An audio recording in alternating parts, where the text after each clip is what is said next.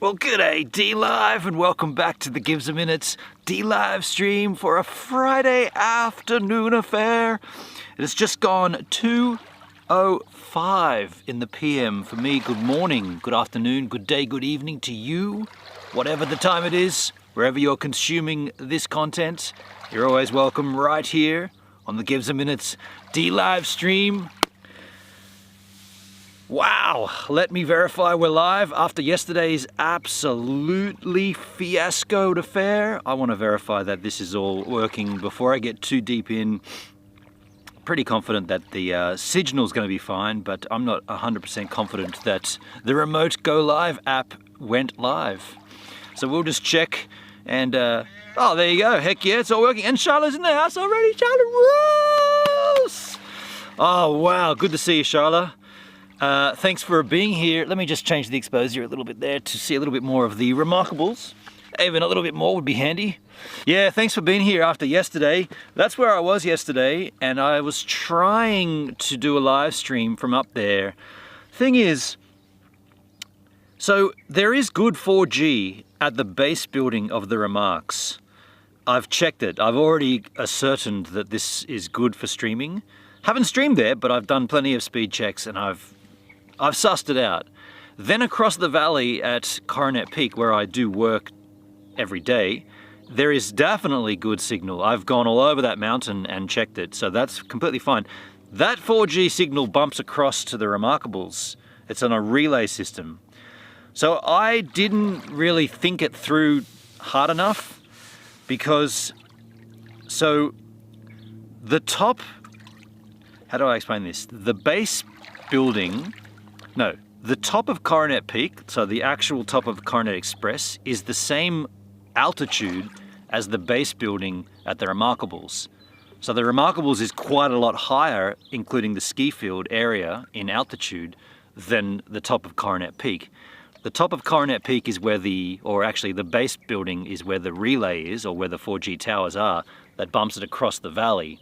So think about it, it's got to bump it across the valley and then it's got to go up if you want to use it on the mountain where I was. I was at the top of the Remarks. I'd hiked up. I did a couple of different hikes yesterday and I was a little upset that I couldn't get strong enough 4G.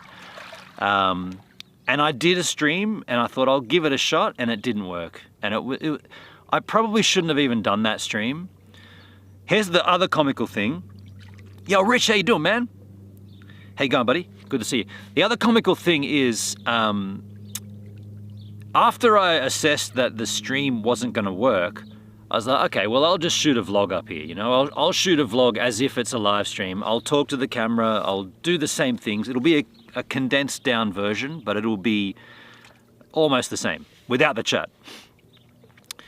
I went ahead and did all that, and I went snowboarding, and I videoed it all. When I got home, dumped all my footage from the GoPro onto the laptop, no audio. 0 audio was recorded. I'm using the GoPro in a brand new media mod. Nothing funky, just the GoPro slid into the media mod.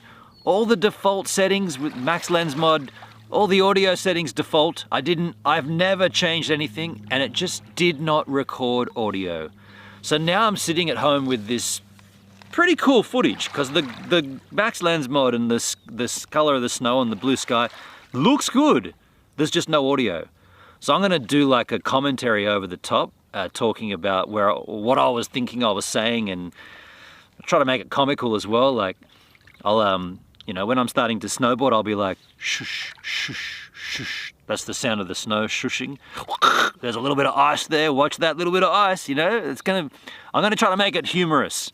Because I was absolutely furious when I got home last night.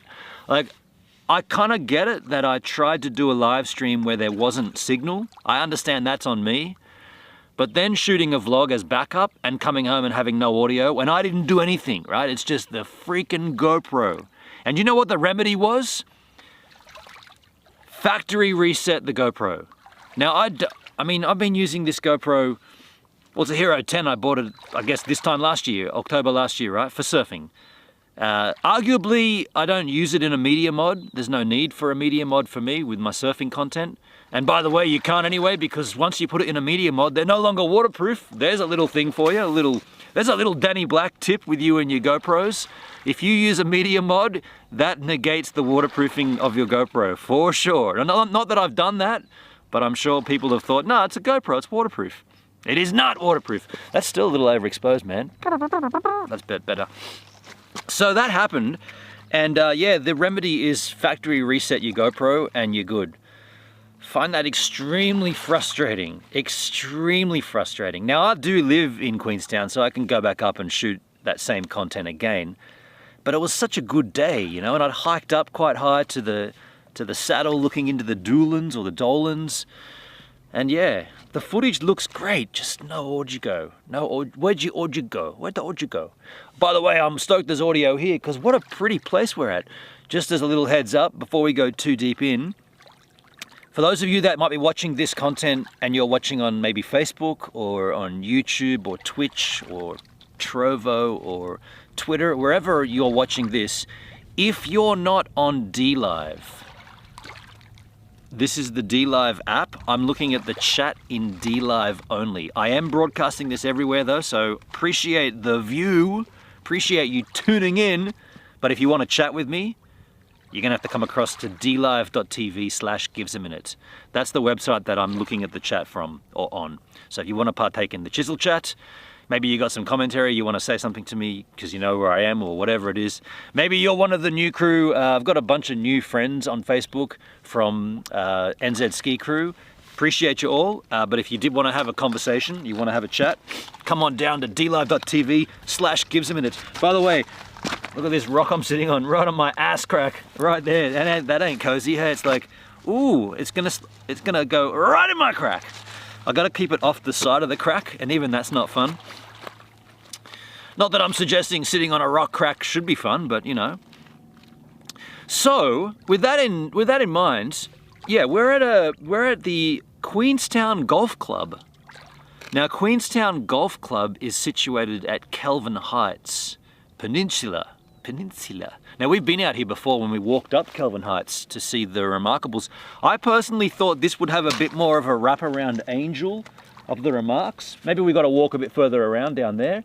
As far as the peninsula goes, we could walk back towards Queenstown and get views of Ben Lomond and Coronet Peak and whatnot.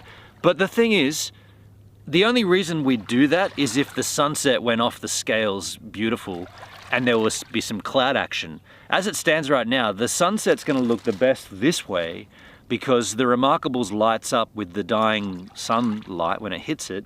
And yesterday there was a freaking gigantic moon that popped up too. So I'm thinking, well, I'm always thinking, but I'm thinking the best course of action on this stream would be to sort of stick around this area, but maybe wander a little further down and just see what it's like as we go around. I'm not even sure how far around this goes. This could wind up being private property. As it stands right now, we're in front of the golf course and this is public access, so we're good. We're literally right on the Lake Wakatipu, and you can hear it lapping itself up. There's a little bit of a breeze now. That wasn't here before. There's a little zephyr coming through. It's icy cold as well. And I'm sounding a little nasally. Here. Either way, it's gonna be fun. I'm making up for yesterday's woefulness. So let me just sizzle in the chisel in the chat.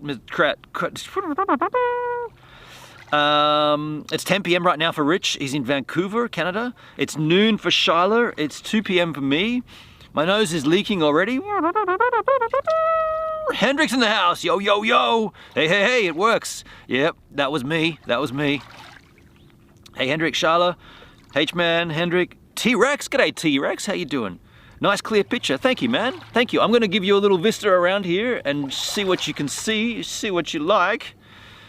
The DB tip, the Danny Black tip. Oh, dude, I watched, I tuned into his channel and I watched him comparing GoPro batteries with, what's that company that he works with, or that brand that he always reviews, not Unison, not Ulysses,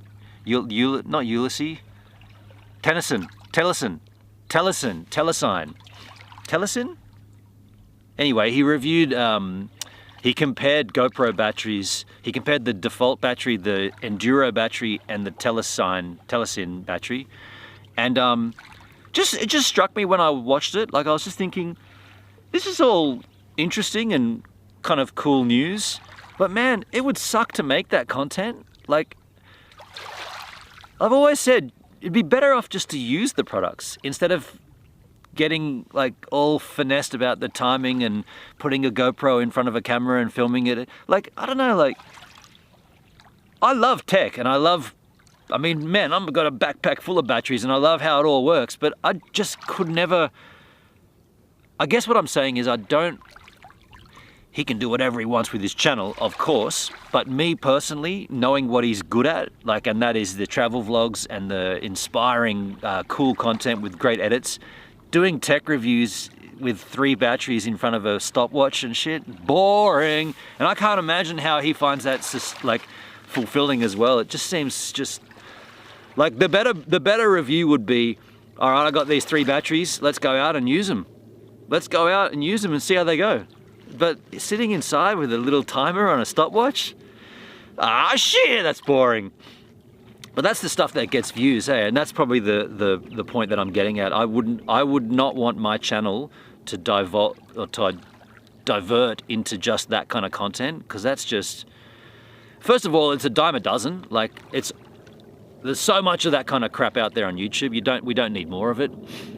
By the way, under the flight path here, on the way out here, I saw a plane take off and I saw a drone flying in line with the plane. Shit you not. There's a plane right here landing. I'll show you the plane coming in. Right above our heads is. So you get an idea of how low we are, how low the plane flies. It's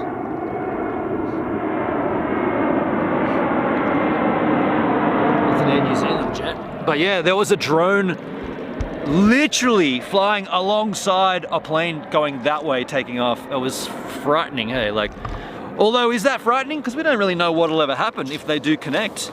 I mean, the drone isn't going to come off first. The plane's going to come off first, best dressed, right? I feel overexposed as well, Richard. You're a little overexposed. Is it level, H-Man? It should be level. I'm back on the GH5. No, it's not. It's not. No, dude, that's green. The line is green, man. How can you telling me my level lines are lying to me? That's a band name. Level Lines Lying. Shit. There's levels to this shit, Jerry. No, that's not. Kramer never said there's levels to this shit, Jerry. But he did say he said levels, Jerry, levels. Yo, Rich, thanks for the lemons, man. Cheers, dude. Davo in the house. It's 12:16 p.m. here in Australia. 12:16, that's lunchtime. Yolanzi, that's the one. And Telesin, yes, I got him right. I got Telesin right. I'm in Sydney. You're in Sydney, Charlotte. Well, shit me. Say hello to my hometown. Give it a big fat kiss from me. K-popping it. Guy on a buffalo. Hey, g'day, guy on a buffalo. Henlo, Mr. A Minute. Hello, Henlo. I like that. Not me, but yeah, at Olympic Park. Oh, okay, interesting. I trust Hendrik over a green line. I don't know, dude. I don't know. Depending on how much shit the cardboard the H-Man has had. Speaking of drinks, I got a couple of sneaky ones here. I'm gonna fall off this, aren't I? Yep. Hey, that's actually pretty cozy. Is that working for you guys if I just sit down like this? I could put my legs up. That's pretty nice like that. All right, this is how I'm gonna sit. I got a, how would you say this? Thaxton. How would you guys say that word? It's spelled T-H-E. It almost looks like it says the Axton, but it's all one word. Thaxton. Either way, this is a barista stout. The ultimate velvety nitrogen infused. What? I didn't read that in the store. I don't want to inject nitrogen. The ultimate velvety nitrogen infused coffee flavored stout. Oh shit me. A delicious brew with caramel for you Americans, or caramel for everybody else.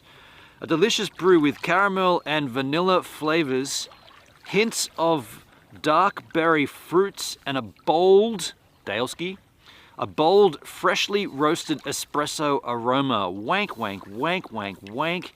Who writes this crap, man? I mean, this is gonna be a lovely beer, a lovely stout, but all that wankery on the label almost turns me off it. Unpasteurized and cold filtered to protect the truly unique flavor of our beer. Legendary ales. Oh shit, it's from the UK. I thought this was a Kiwi beer. Well, I just messed up. I'm trying to drink specifically only from the land of the long white cloud, and I just bought myself an imported beer. Well, you suck. Anyway, we're gonna have that in a little while.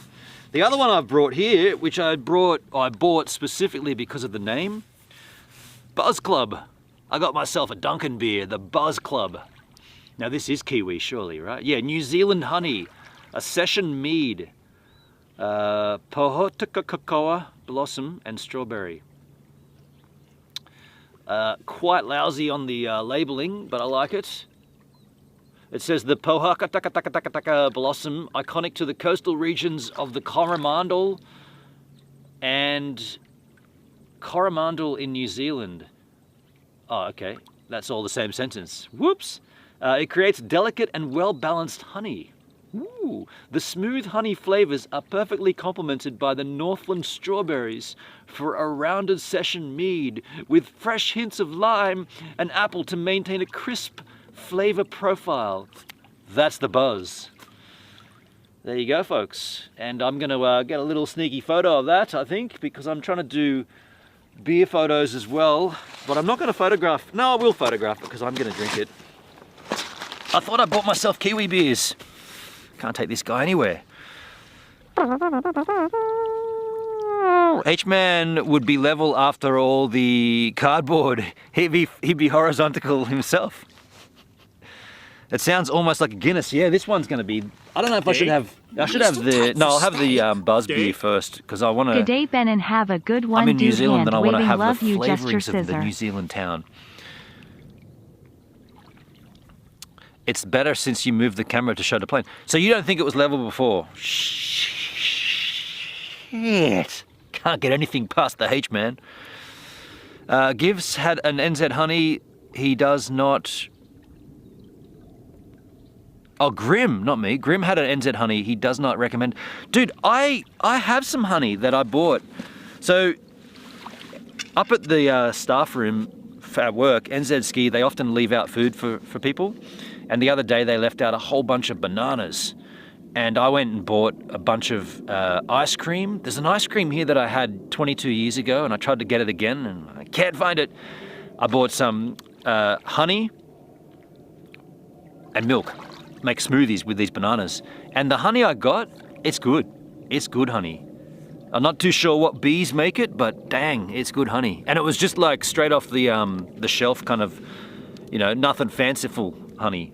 Let me just get a little horizontal. Let me get a little artisan photos. I'm gonna wander down there and just get a few snaps of these beers and I'll be right back with you. You guys stay there. Don't do anything I wouldn't do.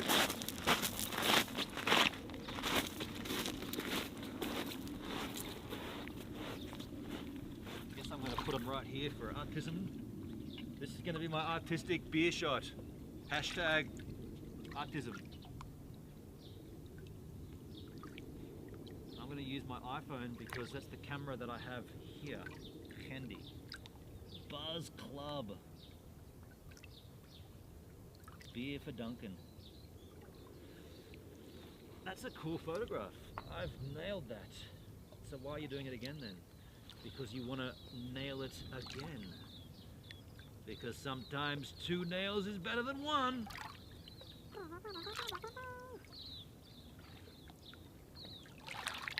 Buzz Club.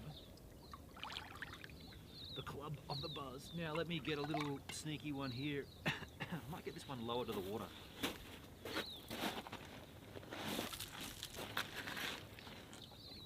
Barista Stout.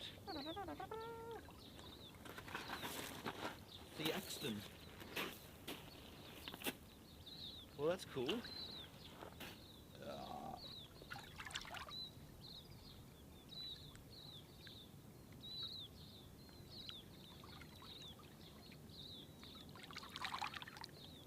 Okay.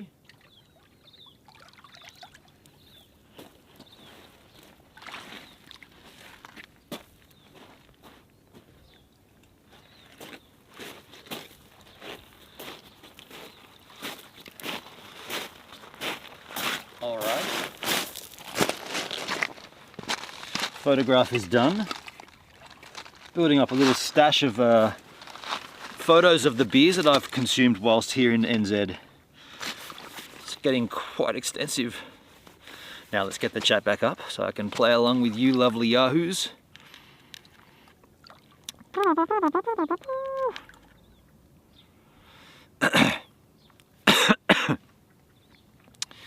Refresh my trousers. Nice with this, the lapping water sounds, yeah? Should we walk a little before we crack a beer? I feel like it's going to get better down there. Yeah, we should take a stroll, I guess. I think we might take a stroll. We might move a little, because I'm thinking the further around we go, the better you're going to see, you know, the more spectacular the Remarkables will be. Gang bang. You have a super chat on YouTube. Oh, thank you. Can you tell me who that was, Charlotte? Because I didn't, I mean, it would have come up here, but I didn't seize it. Gang bang. Using beer as fish bait. Dude, the water is so clear here. I reckon you could drink this. I mean, you probably shouldn't, but I mean, it's just snow melt, but oh, there's boats and shit. Yeah, it just looks, it looks refreshing. What was I gonna say? Something else was on my mind. You were always on my mind. I've forgotten what it was. No. It was Zuxki. Hey, Zuxki on the tubes of you. Thank you, Zuxki. Come on over, man. Come on over to D-Live. But nice of you to drop a super chat on the tubes of you. I appreciate you, man. I've seen your comments of late. You've been putting a few comments up on my YouTube channel. Thank you. And for those also wondering, I've been putting up all of my YouTube stories.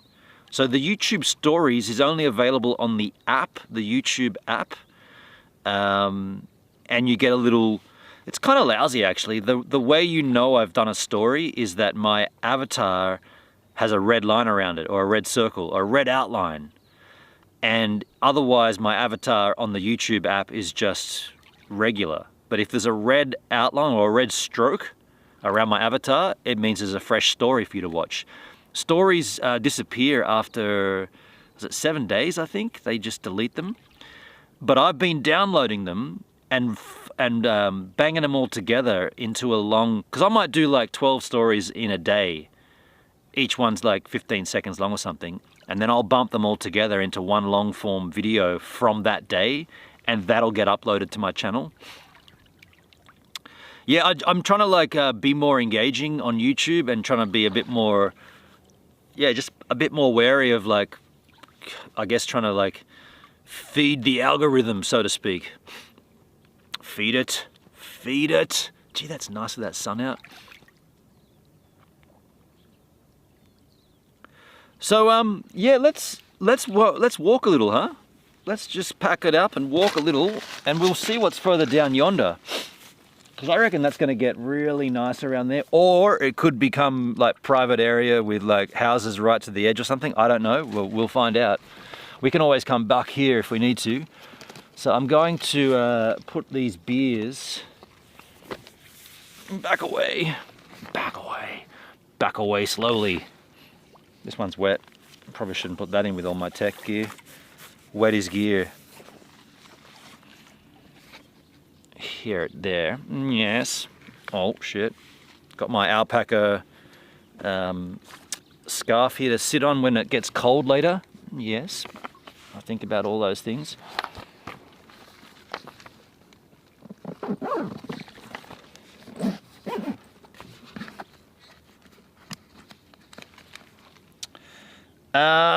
Hendrik, the Remarkables behind you looks cracker. Dude, it's been so nice lately. Appreciate you saying that. Like, it's stunning right now. And if it happens what it did yesterday, today, you're in for a fine afternoon of sunlight activity. Doug Ski! Hey Gibbs and Givers, how you doing, Doug? Shunt around, shunt on. So I'm gonna kill the chat here briefly, momentarily, because I'm gonna walk with you. Should I put this on just for ease of use? Yeah, let's just put this on. Don't need it yet, it's not that cold. Definitely will need it later. Definitely gonna need this later. It's been cold lately, like we've had like nights here in town of like -6, -5. Up on the hill it's like -10. So it's been cold lately. It's like winter is just like, no, I'm not done with you yet, hey. I'm not done with you yet, Queenstown, said winter. So let's pick this up. Back to the old tethering. It ain't fun, but it's necessary. Don't like tethering on a stream, but it has to be done.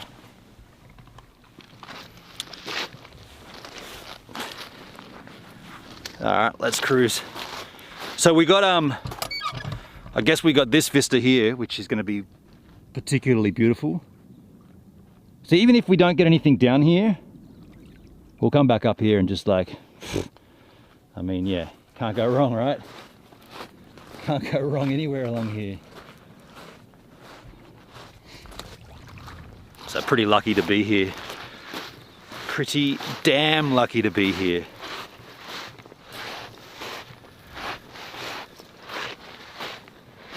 I call this a beach. This is a New Zealand beach. You can have it, New Zealand.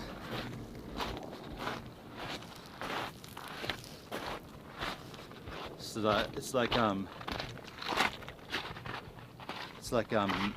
England.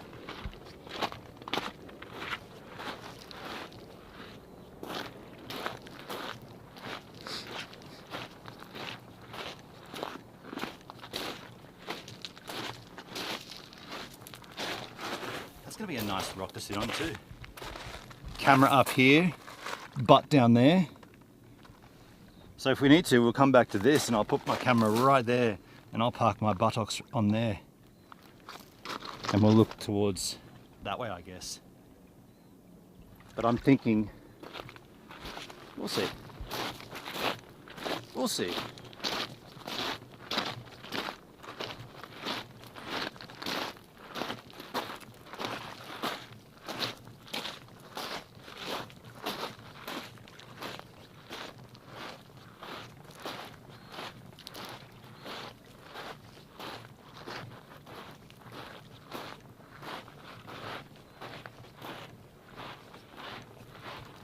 See, now we get to a spot where there's more rocks. And I don't know if oh no, there's houses behind there.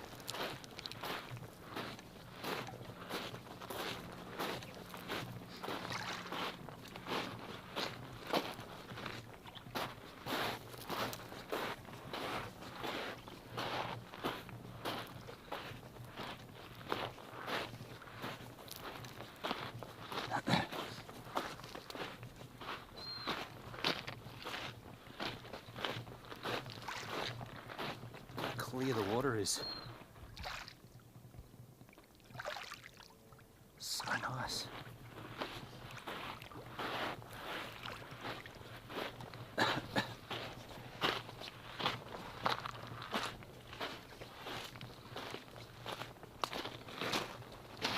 Any of these spots would be good to sit at as well. Like, don't have to go back to that other rock. There's all these rocks here too. Very similar. That's beautiful, isn't it?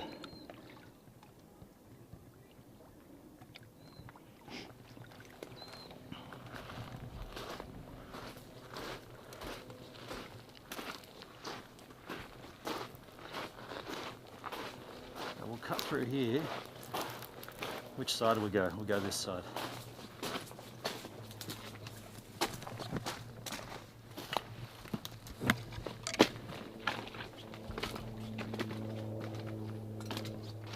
dude, there's a lot of broken trees. Broken trees? Yeah, dead trees too. Okay, so we don't really see... Oh dude, we've got Kelvin Heights there. Dude, this is the spot. The Remarkable's looming behind us. Look at that. What? Oh shit.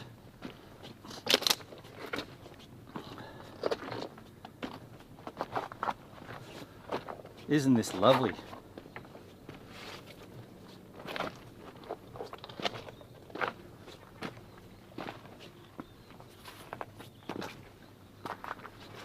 Artism.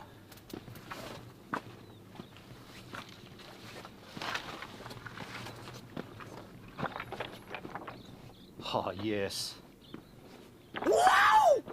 Wow! Wow! Wow! Wow! I reckon just after these trees is where we're going to park up. I think that's going to look pretty impressive, right? Remarkable even. Oh, how's the light here though? Pretty dark. Yeah, okay, my bad. Let me just drop you down.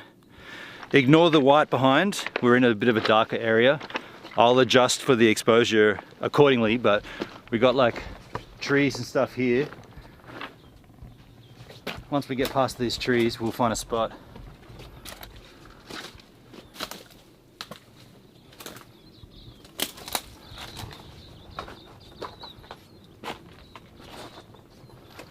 Probably just here somewhere.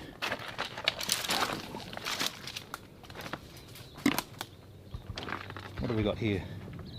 Rocks and stuff there.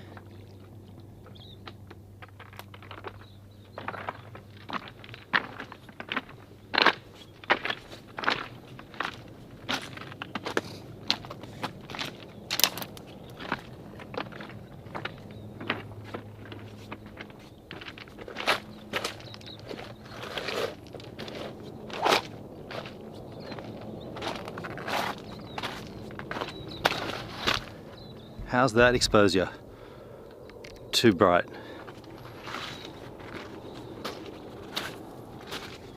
So now, got to find myself a good rock to sit on. Probably camera here, me here.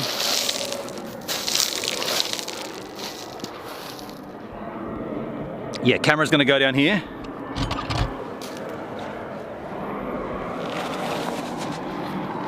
Camera goes down here like this.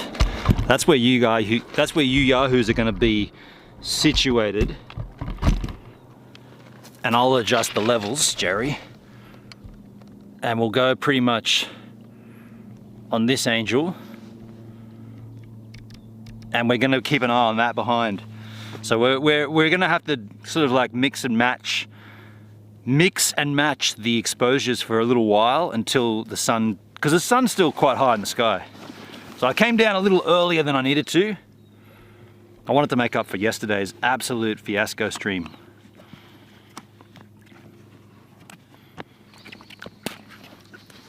And I think I've done that adequately thus far. So let me get situated here, because this is where we're going to stay for the sunset. I'm going to get myself all sorted here. How am I going to park? Am I going to park like that? I guess we're going to go a little lower to the ground here like this. Like so. Exposure wise. I'm going to sit on that. I might actually go and get, there's a couple of logs and shit up here. I'm going to go and get some logs. Oh, while I'm gone, I'm going to do a little, yeah, that's what I'm going to do. While I'm gone, just momentarily, I'm going to record a little looping video here. You know, my looping videos. I'm going to just set this up a little differently if I'm going to do a loop. I'm going to just go a little over like this. The exposure is going to look more like that. I'm going to loop this as my loopy loop for a little loop skis. Going to just record this for a bit, so I'll go over here and you shut up. I'll shut up.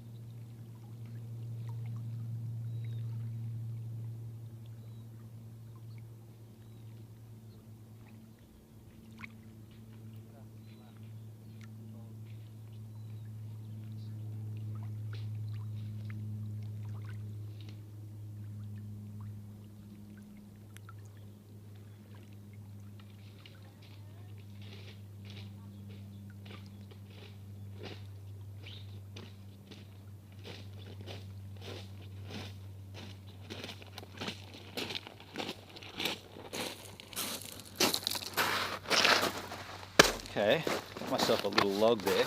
So now I'll put this back. That little loopy video is finished. There it was. It was more like this.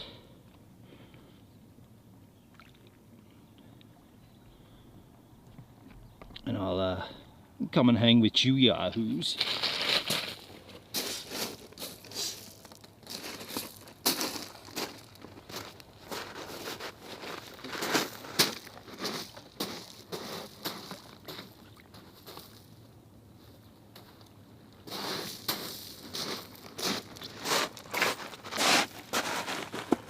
This is going to be my little perch.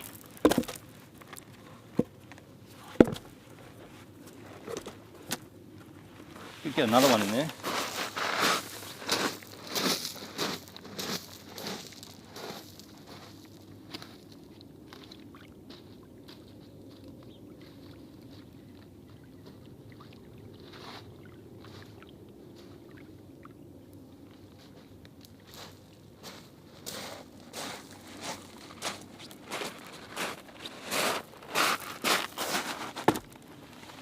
Little perch there. And then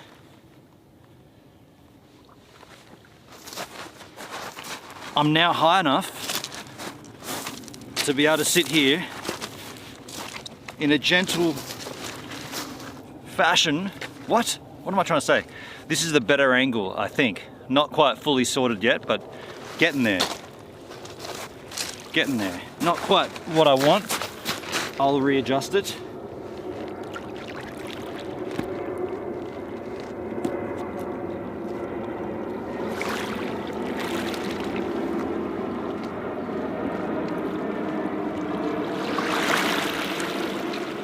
Good to keep an eye on those little ripples coming in, how high they do go as well. That's as high as they're going to go. That's going to work for me.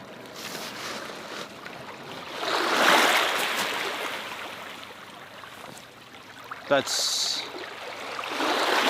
a little more frightening. They're coming in a little closer. No, we should be good. Cool. Yep. Okay. All right. I'm still not 100% cozy though. Guess we'll just have to wait and see what happens. All right, let's get the chat out, because what's a live stream without a chisel chat? That's a video.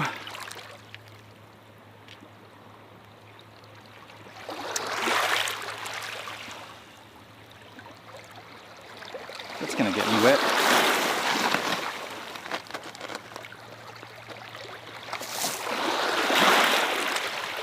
Might have chose the wrong spot here, folks. Might need to move up the bank a little.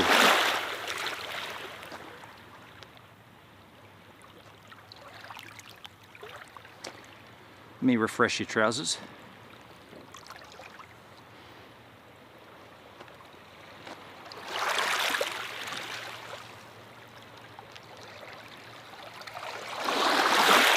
Yeah, I don't like that. I'm gonna get wet here.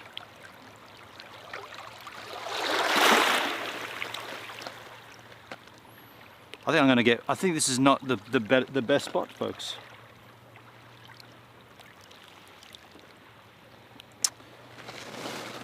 Let me persist. Let me persist with it.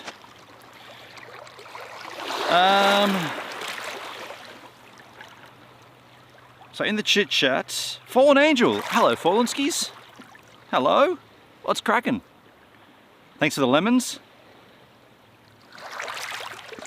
The encounter is docked at the quay. Oh, a shipboat. Oh, that's gonna get me wet. Where did these waves come from? Was there a boat that I didn't see? Was there a boat that went past? Did the encounter come past? It's your birthday on Monday. Shida Rose, August birthday. Poopsie's birthday was yesterday. Your birthday's Monday. My birthday's coming up. My YouTube channel's birthday's coming up. Yeah, all the things. My son wanted to go to a K-pop concert. Wow, K-pop. So I'm at the Pullman Olympic Park next 2 nights. Okay. I got club access. What sort of club? Laugh my fucking ass off on my F&G. Love the club access. I usually get there at the Shang, but they have gone downhill after COVID. Ooh. That's not good to hear, Charlotte. You might need a hotel at the Cross. Poops sticker. Abby in the house. Happy birthday, Charlotte. Hello, Abby. Hello. Are you feeling better, Gibbs? Yes. I feel fine. I tell you what though, I am cold. I'm gonna get wet right now.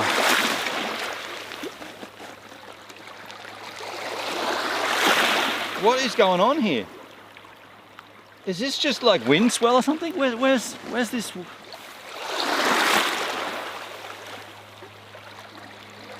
This was not like this moments ago, and I haven't seen a boat go past. I've seen a plane go by. Did the plane somehow drag the ocean, the lake with it? Yeah, I feel like I'm cold now. I mean, we're out of the sun, so that's a thing. But I feel like I'm gonna get wet here, and I want to be close to the water, but I don't want to be in the water.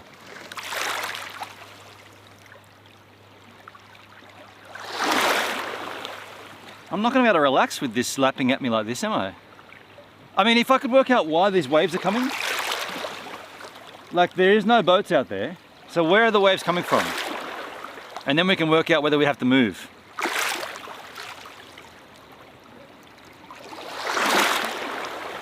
Every time I look, wave comes in.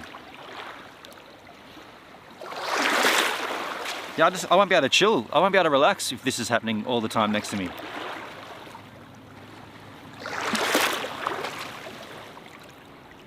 Someone go to the surf line and tell me the swell forecast for the Lake Wakatipu.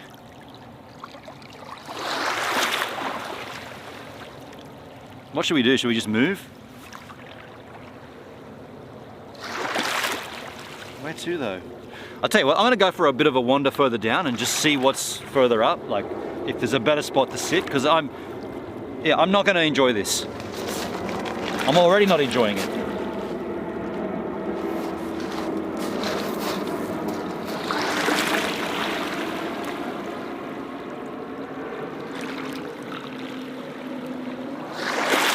Really annoying me.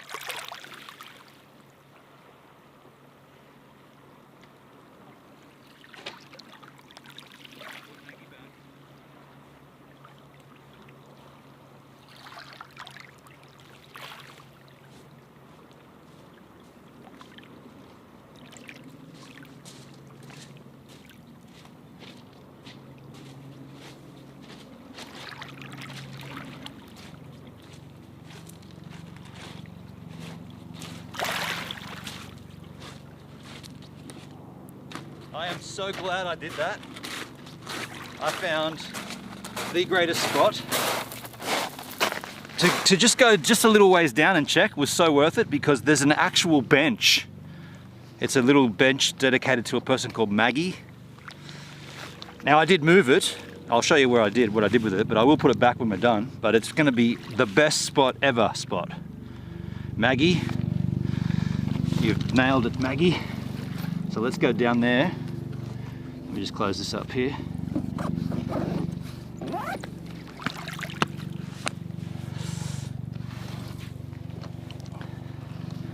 Come with me. Check this out. We'll just get down there and I'll position you all in a better position, and then I'll show you the Maggie bench.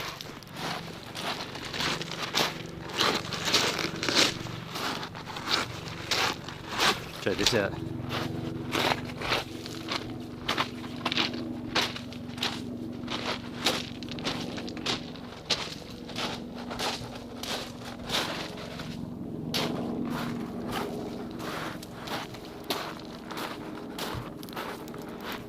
Look at this bench. Look at this rock for my laptop, for my camera to sit. Camera goes on the rock. So just out of curiosity, the bench was there. I moved it. I will put it back when I'm done. But this will give me primo spot to sit on the bench. I can sit here. We can adjust everything appropriately.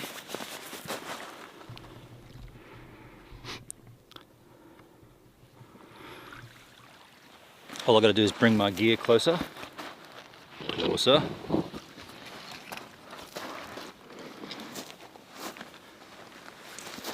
Untangle the, let me just untangle the lovely tether tangle.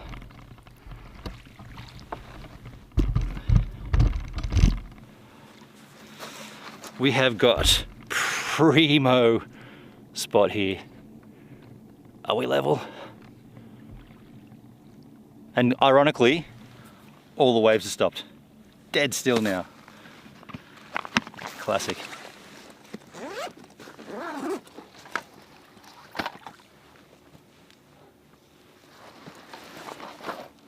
So, 2 beverages. We'll just sit up here to keep cold.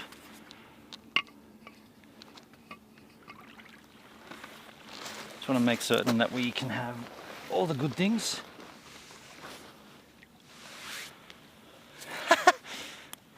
This is awesome. We get closer here on Maggie. Maggie! Wow, Maggie's relaxed too. Like this is a layback bench. It's a little too chilled, Maggie. Wonder what Maggie passed away of. Do you see Maggie here? Loving memory of Margaret Chisholm. In loving memory of Margaret Chisholm, Maggie, March 2008, June 2022. Oh wow, didn't live very long. What, so that would have made her 2018, she would have been 10. She died at age 14. 2008, March to June 2022. So she was only 14 years of age.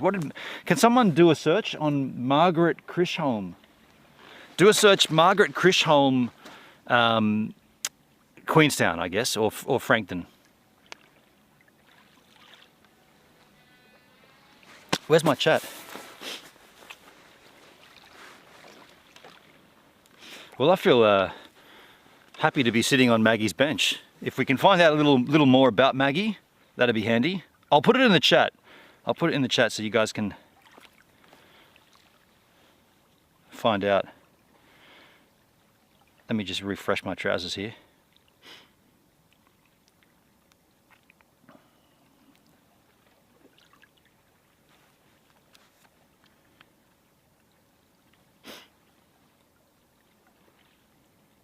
Marchanal. So the spelling is Margaret. Wait for Maggie to fall over backwards. I did think of that as I leaned back into the chair, into the bench. So it says here, Margaret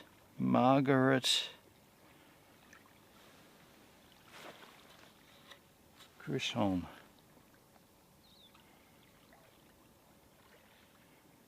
Krish. It's got H there. Yeah, that's how you spell it. March 2008.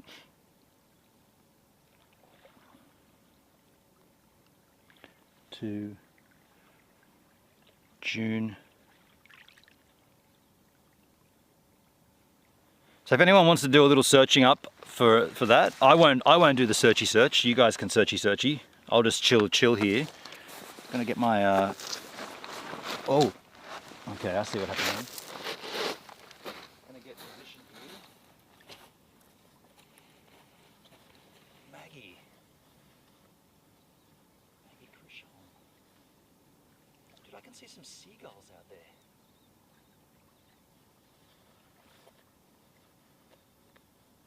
I'm just getting prepared for cold weather.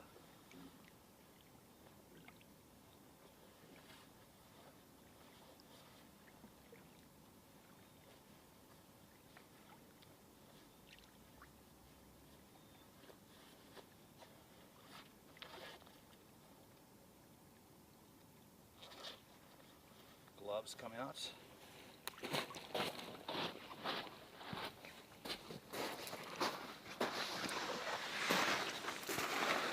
Gloves out. Oh, Maggie.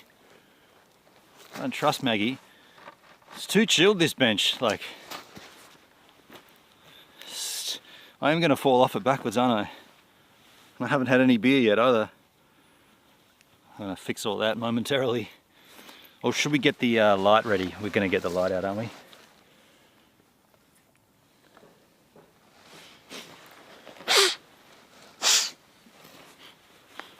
Get my lights ready. Might as well prepare myself in a full state of preparation for later. Easy to get these on when it's not so cold on your fingertips.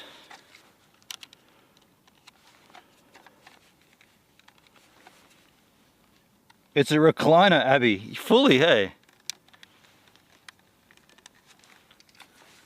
Maybe Maggie died because she was too chilled. She was too relaxed. That's a hard way to go. What did she die of? She just chilled out too much. Hardcore relaxing. Let me screw this little sucker in here. There'll be a little bit of wobble action here for a momentarily time. You little yahoos.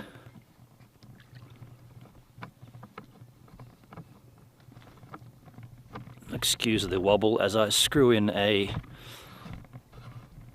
ram parts attachment and then angle it appropriately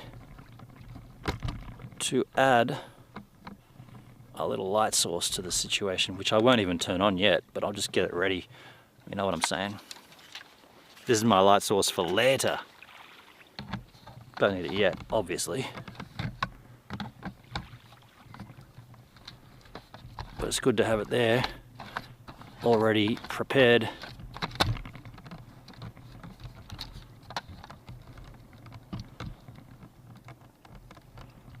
For when later does come to say hello.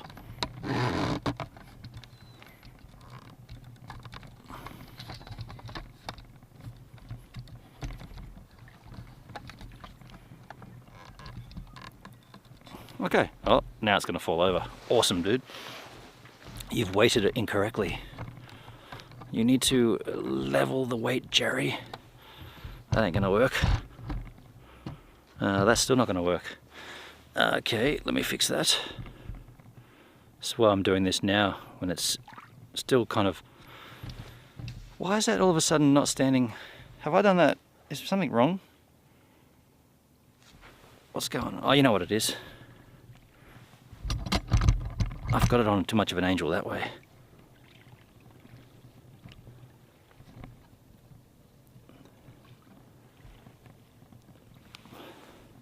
That's better. Now, as long as the rock doesn't move, is this rock going to move? I mean, if this camera falls over, we've had an earthquake. because this is on a big rock. Big rock. No chance that could move unless there's an earthquake. Google won't play ball on the Maggie search. Oh, okay, we can't find anything about Maggie. What about a Facebook search for Maggie? You know how they have like Facebook groups that are set up to like remember the deceased? Is Maggie Chisholm, Margaret Chisholm on Facebook as a in loving memory of?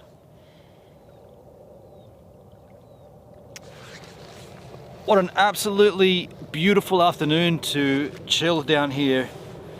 Where are we again? Kelvin Heights.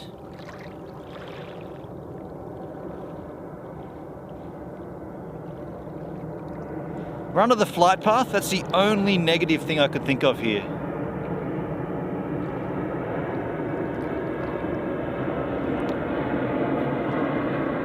I shit you not though. No waves now. Look behind me, there's just gentle rippling at the edge of the water. No, those waves that were bombarding us, they've gone. Just gentle embarkment of ripple. Crazy how that sort of stuff happens. Man, I could really get my feet up here and completely relax. Could probably sleep here, dude. I mean, this doesn't get much better for chilling, right? So just another gentle reminder, if you're watching this stream and you're not watching it on DLive, if you're watching it elsewhere, I did see a little Facebook notification pop up. Someone did something on Facebook. If you're watching this stream outside of DLive and you want to chat with me, I'm only looking at the one chat here. It's the dlive.tv app. And that's where I'm looking at the chat. So if you want to chat with me, I beg of you to come on over to dlive.tv/givesaminute. And while we're here talking about that, it reminded me to remind you on DLive to make freaking clips of this shiz. We got to remember this shiz. Clip this crap. And while you're clipping that crap, I'm going to go ahead and activate 1 hour of free data. Thank you, 2 Degrees, for the 1 hour every day of free data. As a live streamer, I'm using that free data. Start the clock. Start the clock. Hold on, we're doing clever things. A pack has started. I've got 1 hour of free data right now. Cue the incoming waves, just as I talked about it, right? Just as I mentioned it.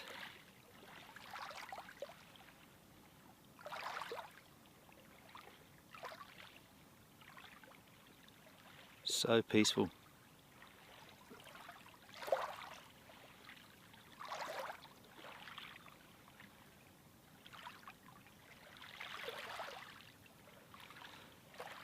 Very, very peaceful.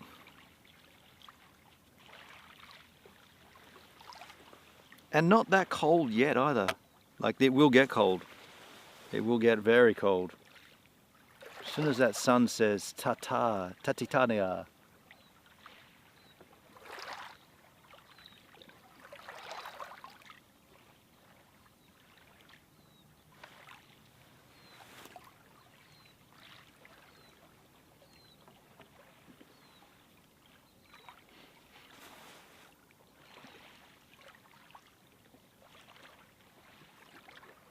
What's that noise? What's that noise? I just farted. Love you, bitch. Can I get this? Like, can I get this? Like, can you send this to me? In its entirety? Yeah, just go to dlive.tv. DLA? As in DLA College? Yeah, that's right.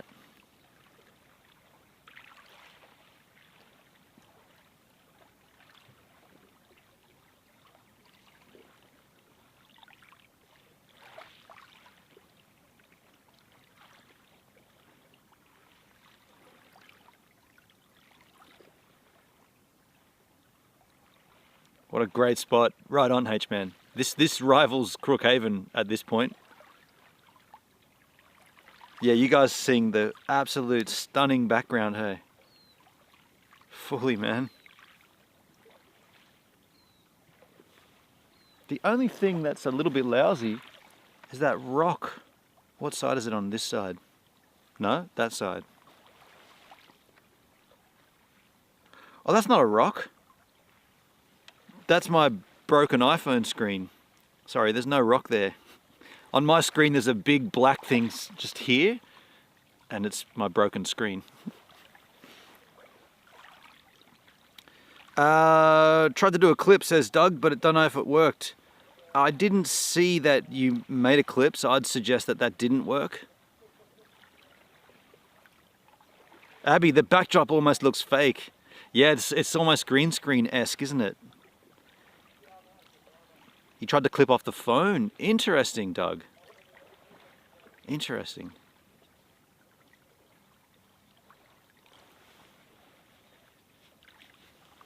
Clipping off the phone.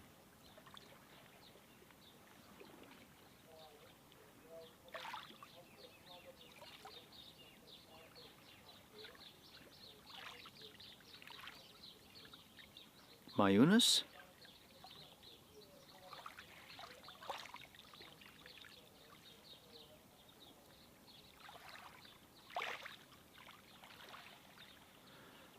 I think I didn't bring enough beer.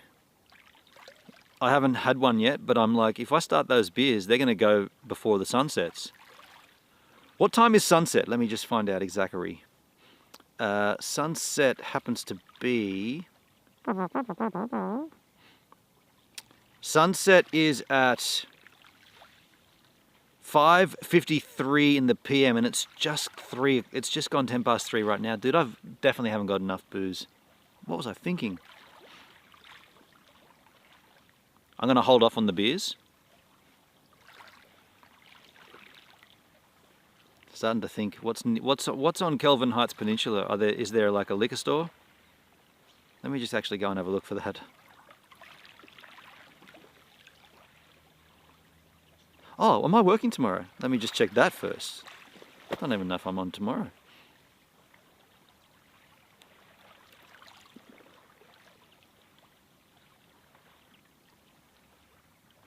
I haven't got a shift on tomorrow. Interesting. Is that that's not right. I should be working tomorrow.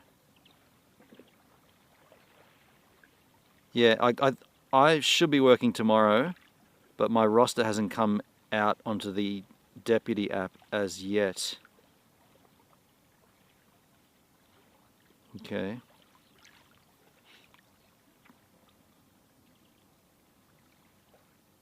Oh, let me have a look. Where am I going to go to? I'm going to go to Maps.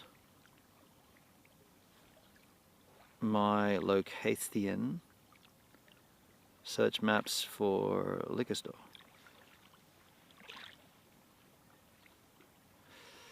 Here we go.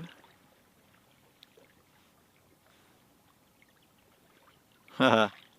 The nearest liquor stores are across the bay at Queenstown, which is pretty close, but as the crow flies, it is close as the crow flies, but as the road drives, nope, there's nothing here, dude. It's just all suburbia by the look of it. Yeah, it's all suburbia.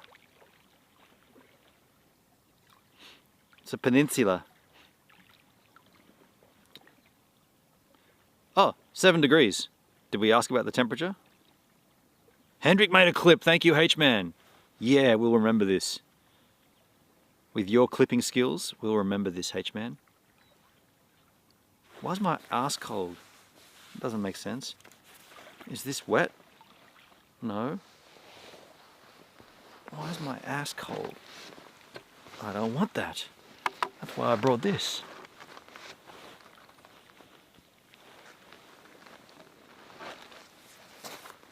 Yeah, this chair, Maggie, it's a little too chilled. It's like, oh, okay, we're all gonna get horizontal here. Are we level?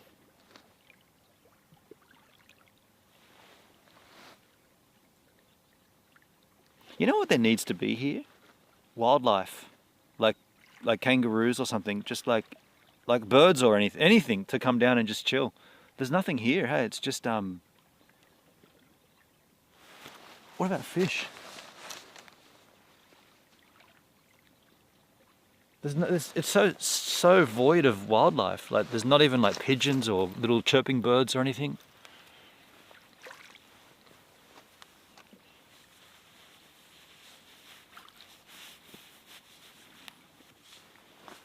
I'm not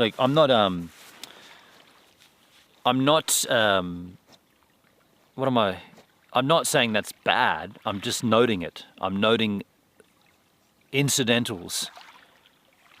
Incidentally, I'm noticing that there's no wildlife.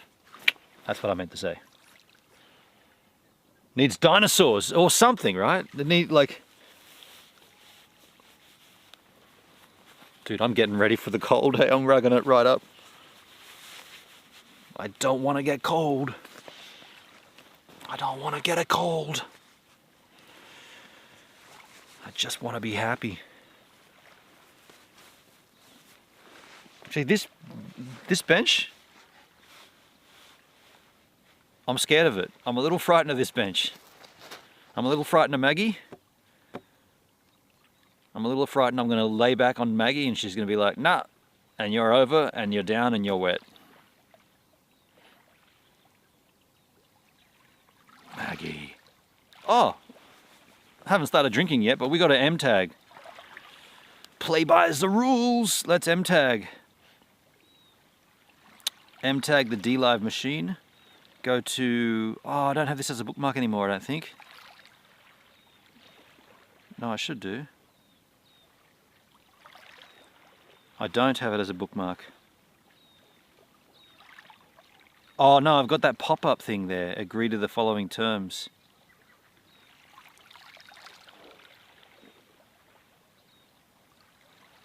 Oh, okay, so I got to agree to this again? I've already agreed to that. Interesting.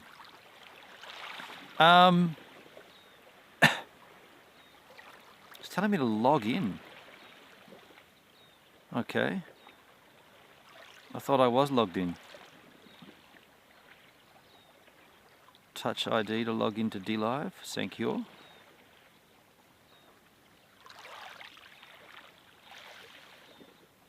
Okay. Well, I'm logged in.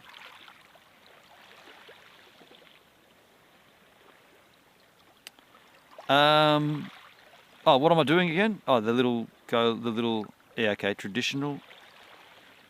Sunset over the Remarkables. Category IRL, family friendly becomes mature audiences only.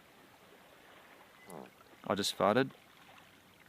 And say goodbye to the whale. The whale? What? The homepage. The tab. The wheel. There's a bird. I couldn't believe it. I see a bird. It's gone. All right, so can we see we are mature audiences only? We're mature audiences. The browser app logs you out here and there. I guess it hasn't done that to me for a while, H-Man. But there it is. There's a little log out. Maggie May. So we couldn't find any information on Maggie? Maybe a local might come down and say, what are you doing? Well, I'm live streaming. Yeah, but why'd you move Maggie? Wow, Maggie was... So Maggie's in a good position up there to look at the view, but if you're a live streamer, you need to have the view behind you. So you're seeing it, I'm not seeing the view. In many ways, I'm very unselfish. I come to these places and I don't even look at them. I show it to you though. So Maggie had to turn around.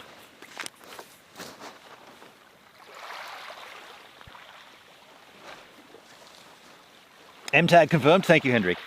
In that case, should I crack my Buzz Club beer? This is for Duncan.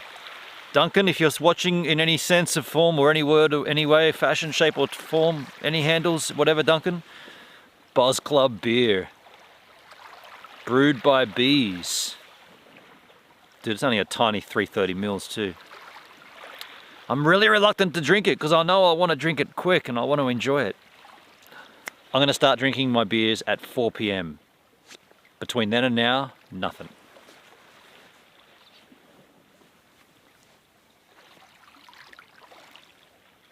Back to the strike, standing at the front gate, no shunting. Oh, you're on a strike right now, are you, Doug? Yeah, right. Okay. Go slow. The Doug machine, striking. What do we want? Something better. When do we want it? Yesterday. What do we want? Anything better. When do we want it? We've always wanted it. What do we want? Whatever you won't give us. When do you want it? We wanted it before. Why are we striking? Because we want better. How come they're not helping us? Because that's why we're striking. Strikes, when you break them right down, strikes are like, it's very caveman-esque, isn't it? It's like, we're not going to do the thing that we need to do until you give us more. But we've already given you some. We want more. Then we want whatever it is, we want better and more. Well, no. Well, then no to the work. It's like the kid putting his foot down. Hey, it's like, no, I'm not going to school. I am not going to school, and lock myself in my bedroom. In many ways, we are still children, I guess, is what I'm angling for here. This is the way my mind's working. We're all still quite childish.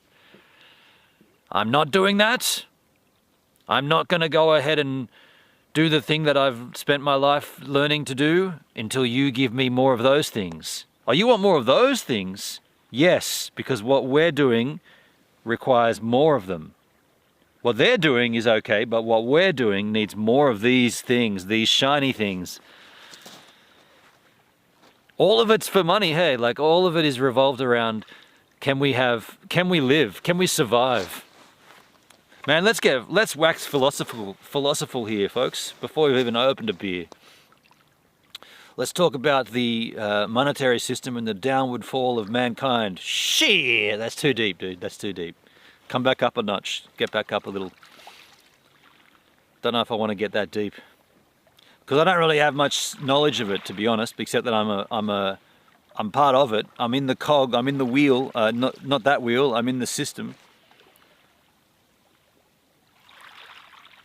Bought a little extra Bitcoin this week. Staked a little hex this week. It always comes back to cryptocurrency with me. If we start talking about that kind of thing, I'll always sort of, because it's something that's new to me, right? Like it's on my mind, or it's fresh on my mind, this cryptocurrency thing. So it always kind of comes back to that for me. Conditions is what we want, not coin. Yeah, so I guess in some cases it's not always about the shiny gold thing, but whatever it is, you want more of whatever the thing is, you haven't got enough of it. In this case, better conditions. We haven't got good conditions, we want good conditions. When do we want them? A week ago. We're not going to do any more of that thing that we are here for until you give us more of those conditions. I'm not saying there's anything wrong with it either. I'm just breaking it down right to the base level of what a strike is.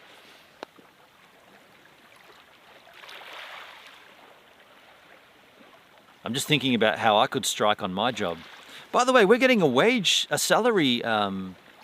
This could go either way, but there was an email that came out, or an update that said there's a salary review coming. Now that could go, yeah, we've been paying you too much, so from now on you're getting paid less, or we haven't been paying you enough, so we're going to start paying you more. I'm angling it towards being in our favor, but a salary review doesn't necessarily mean an increase, does it? Has there been, is there historical documents of when a salary review has resulted in a downward shift? And what industry was that in? Please don't tell me it was in the transport industry, because that would suck.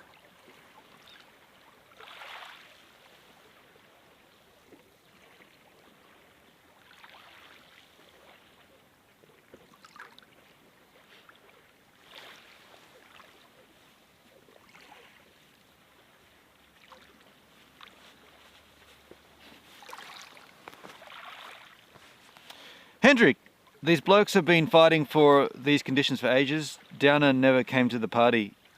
Is this an ongoing dispute? They always are, aren't they? Like I don't think there's been a time in history when someone or some workers, some union or workers have joined together and said, hey, boss, yo, big top dog, this isn't working for us because of this, this, and this. Can you give us more of that, that, and that? And then the boss has gone, oh yeah, you dudes do a real good job. Like, we really love what you guys have done. The contribution to company XYZ has been phenomenal because of you dudes. What do you need again? That, that, and that. Oh, dude, I'll give you that, that, and I'll give you a bit of this as well. I don't think that's ever happened, has it? Bosses have never done that. They've always been like, nah, we're not doing that. In fact, you got to do more of this, this, and this, and we're going to give you less of that, that, and that, and forget about the other. That's not happening. You're only going to get this, this, and this. What do we need? This is the boss talking now. What do we need? More of what you do. When do we need it? Yesterday. How much are we going to pay you for it? The same, maybe less than yesterday. Shit. And at any point, and by the way, this is how the Adrian Banks friendship ended. At any point in the time, the boss will go, in fact, we don't have enough work for you anymore, so you're gone. Thanks very much for those 12 years of your service. To meet financial budgetary constraints, I'm afraid we're going to have to let you go. I'm afraid we're going to have to let you go. You're afraid of that? Okay. But I've worked here for 11 years. We understand that, and you've done very good in those 11 years. What about all the things I brought to the workplace? Again, commendable. What about my family that I've got now? What about the children that I gave birth to in those 11 years? Congratulations on your little one. We're afraid we're going to have to let you go. But don't worry, the next person that wants you to work for them, we'll tell them how good you are. But in terms of our business, we don't have the overhead to sustain you any longer. Thanks very much for those 11 years though. See ya. I'm a little jaded by it. I'm a little twisted by it. There's no denying that it's the reality though. That's what happens. There's only smiles and happiness because you're giving your time in exchange for money. So you're willing to give up X amount of your existence for those gold shiny things. And you have something. It's a barter, isn't it? It's a trade. You have something that you can give somebody else. In most instances, it's a skill set, and they give you gold shiny things in replacement for you giving them your existence to do that thing.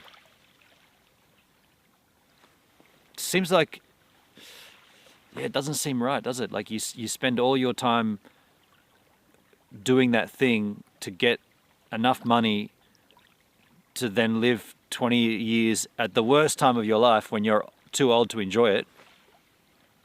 Who wanted to talk about this, by the way? I haven't touched any beer yet either. And who wanted to go into this deep, dark chasm of a conversation? Can't we talk about butterflies and daisy lions and chirping animals and bugs and insects instead? What are we going to talk about this, man? It's dragging me down. And I'm happy working right now. I'm working. I'm a driver. I'm not saying any of this about like this is how shit life is. I'm actually quite content right now. But you, whoever it was, wanted to talk about it. You just fed me the little like breadcrumbs and I just ate them all up. Comtech in the house. G'day, cheers. G'day, Comtech. How you doing, man? Good to see you, Comtech. How are you, Hendrik? Okay. Hendrik, after 20 years at Jackson Architecture, I never got fired and I never quit. Yet we parted ways. Oh. So what, you technically still work there, H-Man? Are you one of those employees like, what's his name on Office Space? That dude just keeps turning up to work. And they keep moving him further and further away from the office and he ends up in the basement. And the dude with the stapler, right? What's his name?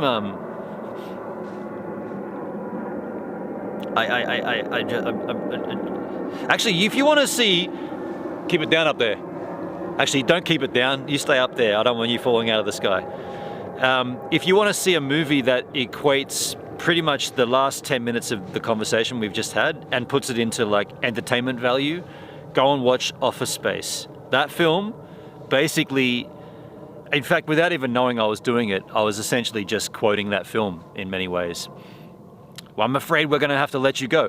No, I'm afraid we're going to have to ask you to go ahead and come in on Saturday. Yeah, I'm afraid we're going to have to go ahead and ask you to come in on the following Saturday as well. And also, from now on, we're going to require cover sheets on our TPS reports. You know, you do a good job with your TPS reports, but management has been requiring cover sheets for a little while now, so I'm going to have to ask you to go ahead and make sure you include a cover sheet on your TPS reports from now on in. Mr. Lumberg. Oh my God, I want to watch that movie again. So sad. And he gets the idea, what's his name? Matthew Broderick. That's the character. That's the actor, right? He gets the idea of, I'm not going to quit. I'm just not going to turn up. I'm just not going to come in. That's what you did, Hendrik. You pulled an Office Space. Yeah, you said after 20 years at Jackson Architecture, I never got fired and I never quit. Yet we parted ways. So what happened then? If you didn't leave and you didn't get fired, are you still collecting a paycheck? Give me back my stapler. That's my stapler. But Mr. Lumberg said I could have this stapler as long as I moved myself down here into the basement. So can I please have my stapler? It's my stapler. I've been using it now for 10 years. It's my stapler. Matthew Broderick is the best. I mean, that's the actor in that film, right? I always get him mixed up with someone else, but that's a great film. And you will laugh at it, and you will also be like, shit, this is depressing because it's real, huh? It's real, and it's so lifelike, and it's so sad. Yeah. Speaking of real and lifelike, and not sad, we got a beautiful sunlight on the remarkable ranges there behind us, folks. It's a beauty nukem.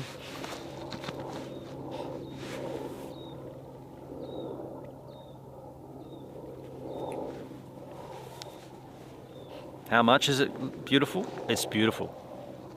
What time is it? How long till I can drink beer? The jump to conclusions, Matt. Abby, yes. Yes. The jump to conclusions, Matt. I love it.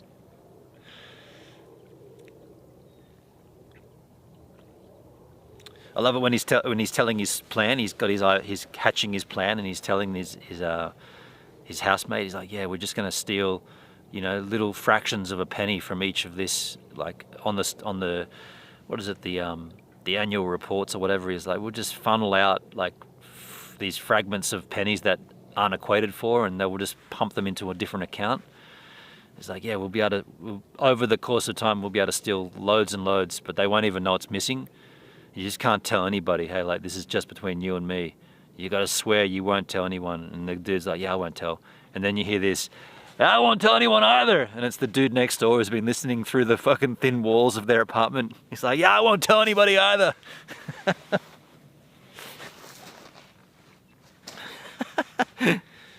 Mal Pezzi, how you doing, man? Good to see you, buddy. Hello, we're sitting down here in, we're going to call this Maggie Bay. Sitting on a bench here that's in memory to someone who died at the age of 14. Her name is Margaret Chrislom. She died at the age of 14. There's a bench here that's dedicated to her. It was over there before. I moved it into this location. This is the Remarkables, the ski field behind me. And we're just sitting here. I got 2 beers I'm eyeballing, but I'm leaving them for a while because that's the only 2 I've got. And I want to be here till sunset. And if I start drinking them now, I know I'll drink them too quick. So I'm just going to just keep an eye on them. One of them's Buzz Club. And the other one is a UK beer. I didn't know I was buying from the UK. The Barista Stout from Thexton. Coffee Stout. Actually, that's going to be lovely. And they're getting nice and cold here because it's like 6 degrees Celsius. God bless New Zealand. We moved up from a waves before. We were sitting right on the edge of the water and there was just a series of waves that were coming in. And now there's none, no waves. Crazy. Hendrik, also never been told to go, nor never said I would go. So do you still get a paycheck, Hendrik? Do you still get a paycheck from your job that you never quit? Because I got to tell you, hang on to that if that's the case, man. Golden. That's a golden opportunity. Comtech, I like coffee stouts. Hell yeah, man. Me too.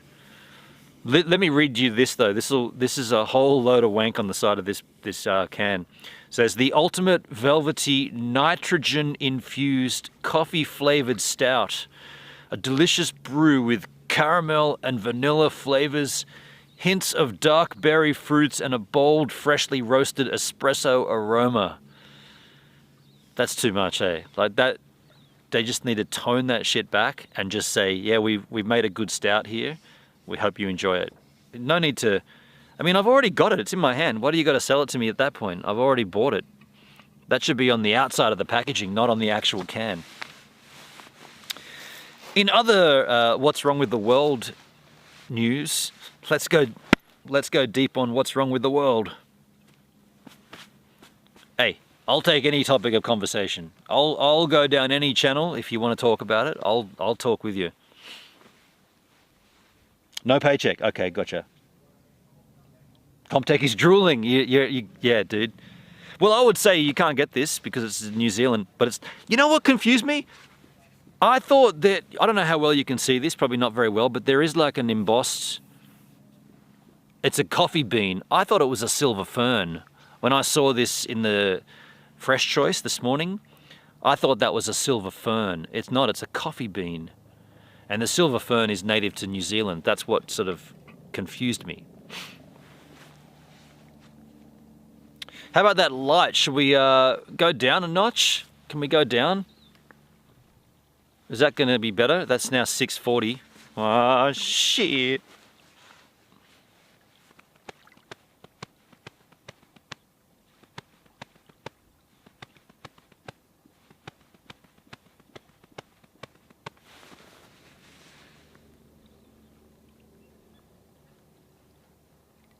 Cozy.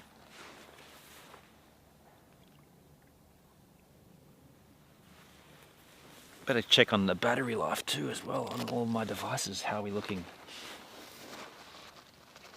Oh, 62 skins on that. That's okay, you know. 99 on that, that's all good. It's all good, it's all good. I've got plenty of battery and patry.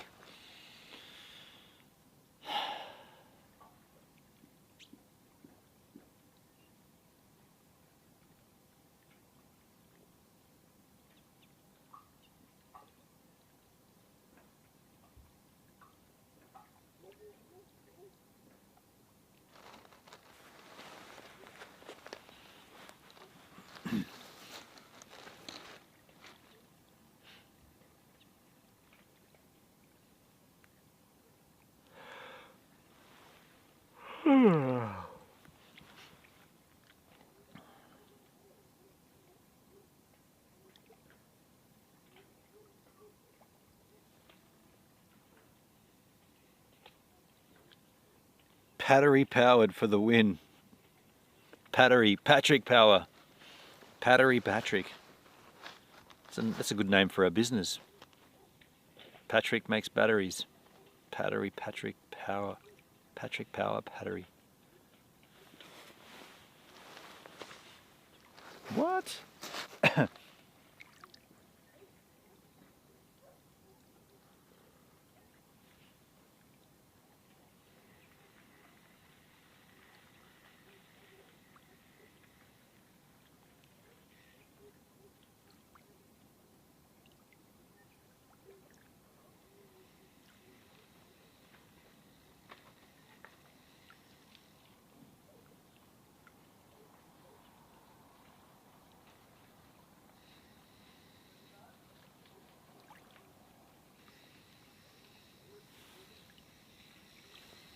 Oh, wow. Dude, apparently there's a cycle path right there. Did you hear that bike go past? A bicycle just came hanging through the woods. I didn't even know there was a trail there. There's a bike track. It's the first bike I've heard or seen.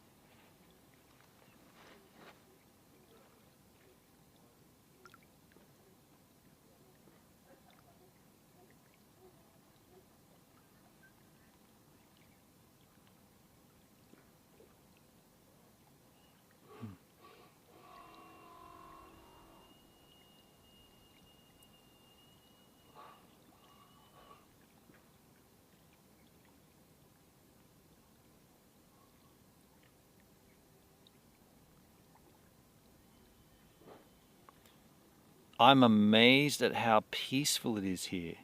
It's so still. There's no wind.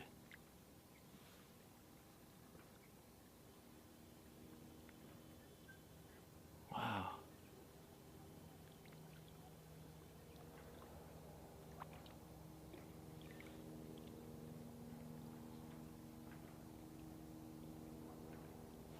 Comtech, every place has a great stout. I have enjoyed a few great ones. Oh, so you got your own local one too, yeah?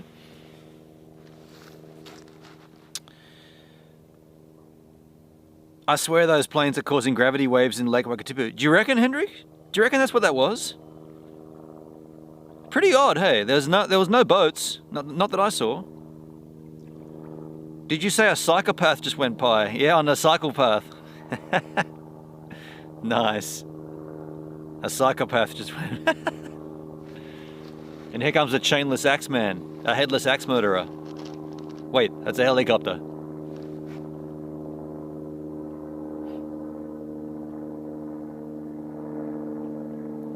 A crazy trail is a psychopath. Psychopath.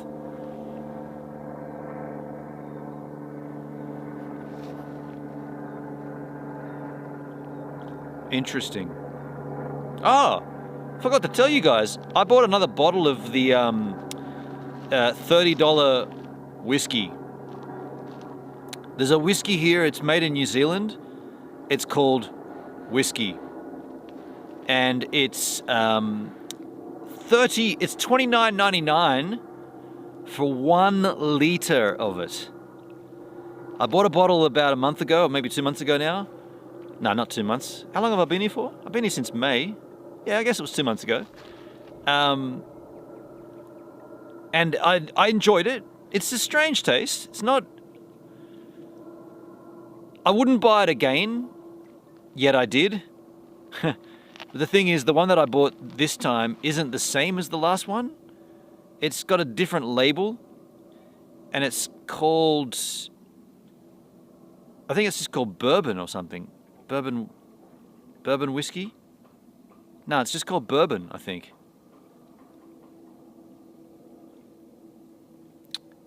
Yeah. And I had some last night, and it's tasty. You have to mix it. It's not a sipping whiskey. You gotta mix it with Coke.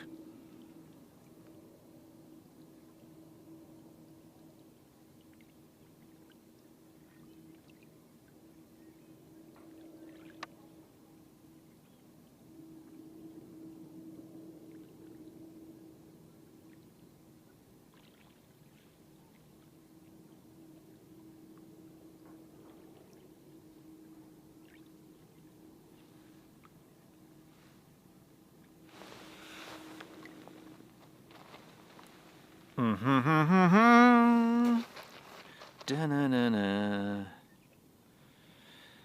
Well, do we want to talk about D-Live? Do we want to go down that avenue?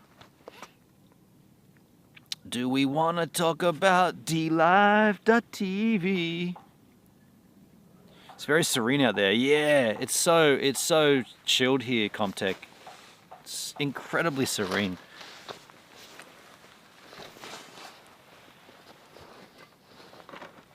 I'm loving it.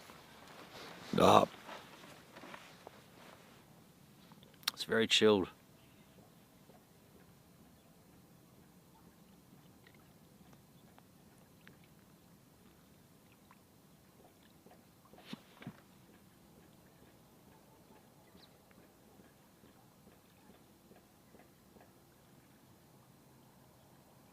so still and quiet here.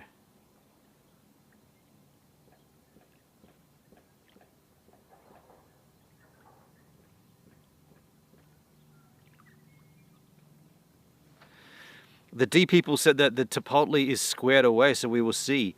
I did see in the Discord that they say that it's been resolved. We'll have to wait to confirm when streamers do get paid, though. Yeah, I saw the announcement. Hopefully they get paid soon. I mean, at this stage, it's good. It's good that there's an announcement, but I wouldn't be celebrating and champagne popping just yet. Yeah, I wouldn't be rushing to the party. I wouldn't even be looking for an invite to that party at this stage. Just hold out a little whiles longer. Oh, today's the 12th, isn't it? 12th of August. Today, or is it the 13th already? Today is the cutoff, if it's the 12th, it's the cutoff for, and by the way, Comtech, I hope you've done this. If you have BTT staked that you haven't been earning rewards from, BTT old as it is now, you have till today to fill in the Google form to start the compensation process. I agree, wait to see the check first, yeah. Yeah. But as for me, I'm going to be definitely removing all of my BTT off DLive. I'm done. I have zero faith in Justin Sun. I have zero faith in his goals or ambitions for this website. Simply because in the last 2 years of him owning it, he's never told us anything at all. There's been no roadmaps. All we know is the future of streaming is blockchain and it's decentralized. That is not what DLive is. DLive is not blockchain streaming. It is definitely not decentralized. And Justin Sun is only talking about decentralized blockchain live streaming. So he's moving his resources into something else. And I have no faith in DLive.tv, and I have no faith in Justin Sun. Have no faith in any of the BTT or the staking on the website. As soon as I get it, I'm done. I'm moving it out. I know I unloaded all my BTT old long ago. See, mine's trapped. I haven't been able to access mine. But 1.2 mil BTT staked, been locked in the system since March 8. Since March 8, 2022, I haven't been able to get any rewards or access my original investment. It's just sitting there locked. So the moment that they compensate and they open it back up, I'm completely out. I'm done. 100%, I'm done. The only way I'd go back is if they changed chains or if they relaunched Lino and went a complete rehash, because the site, it's over. It's over. Tail Red 1945 with the follow. Yo, Tail, thanks for following the Gives a Minute DLive stream. Now this makes you the latest giver right here on the channel. Now why would this make you a giver? Well, let me explain. You see, you're giving me your time to consume the content, whereas me, I'm a giver because I'm giving you my time to create the content. And so you see how we're both givers here, and this is a two-way bench dedicated to Maggie, and you're the latest giver on the Gives a Minute DLive stream. Thanks for the follow.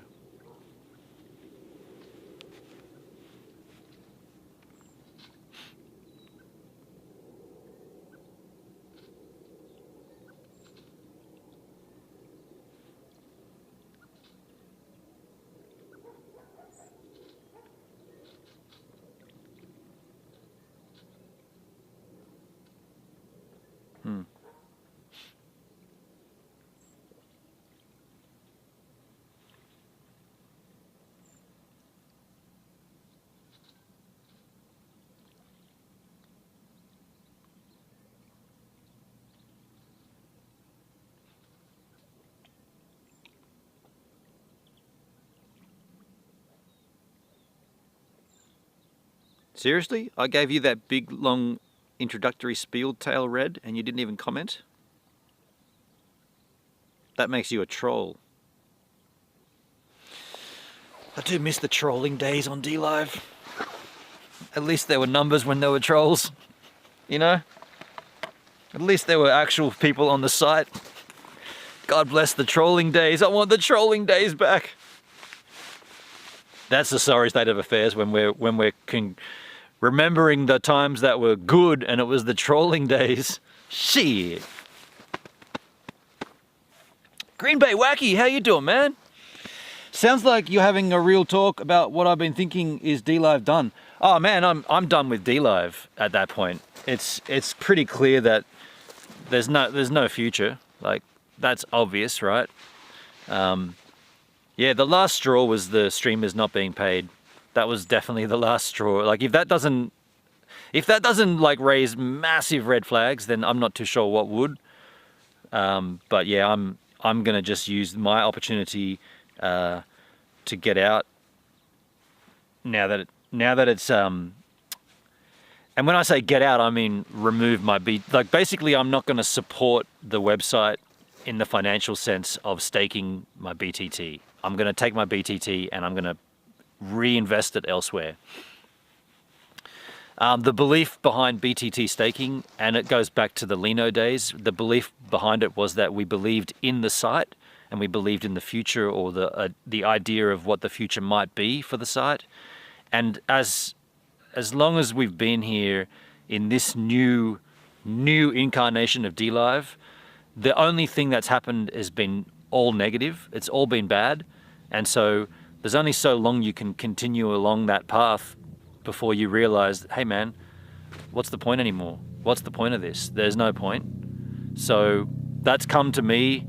It comes to everybody at different times. It's come to me very clearly with this payments being withheld and BTT being frozen. There's nothing else that could convince me that to stick around in terms of investing. I'm still going to stream here. Like I'm not stopping streaming on DLive, but in terms of financially contributing to something that we all believed in, that's long gone for me. Yeah.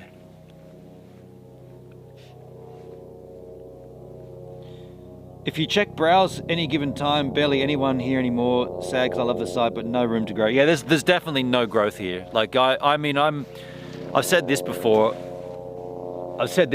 And I'll say it again now. I feel like the platform itself hasn't grown with the streamers. Streamers have outgrown the site. So people that have come in with no ambition to be a streamer, no desire to create content, that eventually found themselves making content, they've now got to the point where they don't even have an audience anymore on this platform. They've grown and they've matured their content to the point where it's like, well, you're better off somewhere else where there are people that might watch it. Yeah, and DLive has not done anything in their end to further their streaming community. It's the opposite. They just let them run. They let them go. There's no shepherd herding in the sheep saying, hey, everybody, come over here and look at this. It's just like, you're a sheep, you're a streamer on this platform, and you come and go and do whatever you please, wherever you want. We don't care. Sometimes you might come into our pastures and dine on the grass. Other times you'll go over there and dine on that grass. That's a metaphor for streaming on a different platform. And DLive don't care. They're like, yeah, okay, have fun over there. Go on. We enjoyed you while you were here. There's never any retention is what I'm getting at. There's no streamer retention. There's no contracts. There's no incentive to continue or to maintain a streamer's relationship with the platform. It's depressing. You're not part of anything. You're just a streamer. And sure, you could say the same at YouTube and at Twitch and other places, but the thing is, that's not what it used to be here. You definitely used to be a part of something. And back to the initial part of this conversation, the part of it was when you were validating the blockchain, when you were a part of if you were a validator node such as Boomer was, and I was voting for him and earning rewards, that's because you believed in the core fundamentals of the website and what it stood for. And all of that stuff has been eroded steadily and progressively in the last 2 years. And that's a shame. That's a real shame. So there's not much else that you can really say. Like there's no real, there's nothing else to be said, I suppose. It's just the nature of what happens when a new, like an investor makes an investment. That's all this is for Justin Sun. It's not like he believes in the DLive platform, or it's not like he believes in any of the streamers. He doesn't even know any of the streamers. He never engages with any of the streamers. He never streams himself. I mean, back in the Charles Wayne days, we had Charles doing streams every now and then to let us know what's going on, coming directly from the horse's mouth, so to speak. Then he'd go and be in people's streams and contributing and commenting. And how many times have we seen Justin Sun in a chat? Never. Not once. Has anybody ever been subbed by Justin Sun? Nope. Never. Not once. That should tell you pretty much everything, right? Justin Sun has never been in anyone's chat, never commenting or watching a streamer. Oh, I didn't know there was streamers doing this on my platform. That's cool. Hey, how are you, man? Good to see you. Here's a casual ninjet because I'm Justin Sun. It's nothing off my back. In fact, here's 2 or 3 of them. And then you go into another stream and there's another streamer. Hey, Justin Sun's in there too. Hey, and there's another ninja. Never, nothing. Just complete, like the guy doesn't even exist. It's terrible. It's terrible. It's terrible.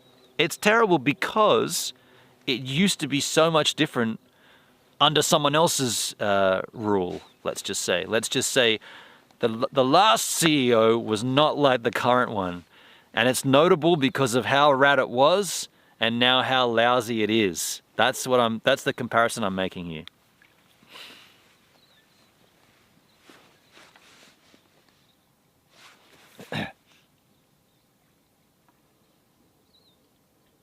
Karaoke Ken, hello all. G'day Karaoke Ken. I didn't see you come in, man. How you doing? Good to see you. I feel like it's a rudderless ship now. My friend called it the Mary Celeste. Dude, we've been using that analogy for a while. And I was saying it's not just a rudderless ship, but it's a ship that's sinking. Like it's already taken on water, right? The damage has happened and the ship is sinking, and like streamers, me included, that are still on the ship, like the ship is sinking down underneath the ocean, and eventually it's going to come to rest. It's going to come to rest on the sand at the bottom of the ocean, and then it will do this slow thing where it hits the sand and it rolls over and it lands in the sand and it sits there, and then what will happen is streamers will still stay streaming there, like I am, right? Even though it's completely at the bottom of the ocean, and then there'll be like, those sucking fish that look like eels that they just suck, and they just like they'll suck a whale carcass till there's nothing left. They'll even eat the bones and shit.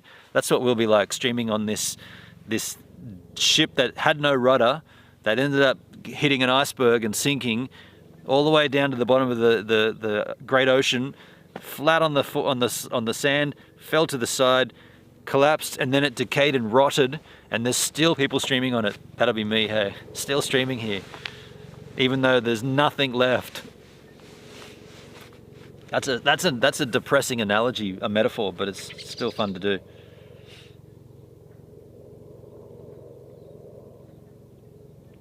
Comtech says, I thought when they kept more of the proceeds that they would have improved things. Yeah, that's not just the new owner, but the way that it was like, well, now we're taking, DLive does not and will never take a cut off streamers until they do.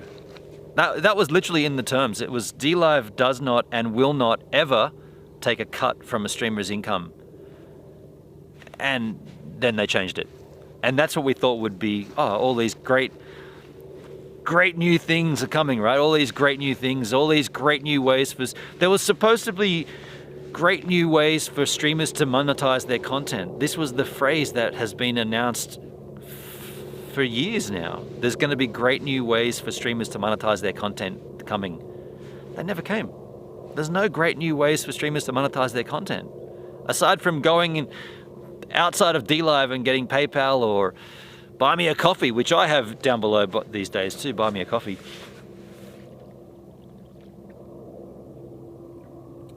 It's totally true. I don't even think Justin Sun is involved anymore. I mean, involved anymore? Those two words, was he ever involved? The new site they want to move everyone to is very simplistic, not the same caliber. This is the DLive protocol, yeah. Titanic hit the iceberg already. That's my analogy. It's sinking, dude.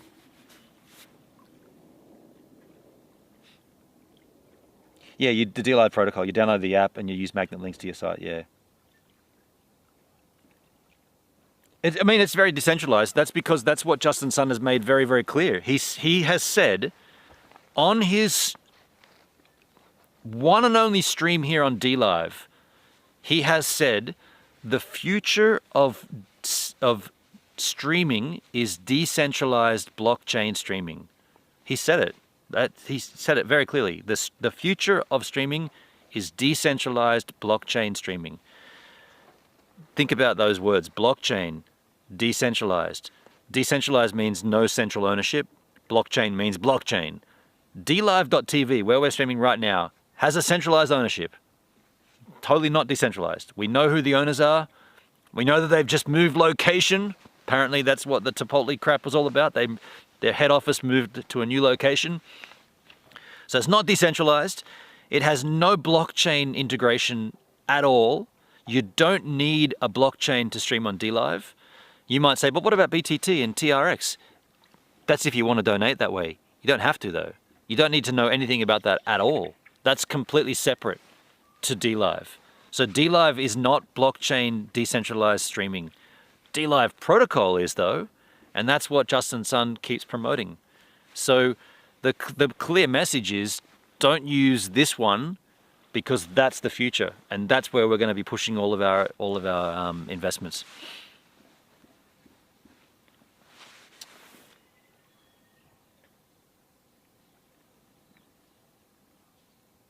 Hey Furl, oh shit. Is that Andrew Furl on DLive? Andrew Furl?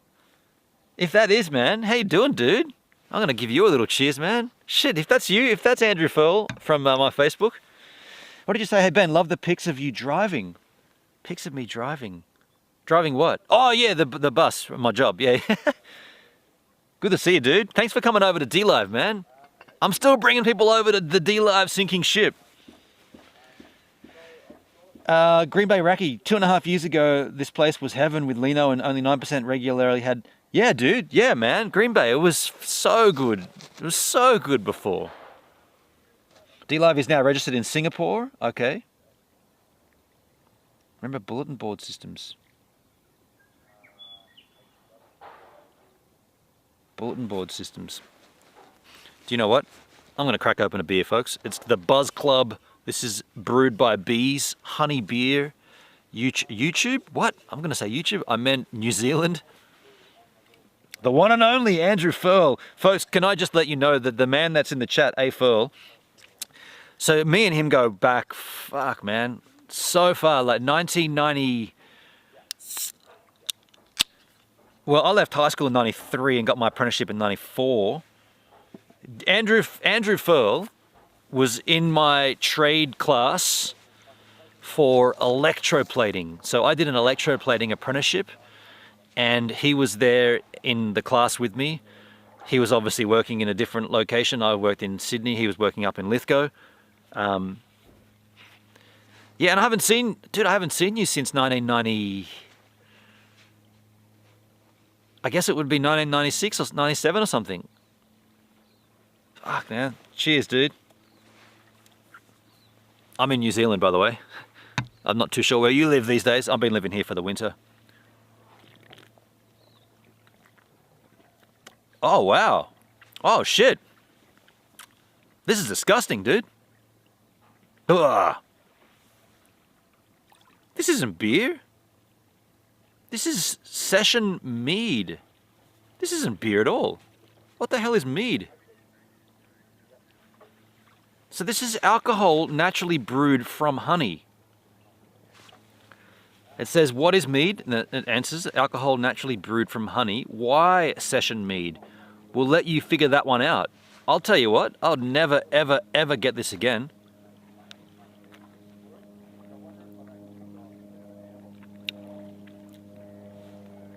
Has anybody ever had this crap before?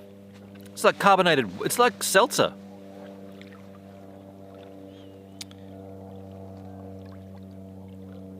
Sup, Gibbs? How the hell is it always cold there? It's the other side of the planet, dude. It's winter while you got summer. Cheers, Ben. Yeah, thanks, Andrew. Thanks, man. It's a buzz knuckle. 150 in the chat, laugh out loud. Abby, there were times when I had 700 in my chat. Now, I'm not saying that 700 people came here for me, but there were times when I got hosted by Mafoogle and the Ugly Jew. These two hosted me a lot. And there was times then I'd have 700 people in my chat. After a host of about a couple of thousand, then obviously some of them, a whole bunch of them just drop off. But there were times that we were streaming. And I remember I used to say it always annoyed me that Marf always or not always, but when Marf hosted me, typically he'd hosted me when I wasn't on location, so it'd be a home stream, and I'd want to I really want to be hosted like when I'm doing something like this, you know, like sitting outside in Queenstown. That's when you want to get a big fat host, and Marf, it always seemed to be the other way around. Not that I was complaining, I'm not complaining. Andrew, I went to Queensland, now living in Newcastle, but working in central Queensland in the mines, staying in mining camps. Oh, wow, dude. So how long did you continue electroplating? I went from trade school, from TAFE, I went to Perth. So I did 3 years in Sydney and then one year in Perth. So 1998, I stopped working in electroplating. No, 97. And I got a job in a restaurant. Got a job in a restaurant in Freo. And I never ever went back to electroplating. In fact, I can't even imagine, that I did that. Like, it was such a strange thing to do. I had no interest in it at all. It was just a strange job or an opportunity that came up. And straight out of high school. So to fill in the last 30 odd years, working in restaurants, photography, later on, graphic design. So working in restaurants, photography via graphic design, into working for myself, photography mainly, a little bit of web design back in the day. And then basically realized that, did you know you can make money on YouTube?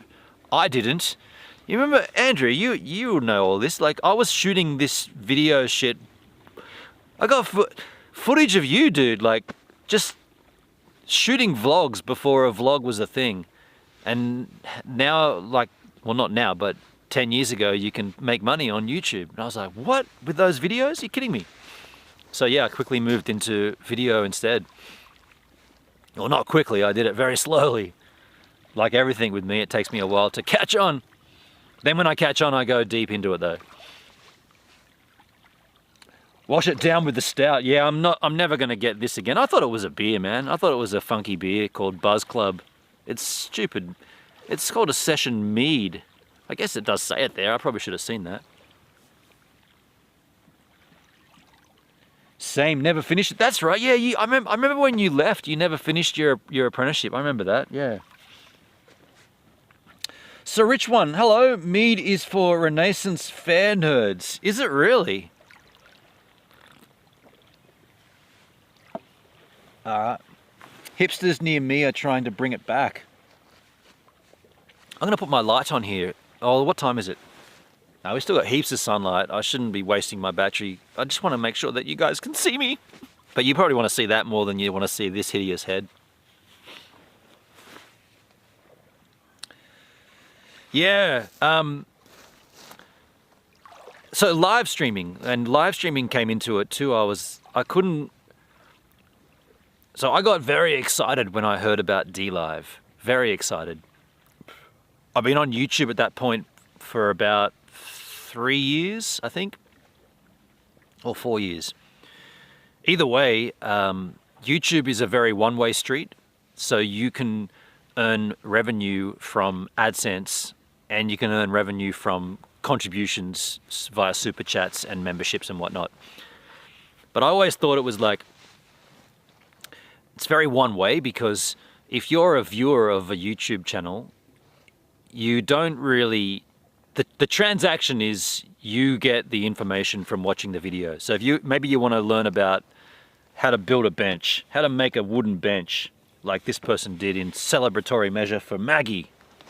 Rest in peace.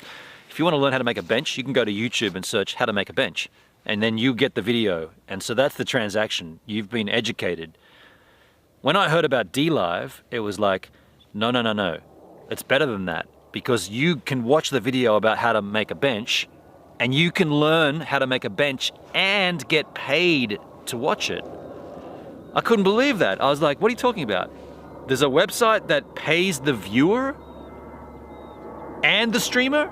So it's not a video hosting, it's a streaming platform. But you get paid to make the content, and you get paid in the form of a cryptocurrency. I didn't know what cryptocurrency was. Had no clue. It's like, what is this? Lino. Okay. You're gonna give me Lino to stream, and my viewers are gonna earn Lino for watching my streams. What? This is a transaction that's gonna benefit everybody. So that's why I went deep into it, like just jumped straight into the deep end and went hell for leather for live streaming on DLive. And this is the era that we were talking about before. This is the golden era that Mal Pezzi was talking about, and Green Bay Wacky. There were people here, like, and well, that was weird.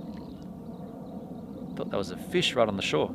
And at that point, you could stake in your Lino into the system, so you could put your investment back in, and then you would earn a percentage of what everybody else earned. Imagine earning a percentage of what's the biggest YouTuber? PewDiePie. I mean, forget that he was on DLive as well, forget that for the moment, but imagine you earned a percentage of PewDiePie's AdSense revenue. Just think about that, right? Every time he earns, you earn. Could you imagine?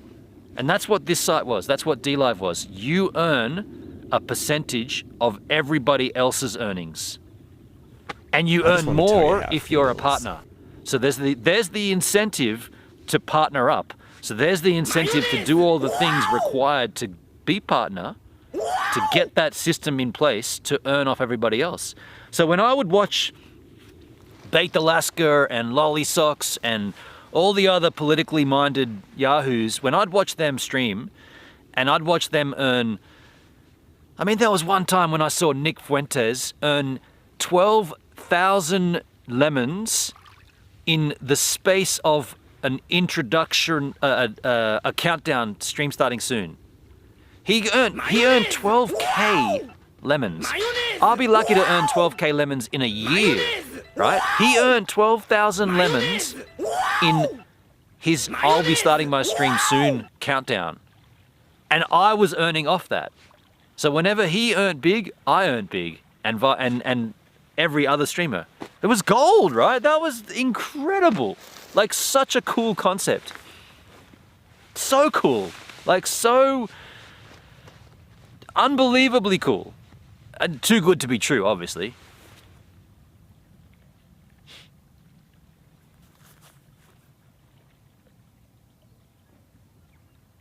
DLive could have survived. Your son wants to be a YouTuber. Andrew, encourage him. Encourage him to create content, man. No matter what the style or whatever he wants to do, just start creating, because he'll be able to sort of work it out as he goes. Hendrik with the diamond, the ice cream, the lemon. Mayunas, wow! Let the community... Love the community we have left. Well, we're going to be here, Hendrik. We're not going anywhere. This ship is down, and we're going down with it. Thank you for the triple freaking give, my friend. The triple freaking give.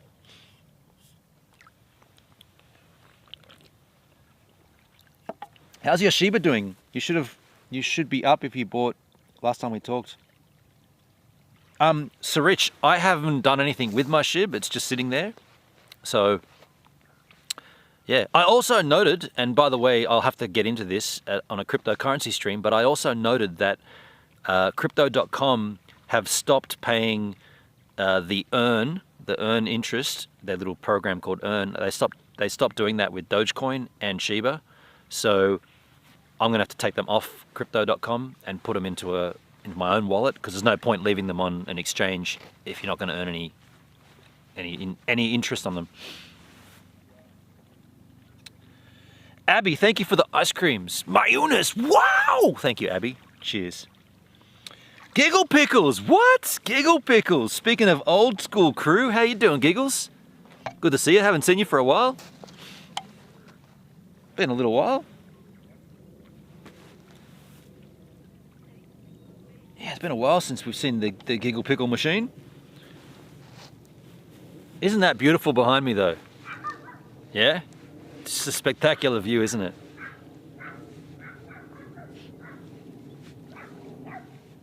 I'm a little cold now, I've got to tell you. I might have to do a little exercise, little movement, get the body movement. I'm double layered up here, but it is cold. I feel like it just dropped a few degrees as well. Been working a full-time job. Oh, cool. What are you doing, Giggles? Me too, hey. I've been working full-time as well. Been working full-time. Still trying to stream every now and then as well. Streamed yesterday. Didn't stream yesterday. I tried to stream.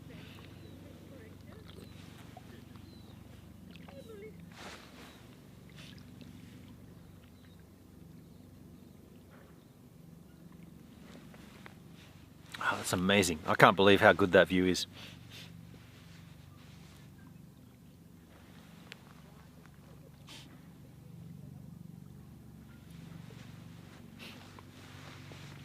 I'm really looking forward to this, folks. Now that I've got this mead thing going, I got a better beer waiting for me.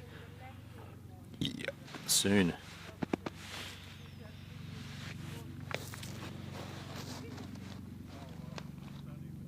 Pull out the suckin' pickle shuffle. Pull out the suckin' pickle shuffle. Oh, the shuffle! Dude. Man. You've no idea. Yeah, so Andrew, I don't even know how to begin that. Yo, keep it down over there, dog. Yeah, man. Andrew Furl, that's yeah, funny. Don't even really know how to begin that conversation, huh? The shuffle. That's funny, dude. Giggle, I work in the kitchen of a fast food shop. Oh, cool. Cool.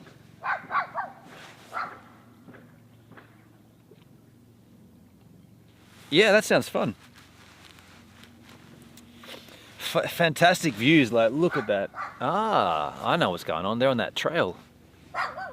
Keep it down. It's a Jack Russell. Yeah. Shh.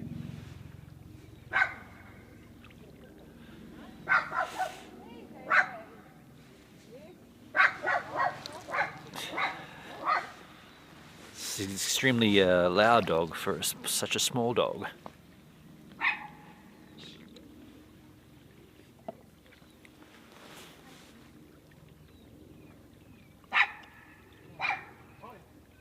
F-stop Jerry.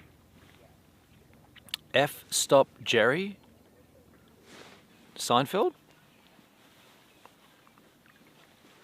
Talking about Seinfeld, Comtech? F-stop Jerry? Fusily Jerry?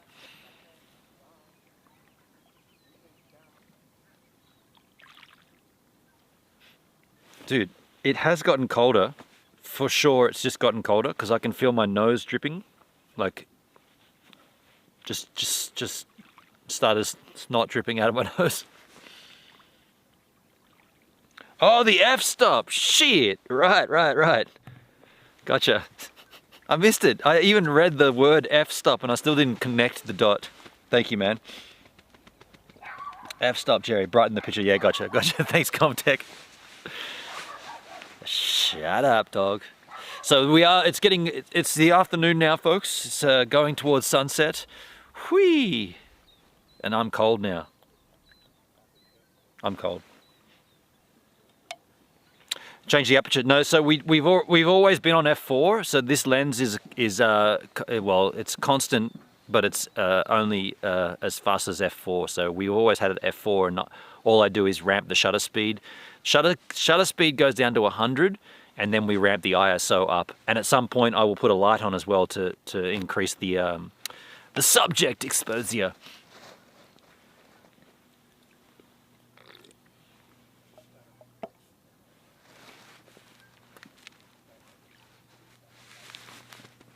See, I think that's a little too bright back there on the hills. Let me put the light on and see what happens, because we got enough battery here to last until it's dark. Tell me if this makes any difference at all. Oh shit, hold on.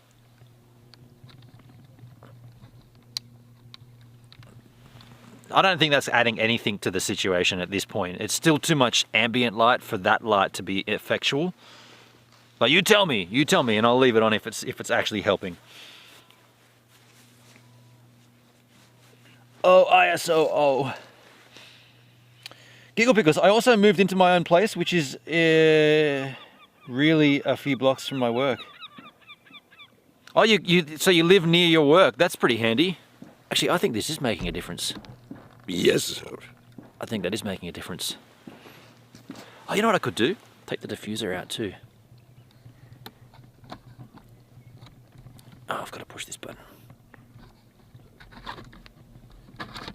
Nah, that's not making it. It's no brighter. It's all good. So big changes for Giggle Pickles, huh? Big changes in the Giggle Pickles machine. Yeah. And are you enjoying the job? And you get free food as well. That's the benefit of that. Aren't we looking forward to working back at the restaurant when the season finishes here? Whenever... oh, there's talk about this season being extended another week, actually. I think the season actual is meant to finish September 20... No. I can't remember. This mountain stays open longer by a week, but now they're talking about... There's been such a good season at Coronet Peak that they're talking about leaving it open a week outside the season. Now that's still a bit early to call, I feel like. We're only in August, you know, we've still got all of August and most of September to go. So I think that might be a bit premature to state, because anything could happen between then and now. No good. It hasn't made any... The light's so weak, man. It's not going to make any difference, because there's still too much daylight here at this point. But you're in Queensland, Andrew. You must be like, dude, I'm sitting here freezing and you're up there just lazing around in the sun, huh? Nice. Queensland is a part of Australia where it's always warm, folks. It's always warm. Beautiful one day, perfect the next. That's the slogan, yeah? Beautiful one day, perfect the next, mate. What about Nati? Did you hear much from Nati? I found him on Facebook a few years ago. Glenn McGrath. Nati. Funny times, man. I still got all that old footage as well. Still got all those tapes. I did a little bit of filming at the TAFE too, you know, like inside our classes.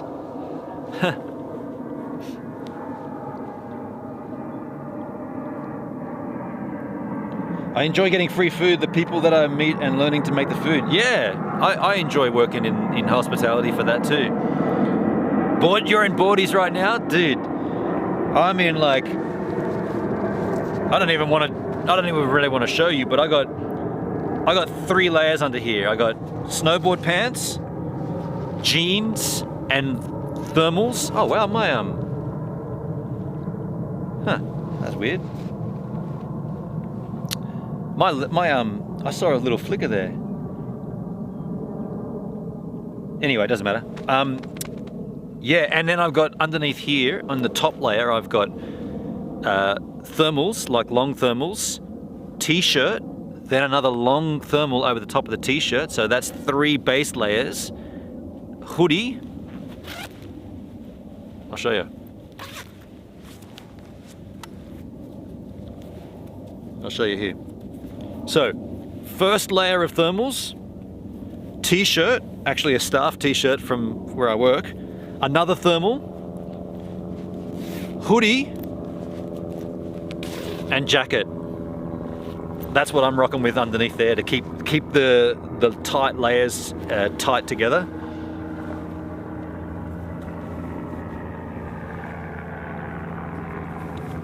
You ran into Glenn the other week. He's working in the coal mines. Is he really? Yeah, okay. Hey, let me ask you this, Andrew. Do you know anything about cryptocurrency? Has that touched your world yet? Like, have you got any crypto interest, or have you got any investments? Not suggesting you got to tell us everything, but I'm just wondering. Haven't spoke to you in 30 odd years. I'm just wondering if because crypto came to me through this website where we are right now on DLive. This came to me only a couple of years back now. Not even. Well, about 2 years ago now. And before that, I didn't know anything about it. And now I know a little about it, and I like to just talk. I mean, we're not going to talk too much about it now, but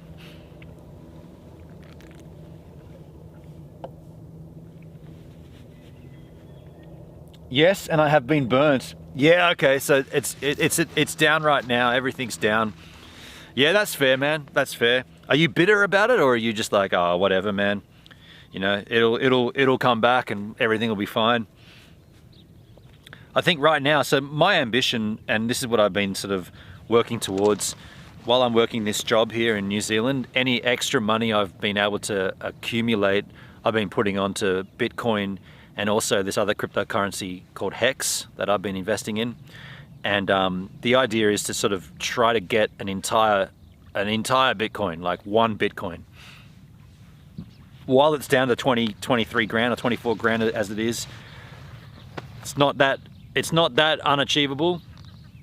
Every now and then I just buy in a little when I've got excess money and just put it there and forget about it. But if you do look at it and you keep tabs on it and keep worrying about it, it's not looking good at the moment. So it's volatile. Yo, Van Frick in the house, really? How you doing, man? How you doing, Van Frick? Good to see you, buddy.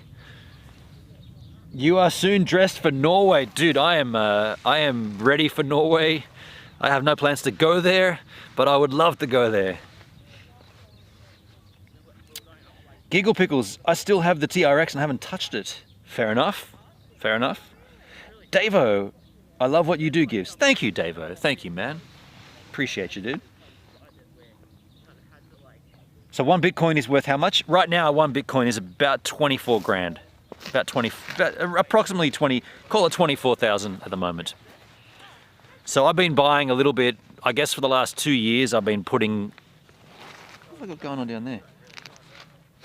For the last 2 years, I've been putting little excess money in here and there. Keep adding to it. And the idea is to eventually get a full Bitcoin. And I want to do it while I'm here in New Zealand. Like I want to come away from this experience with the experience and also a Bitcoin.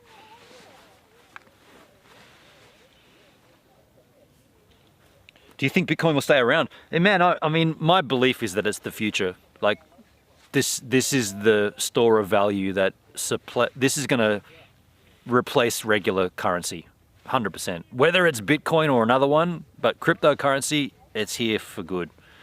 And it's still early days, you know, like I think it's what, 14 years old, Bitcoin, cryptocurrency as a thing. Yeah.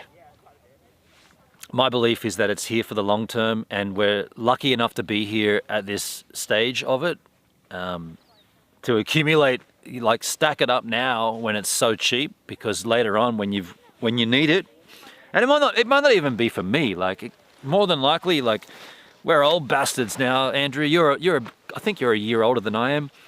You know, like it might not even be something that we use. Like I'll accumulate, and then if I die, my family knows how to access my cryptocurrency assets, and they might come into great wealth later on for them. It's like because I don't have a family, dude. I haven't seen you in 30 years. I don't have a wife or kids that I know of. I might have some little ones snapping around the ankle somewhere. I don't have a family, and I don't have kids, but I do have my sister and her kids. And the way I've always looked at cryptocurrency is that if it's not for me, then it'll be for them. And so to be able to do things now that aren't really like, I'm not in any like putting excess money into Bitcoin isn't putting me out while I'm here in New Zealand. I'm still living how I want to. I'm still able to afford a session mead every now and then. I'm still living comfortably and still happy, but these little sort of steps that I'm making could be real life-changing in the future for if not me, the kids.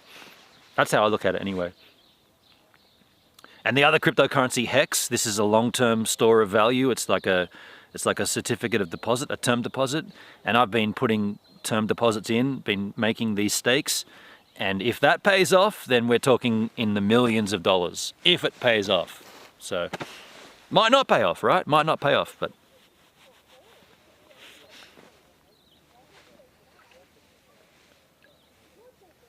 That's pretty simple. I was kind of confused about it.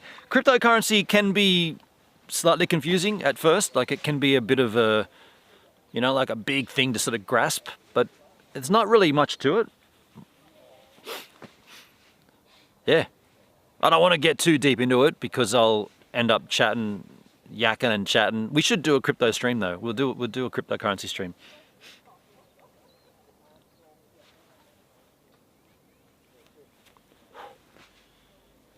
Hendrik, Bitcoin is the only crypto that will hang around. Ooh, that's a big call. Really? Is that? Oh, wow, that's interesting. So you don't think any other altcoins will last?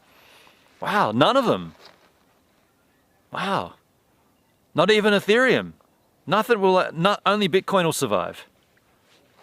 I don't think I share those views, but you're entitled to have your beliefs. And if that's the case, now's the time to buy Bitcoin, right? Ooh, not financial advice. Shit.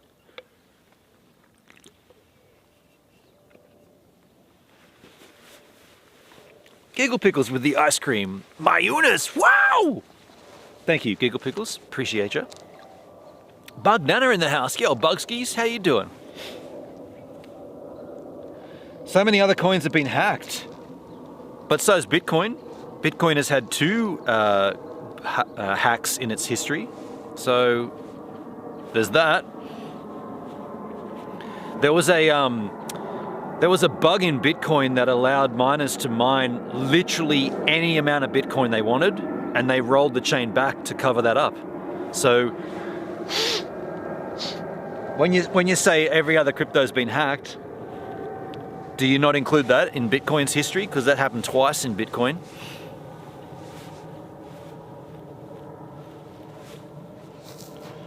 I'm married and have two kids, Jai, who's 10, and Caitlin, who's 8. Well, there you go, man. Congrats, dude. Congrats for when you got married. I'm not too sure how long ago that was, but congratulations, man. Did you guys meet at the Lithgow night spot? Took me a while to remember the name of that, the Lithgow night spot. Dude, that was some wild times up there, hey? Fully. Some wild times. Good memories. Like Mount Gox. No, Mount Gox is an exchange. That wasn't specifically a Bitcoin bug, but Bitcoin has been hacked twice in its history. Just Google Bitcoin rollback. blockchain and you'll find them. And if you want to hear someone talk about it, just search Richard Hart talking about it. Wow. You hear him talking to Bitcoin maxis about it, and they'll be like, yeah, but they've had their bugs. And seems like nobody really wants to remember it, like that Bitcoin has bugs. There was an inflationary bug that enabled anybody to mine any amount of Bitcoin they wanted for free at any point. And they rolled the chain back to cover it up, to fix it. And some of those coins went into circulation, is what the problem is.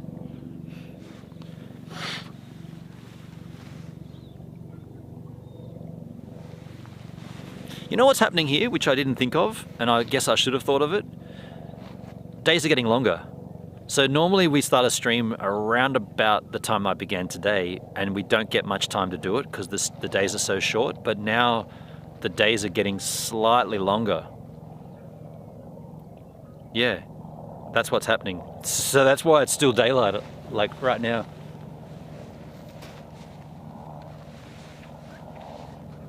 The wet spot, the night spot. Oh, that's your second marriage. Oh, okay, gotcha. I take it's a little bit nippy there today. It's cold, man. It probably would only be, you know what? Let's take guesses. I'm gonna say it's 6 degrees. Nah. I'll go with 5. It's 5 Celsius here. Let me check. Oh, it says 7. Shit, I'm way out. Queenstown is 7 currently. Tonight's low is -4 and the high today is 8. So the high is only 1 degree warmer than what it is now. Coming up, we've got, I always look at Queenstown and Coronet Peak weather. Coming up, Coronet Peak, we got some -6, -2, -1.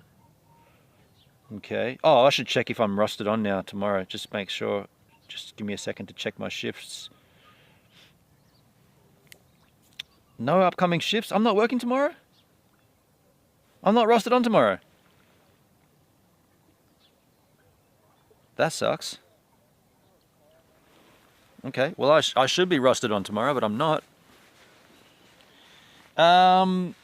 Richard Hart keeps on trending on Twitter. Yeah, he has been trending on Twitter a lot lately. Yeah. 8 degrees Celsius. So we got 7 here. You got, what? Hang on. You got 7. Hendrik, have you got 8 at your end? Or you were guessing here? You were guessing here. Shit, man. I was going to say 8 degrees in Brisbane. Shit.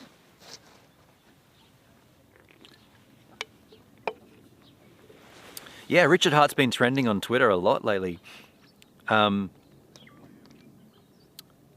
Yeah, and the hex price has been sort of hovering around 5-6 cents, 5-6 maybe 4 cents. I bought a little last night, staked it. Pretty happy, pretty stoked.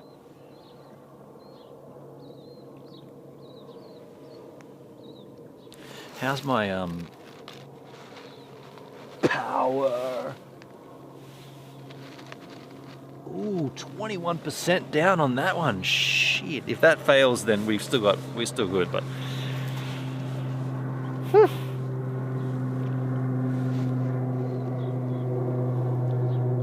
It's 22 Celsius in Middlemount. You're in Middlemount. That's a cool name. That's a cool name for a place. Middlemount. Middlemount, Queensland. Is that tropical Queensland? Like how far up in like towards Cairns are we at that point? You ever been out here, Andrew? You ever been to Queenstown, New Zealand? Do you want to have a little look around? We got this little view here. That's the other way. That's Cecil Peak.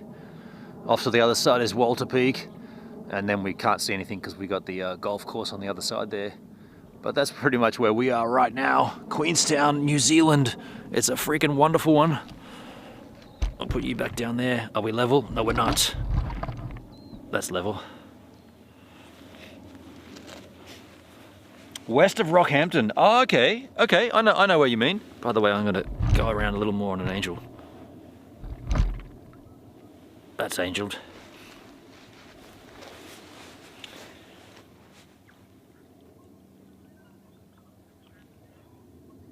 °C seems to be the minimum temperature in Brisbane. Oh wow, Hendrik, 8 degrees Celsius in Brisbane in the spring and in the winter. Shit, dude. Yes, we've been night skiing. We've been New South Wales skiing. You've been to New South Wales skiing, or you've been night skiing? Did you mean to say night skiing, Andrew? There's levels to it, Jerry. Levels to that shit. Yeah. Yes, there are. Waiting for the kids to get older, and we'll head over for a ski trip to Queenstown, New Zealand, dude. Man, fair enough, dude.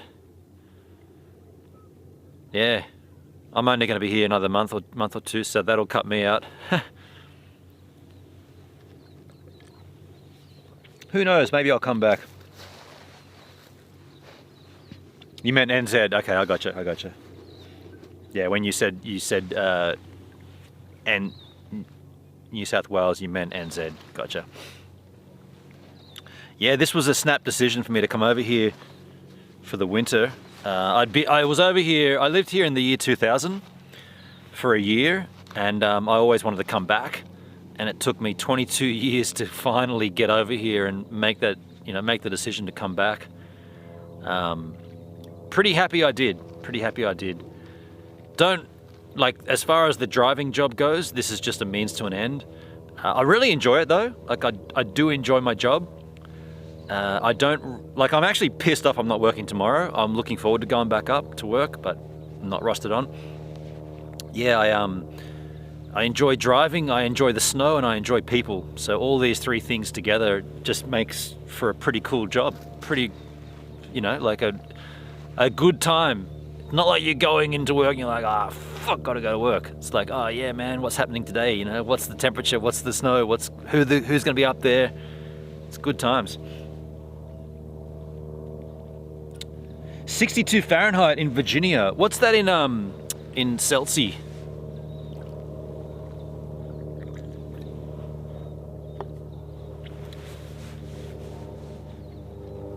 .62 Fahrenheit. 32 is 32. Is that right? 32 is 0? No. I can't remember. There's one time when Celsius, when Fahrenheit is Celsius. There's one number where they both coincide, or they correlate. Dude, have we got 10 viewers watching? Are we double digits now? We've got 10 viewers watching this D-Live stream. I mean, that's a big number for D-Live circa 2022. Thank you to the 10 viewers. Thanks, Andrew Furl, for coming over and joining up on D-Live. That's pretty cool. Still bringing in numbers, folks. Still bringing in new crew to D-Live. I'm recruiting.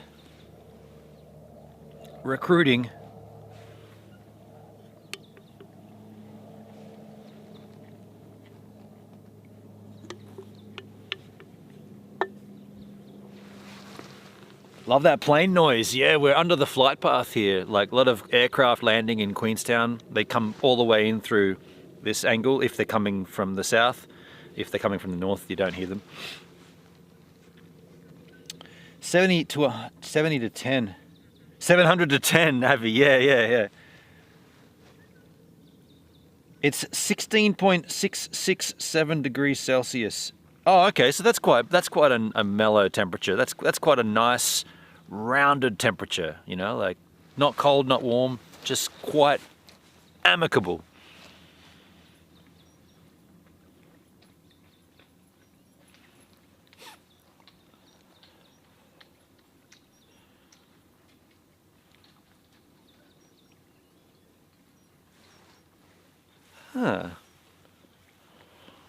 Time to lay back a little here on this bench and enjoy Maggie.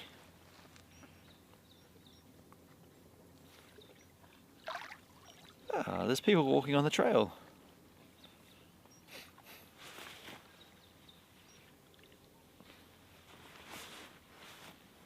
I think it's time to crack that stout, folks. This mead was rubbish.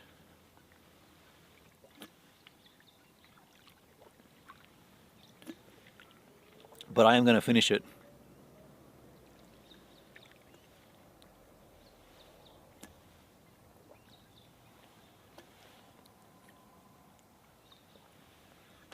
It's finished.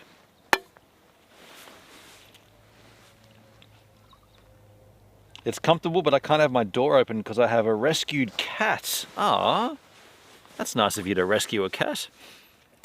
Is his name...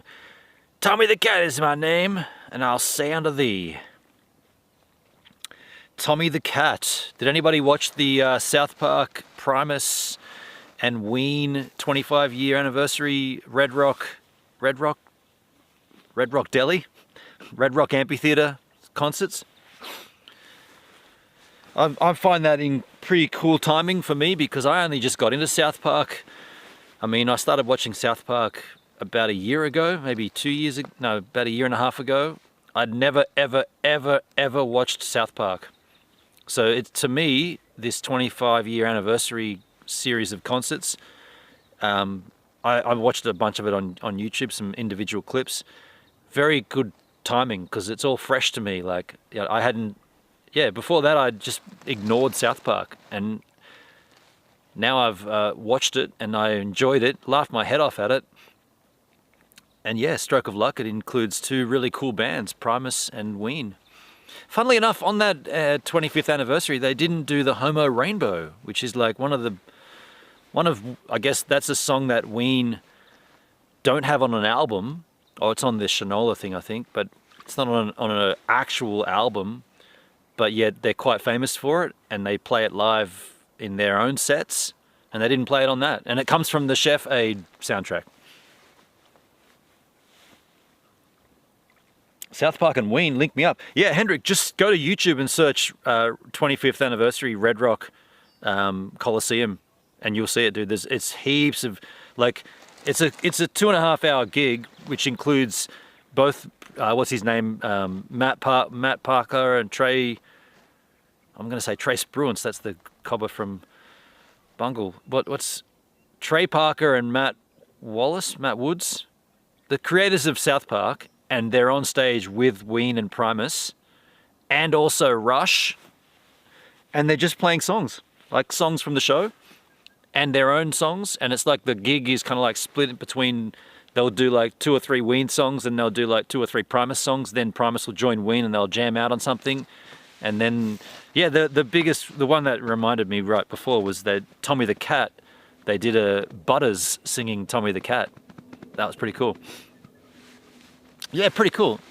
Pretty cool to see. His name is Scamps. Scamps. I like that name, Scamps. Andrew, where are you working back in Australia? So I wasn't working back in Australia. I was just doing content creation. So aside from photography gigs that were coming through less and less and less, I was moving into only doing my own thing, YouTube and DLive. Before I came out here.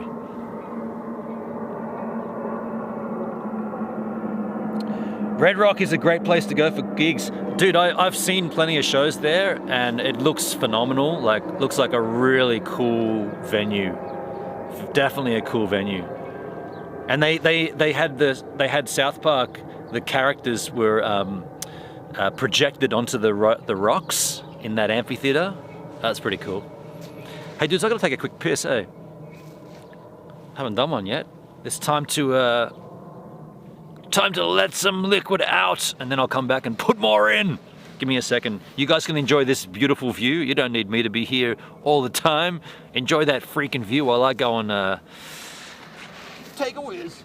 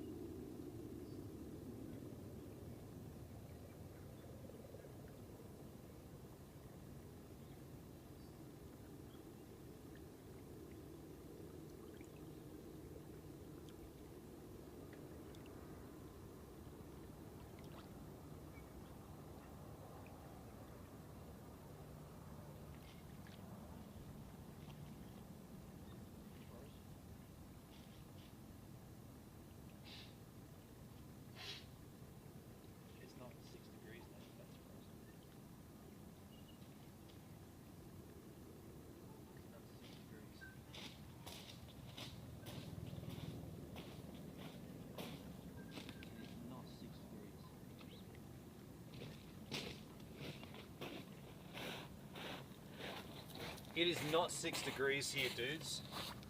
I just got two items to prove to you that it's colder than what it says on the the thermometer. That's frozen. Look at that freezing frozen on the what is this again? Wood. And this, just a leaf that's frozen, iced or frozen up.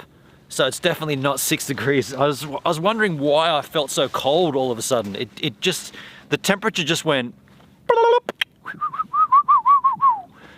and it's now probably, I mean, it's obviously 0 if that's all freezing around me.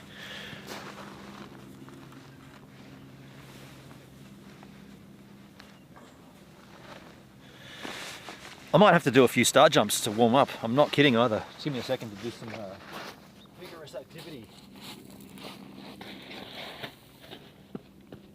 Just gonna do a little movement here.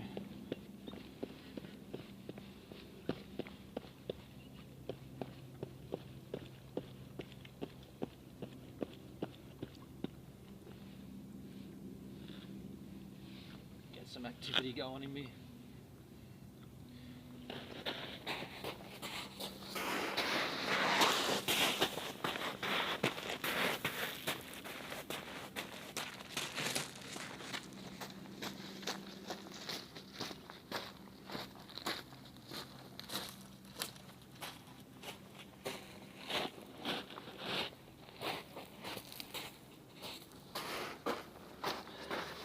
Whew.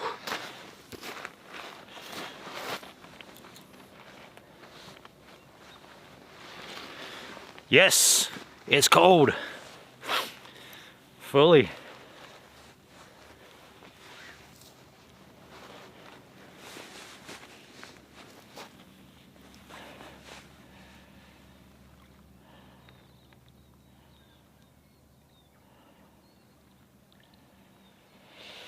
I hope Queenstown do chairlifts to the snow. Well, there's that talk about, there's one going across from Remarkables Park. That'll be rad. Fuck, it's cold though. Dudes, I am freezing right now. At least you don't need to cold the beer. You're just as stupid as me when I stream. Hey. I'll take that cake, Hendrik. I want to be the stupidest. I'm looking at that stout, folks. My eyes are on it, and my hand is on it, and now I'm drinking it. Let's crack it. This is what I'm looking forward to. That thing was awful. Mead. But this stout will be lovely, I hope anyway. This better be a good stout. The Thaxton Barista Stout. It's only 4.2%. Like, stout should be 6%. This is... if you're gonna make a stout, you gotta knock your head off with it, right? Why do they do it so lousy?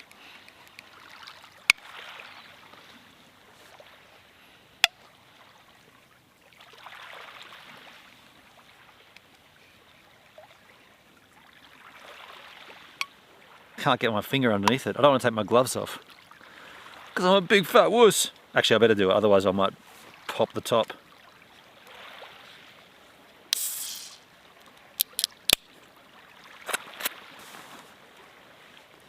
Just hold up.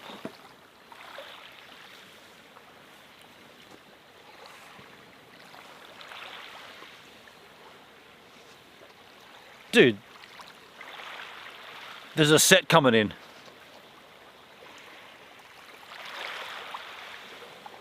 There's waves rolling in now.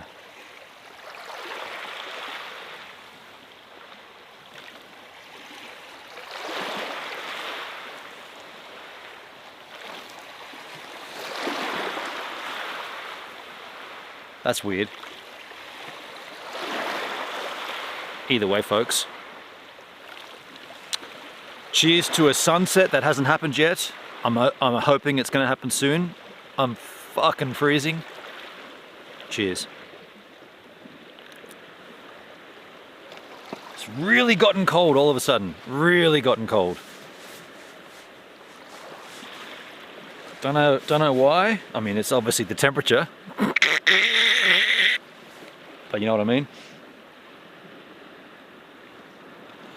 you can get it on with no work tomorrow. But there's no liquor stores. That's what like now that I'm not working, I would happily go and get something, but we're in a place where there's literally nothing around. Like just Google Queenstown Golf Club. I'm literally on the edge of the Queenstown Golf Club, which ironically isn't in Queenstown, it's in Kelvin Heights. But there's no liquor store here. If there was a liquor store up there, I'd be going up there and getting some Jack, because I'm not working tomorrow. I should double check that or triple check that. I should be working. I mean, I've got my long-term monthly roster, which says I'm on, but the actual, oh, hang on a sec. Cancel that. Here we are, folks. My shift is already, okay, so I am working tomorrow. I'm in S8, start 7, finish 5. Staff sweep 7:30, yep, so I'm good, okay, cool. So that cancels that out. But either way, it's good to note for the future, in this area where I'm at, Queenstown Golf Club, there's no liquor store. There's nothing here. It's well, there's a golf club that it might have takeaway. But it's just all suburbia, like housing.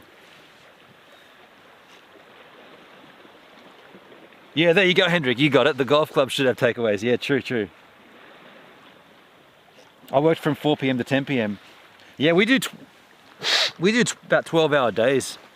It says start time 7 and finish around 5, but usually it's finish around 6:30 by the time you've gone back to the yard and fueled up and cleaned up, and usually it's like 6:30 is the time, quarter past, 6:30 usually. So that's virtually a 12-hour day. But I like it. I genuinely like it. Like I'm not complaining at all. In fact, I'd rather do a 12-hour day than if I work night ski, then it starts at 3 and finishes at like 11 or something. Don't like that. I'd rather be there for the long haul. So what is this like, this barista stout?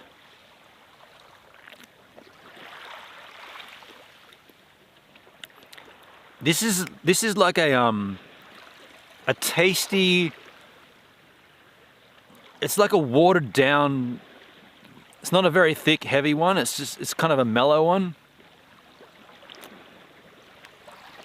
Yeah, bit of a shame.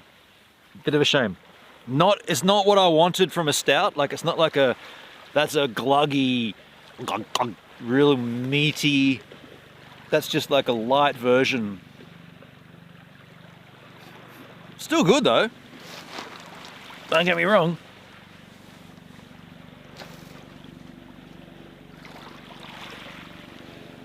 You don't get home till after midnight. Yeah, that's their hospitality hours, huh? But you finish at 10, but I thought you said you were living near your job. Didn't you say you moved into a new place near your job? You don't get home until 2 hours later though? That doesn't make sense.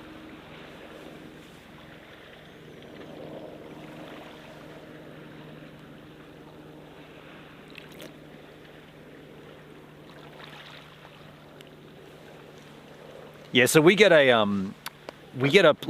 full month kind of blocked out for our roster. So you got your off days and your on days, but then we still have an app called Deputy, and the app is where you go in and you check what, like, you know when you're going to be working, but the app tells you well, in my case, which bus I'm going to be driving and what I'm going to be doing, what my role is.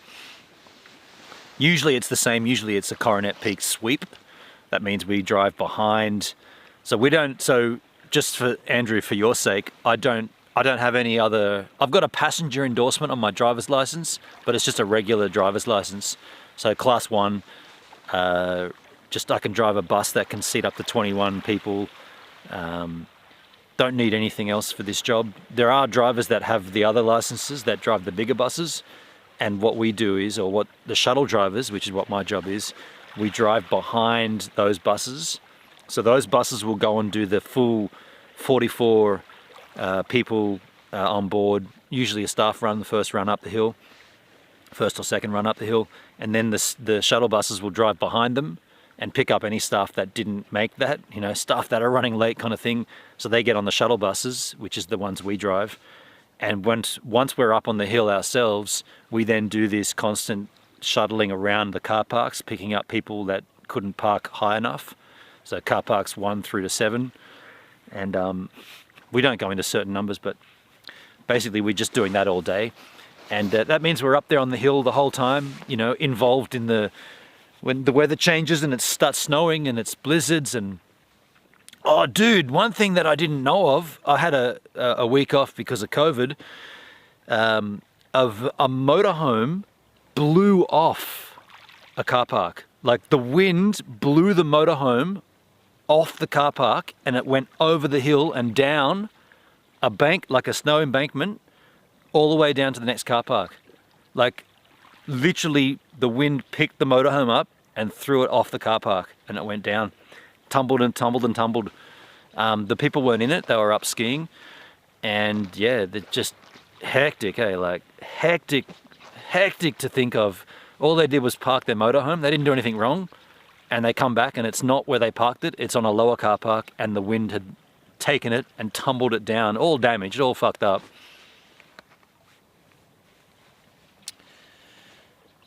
I did, but we have to do cleaning and paperwork. Oh, so when you finish your shift, you've still got 2 more hours is what you're saying. I gotcha. How many days off? Just 2. Just 2 days off. Staff that are hungover. Yeah, it's always the latecomers that are hungover. Hey, yeah. I like running staff up the hill though, because they're always, you know, people are like friendly and they're happy, and we're all there for the same thing, you know. We're all there to enjoy the snow. And I personally think the transport division is the better division to work in. So we get paid from the moment we clock on to the moment we clock off. So in my case, it's almost a 12-hour shift, but like people that work in food and beverage and in like crowd control and guest services, they only get paid when they start work on the mountain. So they got to wake up and then they got to get up the hill and then they got to clock on. Whereas we clock on the moment you pick up the key from we got the yard where the buses are stored. When you pick up the key, you clock. When you pick up the key and you radio in, you're on. You're clocked on, and then you're clocked on for the whole day. So I mean, it's quite a good gig in that sense, because you do work long hours, but you do get paid for it. We get a half an hour paid break and a half an hour unpaid break, but typically those breaks extend out to more than half an hour each, and you can. I mean, there's been times there when we've been riding, and we go skiing and riding on your break. They encourage you to do this. That's why we're there, you know, that's the reason we got these jobs. And they encourage it. They say, yeah, definitely go riding. They call it, literally in the roster, it's called a ride break. And more often than not, those ride breaks extend out an hour and a half, 2 hours with no problem. Like, and you're not getting docked for it on your pay. It's just a half an hour unpaid break, but you can often take an hour and a half. I mean, if it's chilled and there's 2 shuttle drivers on and we've got it under control, Jono, hey Jono, if you're watching, Jono and I'll be like, yeah, you go, man. Take an extra one. Keep riding. I'll take your radio with you, and I'll radio if you need. And it happened to me the other night. So I was doing night ski, and by the way, this was bad timing, but so I went on a break, and there wasn't anyone it was just me on that night. So night ski is a bit different. Like it's a bit more, bit looser, but and by the way, the shuttle service is a free service, so anybody that complains about it, that there wasn't a shuttle bus, it's like, yeah, but it's a free service. You're not paying for it, so you can't really complain. Either way, at this instance, I went on my break and I went riding, and there was a delay on the main chair, so the Coronet Express, and I got into the line and was about to get on, and then it shut down, and for whatever the reason, it was shut down for I mean, I should have already been riding and I was still waiting in the line because the lift was shut down. So I took a fairly long break that night. And of course, the moment I got up to the top of the hill ready to ride, been on from roads, where are you? We're really busy. And I'm like, I just got ready to go. I'm all padded up and I'm at the top of the hill. And I'm like, yeah, I'm top of the Coronet Express, just about to ski, snowboard. Yeah, I'll be down as soon as I can. And the sad thing is, or not the sad thing, but the shitty thing is that the busy and the getting slammed that was apparently happening wasn't really a slamming. But the problem was that we were using, this is all a little bit inside baseball and whatever, but we were using a car park that had been used in the day. So there were still people on the mountain that needed to get back down to this other car park, even though we weren't putting people in that car park for night skiing. And so the problem was, at night skiing, you can say, oh, you can walk to the car park, you know, you don't have to get a bus. The bus is a free shuttle. It's a little bit of an extra luxury, but if there's not one there, you walk. But you can't walk to car park 7. And so these dudes that had been in car park 7 all day, they did require a bus back down. It makes sense, you know, you can't make them walk all that way. But it wasn't the night ski crew, it was just the day guys. And so that's why it was like, yeah, where's Ben on? And he's like, yeah, he's on his break. And by the way, there's a legal requirement to take a break. So there's a point there where I can't legally drive more than 5.5 hours without having a half an hour break. It turns out I wasn't actually at that limit at that point, but it was aside from the point because I wanted to go riding, right? And I still managed to get a couple laps in. And I shot a vlog too. It's on my YouTube channel. I shot a vlog on that, night skiing. What's night skiing like?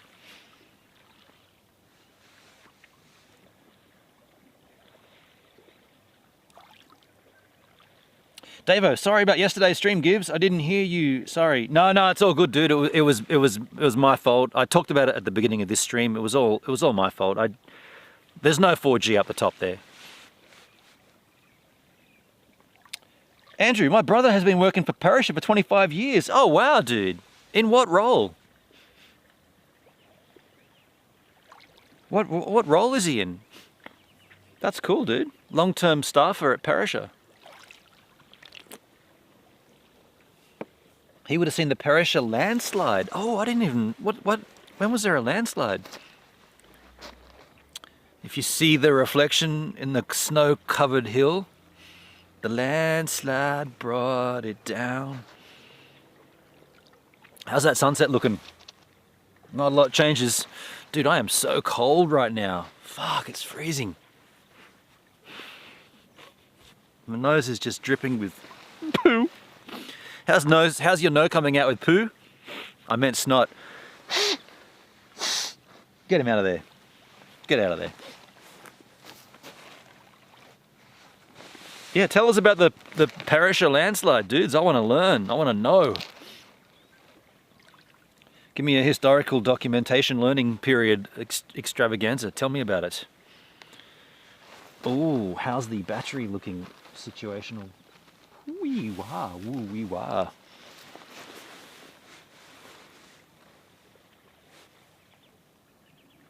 We were both ski instructors. I left, he's now a moguls coach. Oh wow, you were a ski instructor as well? How about that, man? Huh. I did not know that about you, dude. I did not know that about you at all. I don't think it would ever have come up back in the day when we were talking. Why would it have come up? But there's a dude I used to work with back in that era at the SEC plating. What was his name? Darren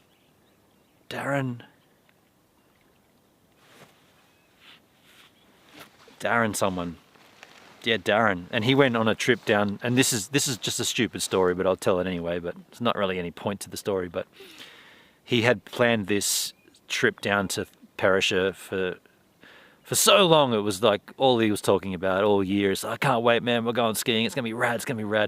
Him and Theo, I don't know if you remember. I know you wouldn't.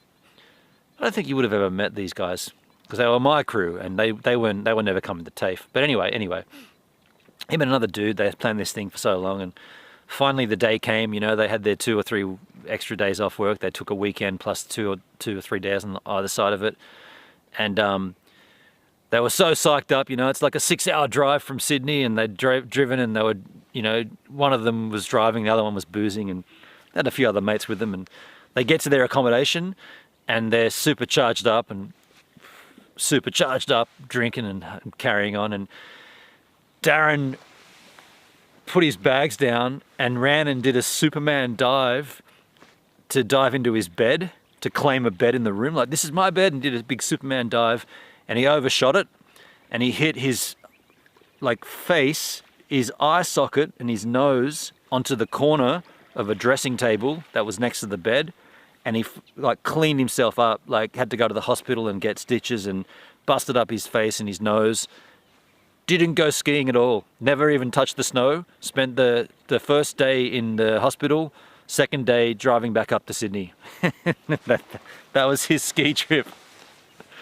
I mean, I'm not laughing at his misfortune. I'm just laughing at how psyched up they were for it and how it was such a big thing, and they talked about it for so long, and you know, you'd booked all the time off work and blah blah blah, and then didn't even make it to the snow. Just messed up on the first night.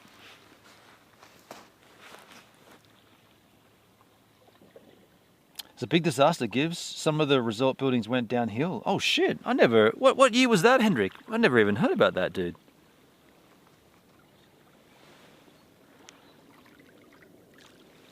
Wasn't this year, was it? I never heard anything about that. A big disaster. Sounds like a pretty big disaster.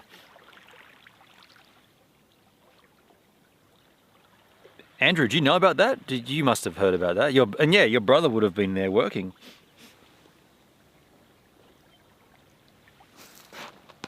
Interesting. Scary times.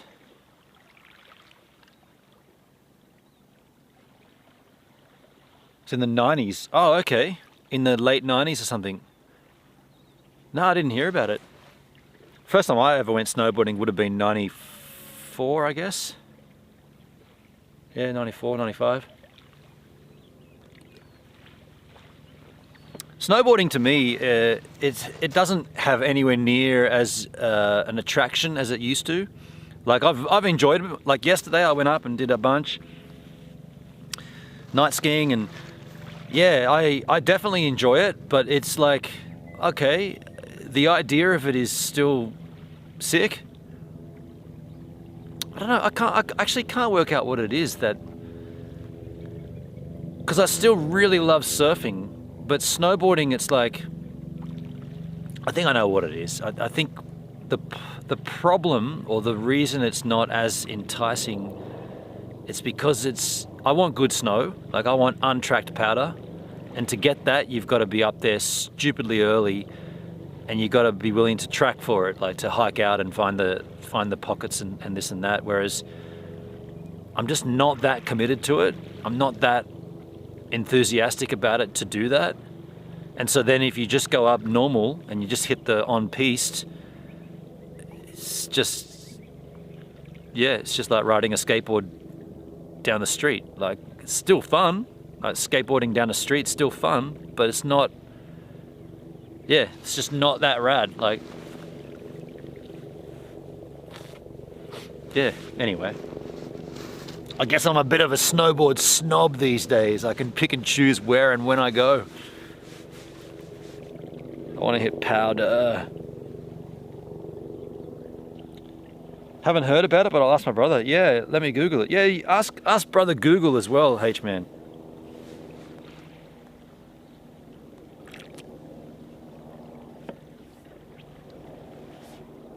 Every wave is untracked. Dude, this is what it is. Yeah, surfing is like the ocean is yours and it's clean, and yeah, every wave's untracked, but snowboarding it's like, oh dude, I don't want to go on the groomed area because it's just, you know, like the little ripples and shit. I don't need that. I want soft powder snow. And there are places, like I got some yesterday in the afternoon. I found a spot that had kind of been tracked, but it was still relatively clean, and you can get it, like you can find it, but just to do all that and to get all that, it's a big ask is what I'm saying. And when I was younger, it was all about it. Like I just wanted to chase that. And now I'm just not that committed to the chase. So the whole idea of it is just like for instance, I'll take my board up with me tomorrow because I'm back on now for my week of work, and I'll have my board in the staff room. But it will take a pretty special day for me to get out and go riding on my break. I won't go riding. There's no snow forecasted tonight. It's clear as, right? There's no snow. So I'm not going to go riding tomorrow. Unless we're stupidly quiet and like it's going to be like, dude, you might as well go up, because otherwise you're going to be sitting around doing jack shit here. Then I'll go up. But if it's going to be, like if it pukes down and it's my day off, I'll go charging and try to find the clean lines. But not that, it's not such a focus of mine anymore.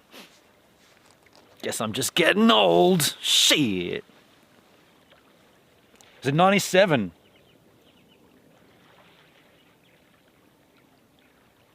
Got to go to Japan to get those untracked lines? I mean, yeah. I mean, I went to Canada and did Canada, and I did a little time in Europe as well, but I think I skipped Japan, and not saying I wouldn't go there now, but I just don't really have that drive for it so much. Yeah. I'll tell you what I have to drive right now is another Slash. I gotta go and take another Slash here, folks.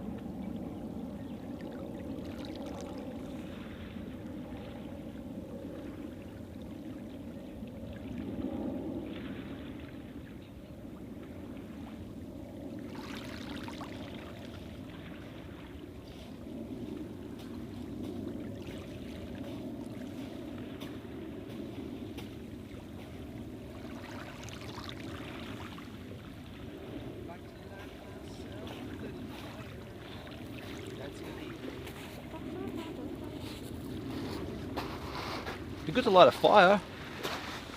That's illegal. Can't do it.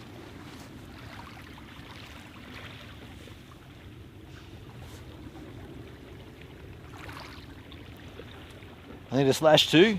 Hendrik, Chateau de Cardboard is going right through you too. 12-hour work, you might be getting good pay gifts. Yeah, I mean, that's what I was saying. Like, whatever excess I've been getting from this job, I've been putting on Bitcoin. So I'm not at a point,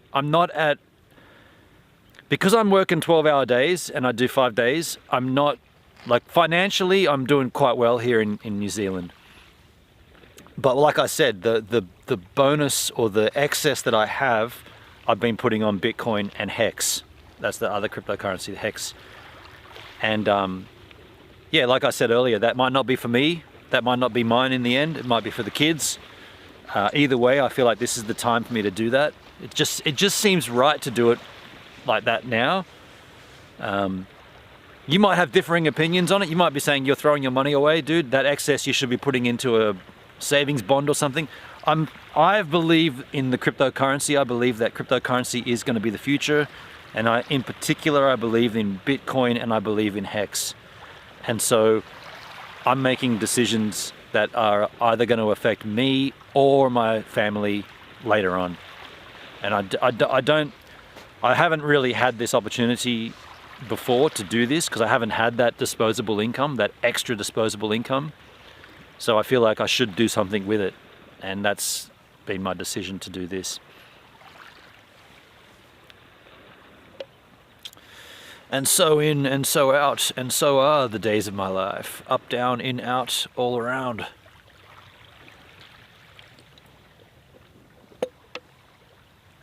True, yeah, that's how I'm looking at it anyway.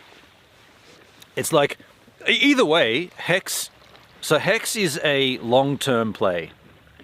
It's a 15-year play. So I've got hex stakes that are, well, I'm now 14 years in. Sorry, 1 year in. So I got, 2036, the year 2036 is when all of my hex will come to fruition.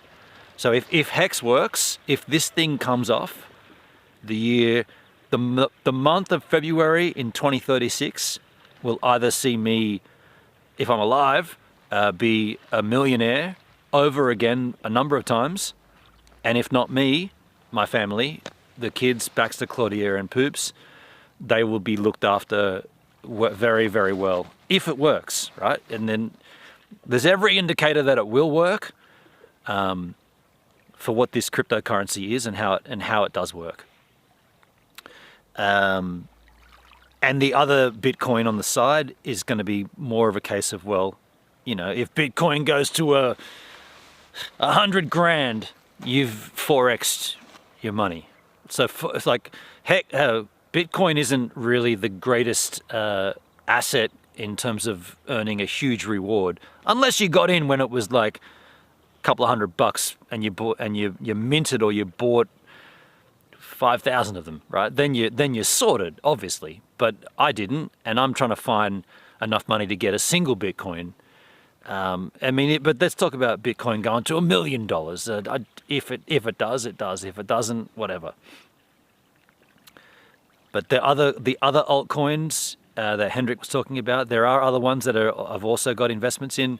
Don't really talk too much about them because they're just kind of like, you know, they're just sitting pretty doing their thing.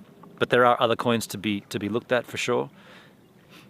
Some people like Hendrik. Some people believe that they're all going to nothing. The only one that's going to do anything is Bitcoin.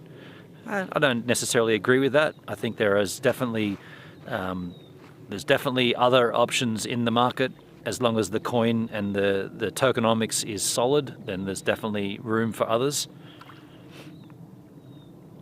So yeah, there's that.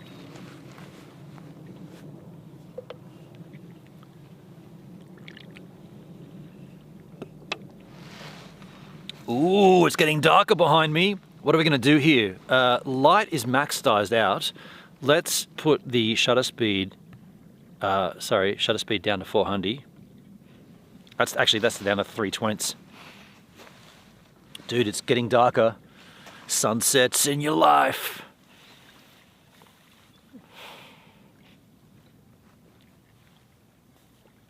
Can't believe I bought a mead. That was disgusting. I only bought it because it was called Buzz Club. Duncan, if you're watching, I did that for you, man. The only reason I bought that Buzz Club, this guy, is because it was called Buzz Club. I wanted to be in the Buzz Club, man. And it was awful. Can I renege my application to the Buzz Club?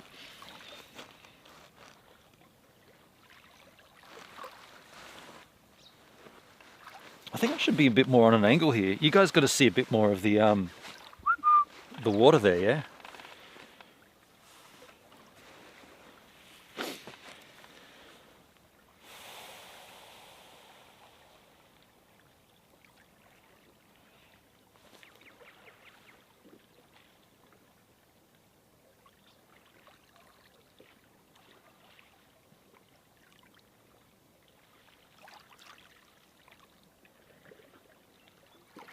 Or should I be on that side of the bench? Should I go on that side of the bench? And then you guys can see, because that would put my head, no, that'll put my head right on top of the remarks. No, I just want to give you the vista. Oh, let's turn this light around a little bit further here. That's a bit better on my face. Love the water and the mountain and the snow. Yeah, it's pretty, isn't it? I feel like I should be, I kind of want to give you more of that. Yeah. It's taken me how long? 2 hours to work this out, that I'm kind of I'm blocking the frame of the water. Do you know what actually could happen? This could come around a little more this way. because you don't need to see right to the edge there.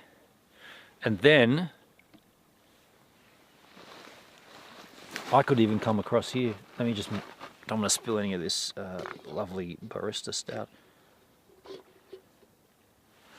I could come around here a little bit more.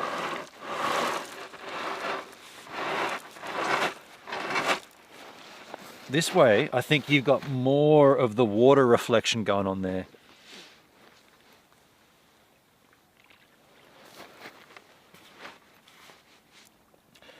KK kiddos, gotta go. Good night, love you all, bless you all, later status. Thank you, Bug Nana. Have a good sleep. Catch you on the flip side, skis.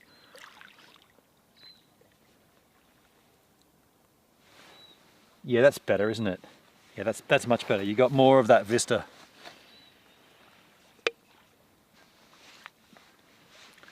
Yeah, that's much better.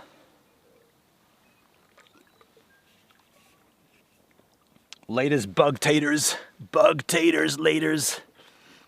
Bug nanotators, bug nanotators, bug nanotators. So what else is on your mind, you lovely specimens? What else do you want to chit-chat about? Got any other pertaining questions that you want to ask?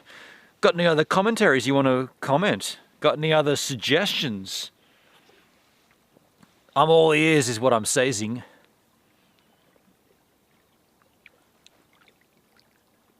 This bench is kind of blocking that forget it. I'm trying to be too I can't do anything about this. The bench is there, dude. Maggie. Sorry, Maggie. You're good.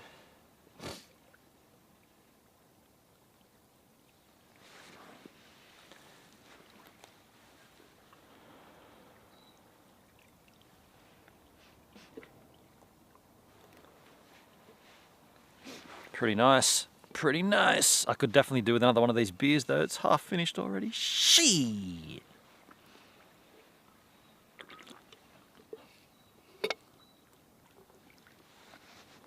Half finished. Or is that half full? Oh, nah. It's not half full if you've drank it from when you... See, this idea of the glass half full versus glass half empty, it's always half empty if you opened it. So I opened this beer from full. So therefore, I've already had half of it. So therefore, it's half empty. It's such a simple way to think about it. Like, people get so caught up in that. Oh no, the glass is half full, it's half empty. Dude, if you opened it and you've already drunk half of it, it's half empty because you've already had that half. Idiots. Try a set of skis. You want me to go skiing, dude? I'm a skateboarder though, dude. I grew up skateboarding. I'm side on. Like, I'm not gonna all of a sudden go straight on with two things. I'm side on with one thing. I skateboarded, surf. I'm not gonna start skiing. What do you want me to kill myself? Rob Mack in the house. G'day, Rob. How you doing, dude? Hello, skis. Welcome to the stream, man. How you doing, Rob? Did you watch the South Park stuff? The South Park Primus and Ween 25th anniversary at Red Rock Amphitheatre? I'm sure you did.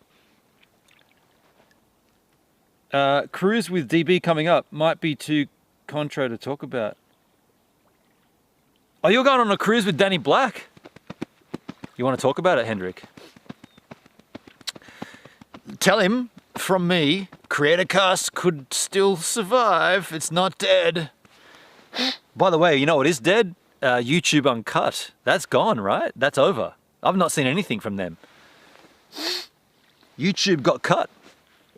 Completely cut.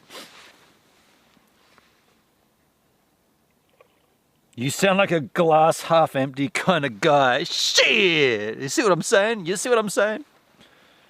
Didn't see it. Oh, go to YouTube and just search up South Park 25th anniversary. Some very cool stuff. You want to see some old school Primus? They did Jerry Was a Race Car Driver, those damn blue collar tweakers, Tommy the Cat with Butters on vocals. Ween didn't do... I don't know. I'm a huge Ween fan, obviously, but I just didn't think they did too... What they did on that thing wasn't great, I don't think. It's Going to Be a Long Night was interesting. That was like Primus and Ween at the same time. I really wanted to see them do Homer Rainbow because it's Chef Aid with South Park, but they didn't do it. They did Piss Up a Rope, which is, to me, a pretty boring song. I've never really thought too much about that song. Mr. Richard Smoker's a better song on that album, I think, from the country album. Piss Up a Rope is just kind of straight up and down country with silly lyrics. I mean, I guess that's kind of cool, but it's a bit boring live. Yeah, so there's a bunch of clips on YouTube. I really want to see the whole show though. Like, hopefully they put together the entire show that you can just watch. Hendrik, I keep on telling him that there is hope for CC. Yeah. Creatorcast, Scotty Muir, Jay Boston, Danny Black, and Gives a Minute. Well, actually, yeah, that's right. It was Danny. Well, where is Danny Black? Scotty Muir was his channel name, or Scott Muir, Jay Boston, and Gives a Minute. I was going to use our actual names, but they were our channel names, which is how I relate back to it. But YouTube Uncut, yeah, they're over, hey.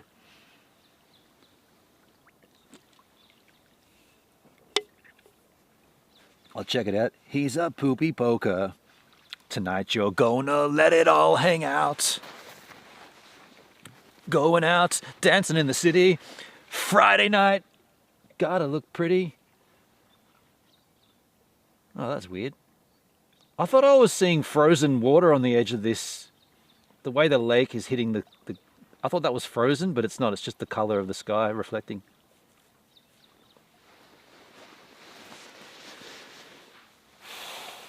It's cold though. It's definitely colder than what the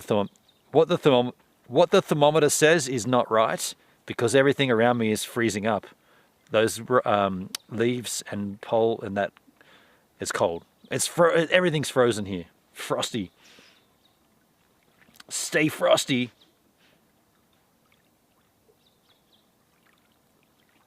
And I gotta pee yet again. You know it's cold when your bladder's making you do this repeatedly. Mine says, yes. Continue.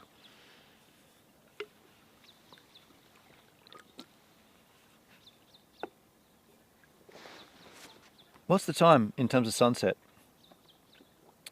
Oh, 5:31. Sunset's coming up, dude. What time's sunset again? 5:40 or something? 5:53. Shit. That's going to happen very quickly then. Oh, shit me. I'm going to go and take another slash, because sunset's going to be happening. Actually, calm down, dude. I got really conscious that it was going to happen really fast. Oh no, what time is sunset? Dude, the sunset is literally at the time the bus turns up, and the bus is on the hour. I won't be getting the 5:55 bus, I'll be getting the 6:55 bus. That's gonna suck. I'm gonna have to wrap the stream up here and then go to the golf club and get a jack or something. I gotta take a slash though. I'm doing it.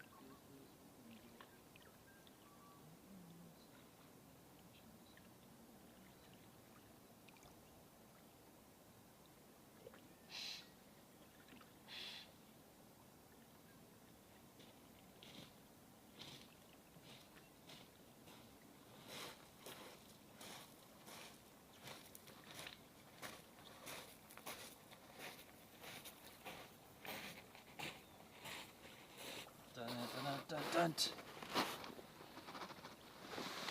Oh, I see Boognish in the chat. I see it. I see it.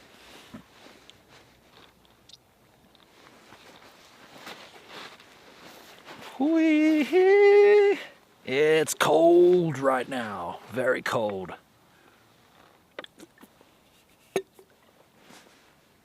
Sun is happening. The setting of the sun.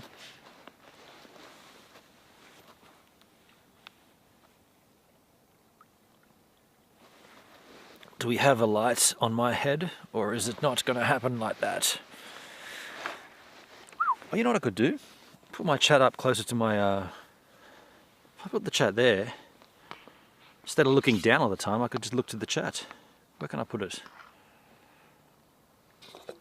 Guess I'll put it like this. Yeah, that's cool. But I want to see the sunset too. Shit. It's a beautiful sunset, folks. Beautiful. Been working full time at work. Giggles, yes, we haven't seen Giggles for a while, but there she is. Yeah, Rob, hey Giggles, long time no see. Yeah, that's what we were talking about before. She's got a job now. She's working in hospo, working in fast food.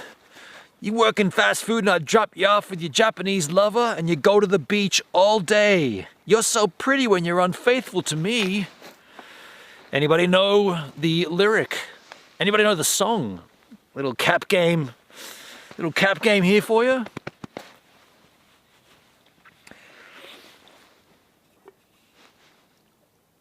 Ah, I saw the greatest...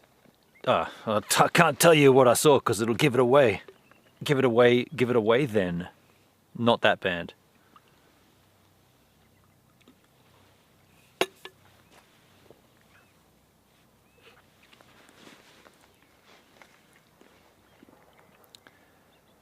Just wondering when the lights will get balanced enough to give power. Because like I'm looking at the stream and I am seeing light on my face, but it's so underpowered because this LED light isn't powerful enough to overpower the sun. But the sun is so fading rapidly that there's going to come a point when that light's going to get too bright. And I'm just wondering when that's going to be.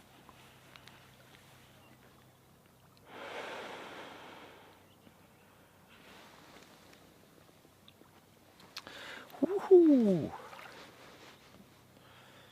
We're sitting here on the bench, by the way, Rob Mack, because you joined us later, and so did Giggles. Rob and Giggles, you guys are here late. This bench is actually, I found it, well I didn't find it, someone put this bench up there, so it's to look at the view, but I moved it so that we could sit here and you guys could see the view. But this is actually dedicated to a woman who unfortunately passed away at the age of 14, in loving memory of Margaret Crisham, Maggie, March 2008 to June 2022. So they made a bench here in her memory, which is lovely. The blue cold onion parsleys. Jesus, Hendrik. No, it's not. That was the Pixies. I saw a great... I can link it. I can put it in the Discord if you want to see it, but I saw a really rad Pixies performance from like 1989, I think it was, or 88. The vision is pretty sketchy, like it's pretty badly recorded, or pretty badly shot, but what they did is they married up, so it must have been broadcast live on the BBC, and they took the audio and they remarried it to the sketchy visuals. So the visuals are a little bit shaky from time to time, but the audio is pristine. Like a really, and it would have been Surfer Rosa. Yeah, they would have been on the Surfer Rosa tour. So all the songs, basically most of that album, Surfer Rosa and Come On Pilgrim, that EP, are in this live set, and it's done perfectly. Like just the Pixies at their peak, you know, like, and strangely enough, it's all alphabetical. So every song that they play in alphabetical order.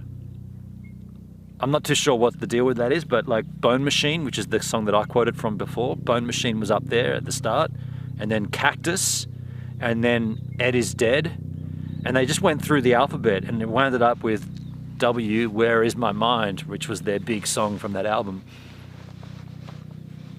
Rob got it. Bone Machine. Yeah, right on. Bone Machine. Good song. And like back in 1989 when it was fresh, like still like, I mean, think about it. I mean, at that time, that was music, right? Just like bands. What I'm fumbling to say is that the Pixies did their thing and did it when they did it, but it still holds up today what that was. Like, there's a lot of one-hit wonders from that era that you just would never even, you don't hear anything more of. But the Pixies went on to have an established career, right? But they were doing that shit then in the late 80s. Like, I mean, Where Is My Mind is a brilliant song, and it's written in 1988 or something. Crazy. So yeah, there's a really good Pixies live. The point of this is I saw a good live Pixies thing on YouTube, and the audio was perfect. And I cranked it right up, and I enjoyed it.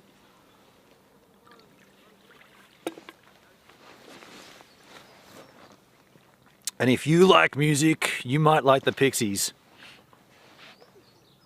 And if you don't, you should. And if you haven't heard of the Pixies, where have you been? Well, have you seen Fight Club? By the way, my housemates watch Fight Club. G'day, Shlok and Avi, if you're watching. They watched Fight Club and they hated it. They'd never seen Fight Club before, and they were like, yeah, we're going to watch Fight Club. Do you want to watch it? And I'm like, nah, I've seen it. I don't need to watch it again. They're like, okay. They watched it, and they're like, yeah, pretty slow, pretty shit. Didn't really dig it. It's like, oh, okay, maybe I should watch it again, because that movie really stood out as being pretty fucking spectacular back in the day. Does that not stand up, that movie? Does Fight Club not stand up to like, in today's golden era of television? You know what I'm watching right now? Ozark. My sister got me onto Ozark. Has anybody seen the series Ozark? Wow. Very intriguing. Yeah, very cool. Ozark. Trying to think what and if you know the show, you'll know, but the main character, Martin Bird, he reminds me of somebody, you know? It's like a very common, it's kind of like a Walter White from Breaking Bad. He's very unassuming, just a regular Joe, but quite twisted as well.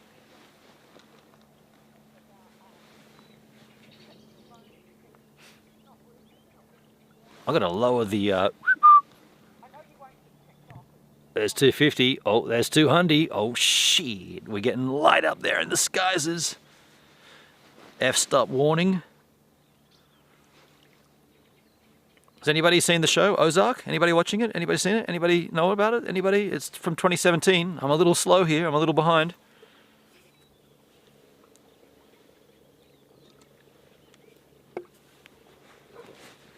Okay, nobody's seen it. Nobody's seen it. Fair enough. Fair enough.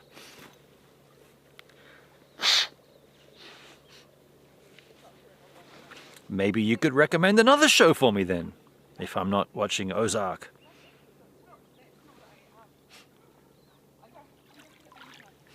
There's people on that trail again. Keep it down up there.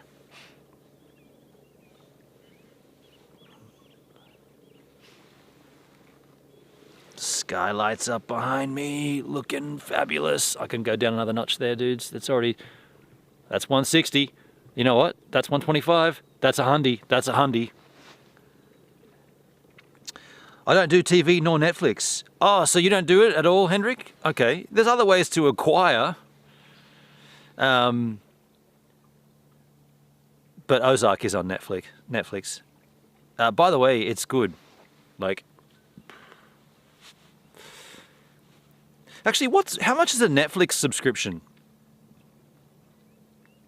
Because I've been using it here. When I was off the week for COVID lockdown, I watched all the Netflix, everything, and I watched all like the true crime, not true crime, but true documentaries and like movies based on reality and that kind of stuff. Like, I don't really care too much for Will Smith and like, you know, bloody what's it called?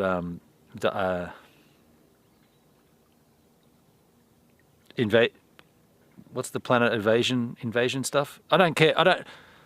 The big Hollywood blockbusters, meh. But all the smaller underground stuff, like I watched this series called Keep Breathing. Pretty bad, actually. It was shot in Vancouver or in Canada. Most of it probably Vancouver Island. And it's just pretty shitty, but I watched it all. I mean, when I say shitty, it was just pretty predictable and not very well done. But I'd rather watch that than Will Smith doing his thing. It's $25 a month. I think that's a fair price.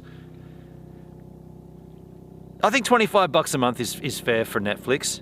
I think that's pretty reasonable. And if you share that with 2 or 3 of your housemates, you know, $10 each kind of thing, that's pretty cool.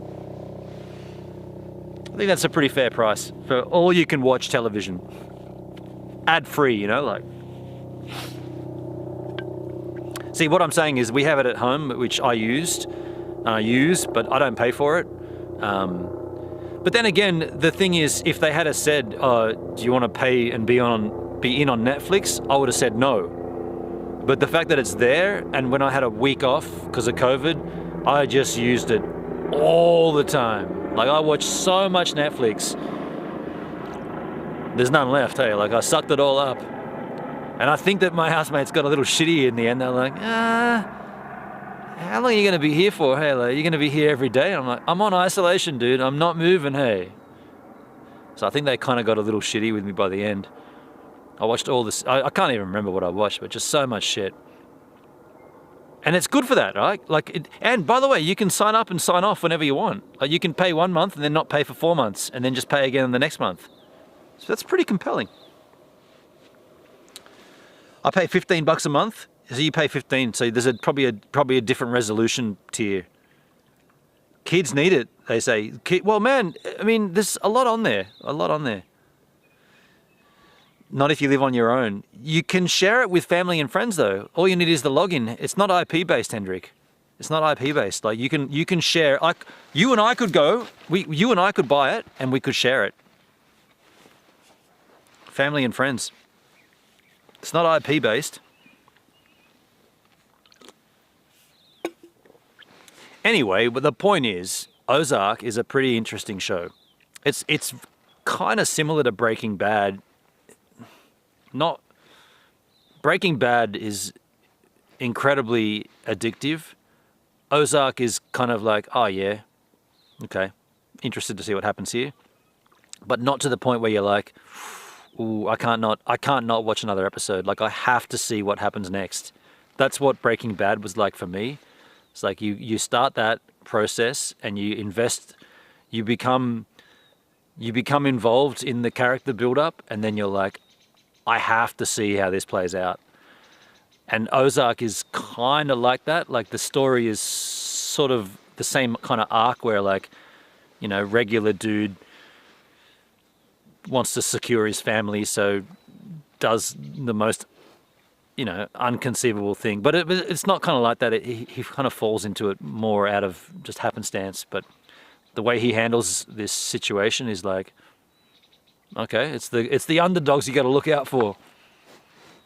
And then the same question is asked in both Breaking Bad and Ozark. It's like, at what cost will you go to secure your family's wealth and happiness and well-being? Like, what does killing like the major head of a drug cartel because your family's safe? Does that warrant that? You just killed, like, and now you're going to have 10 other dudes after you. Like, that's the kind of basis of it. And it's pretty cool. It's shot really strange though. It's all a little bit underexposed. It's all a little bit dark. And at first I thought maybe it's just the shitty television screen. I've got this little HDMI monitor that my housemate gave me. And I thought, man, is this just a bad monitor? And I tried adjusting the settings and then watching something else. And it's like, nah, this is just the way this show has been shot. It's purposely underexposed to the point where sometimes you miss stuff. Like, you're looking at the shot and this is the action taking place, but you just can't see it. And I think they've done that obviously they've done it intentionally. Because they've got histograms. Like I do too, and levels.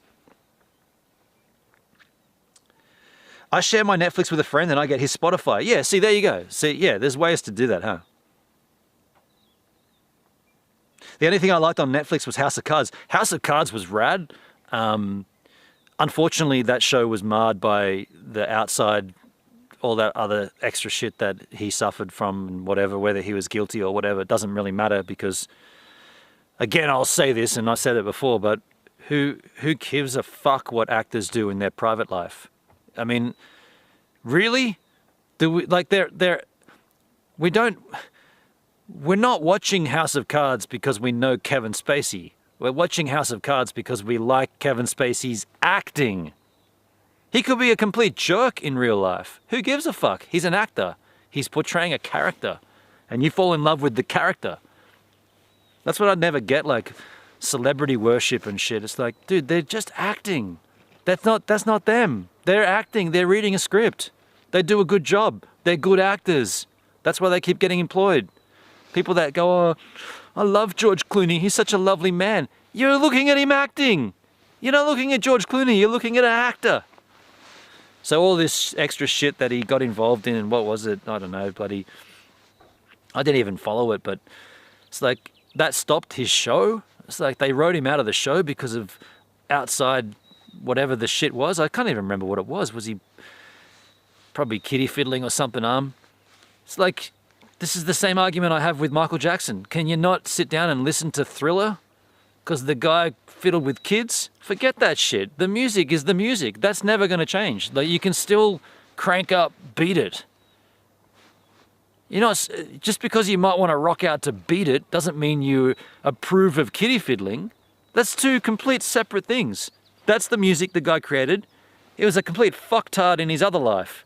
That's separate, right? That's the music. Enjoy the music. That's the same with acting. But I never get that. I never understood that. People do strange things when they think that they know somebody and they pile on accolades on these people, but all they're doing is they're worshipping the script writers, the dudes that are writing the show. It's funny, isn't it? It's acting. It's in the fucking name. They're acting. They're not doing. It's not real. It's funny. Shouldn't be funny, but it is.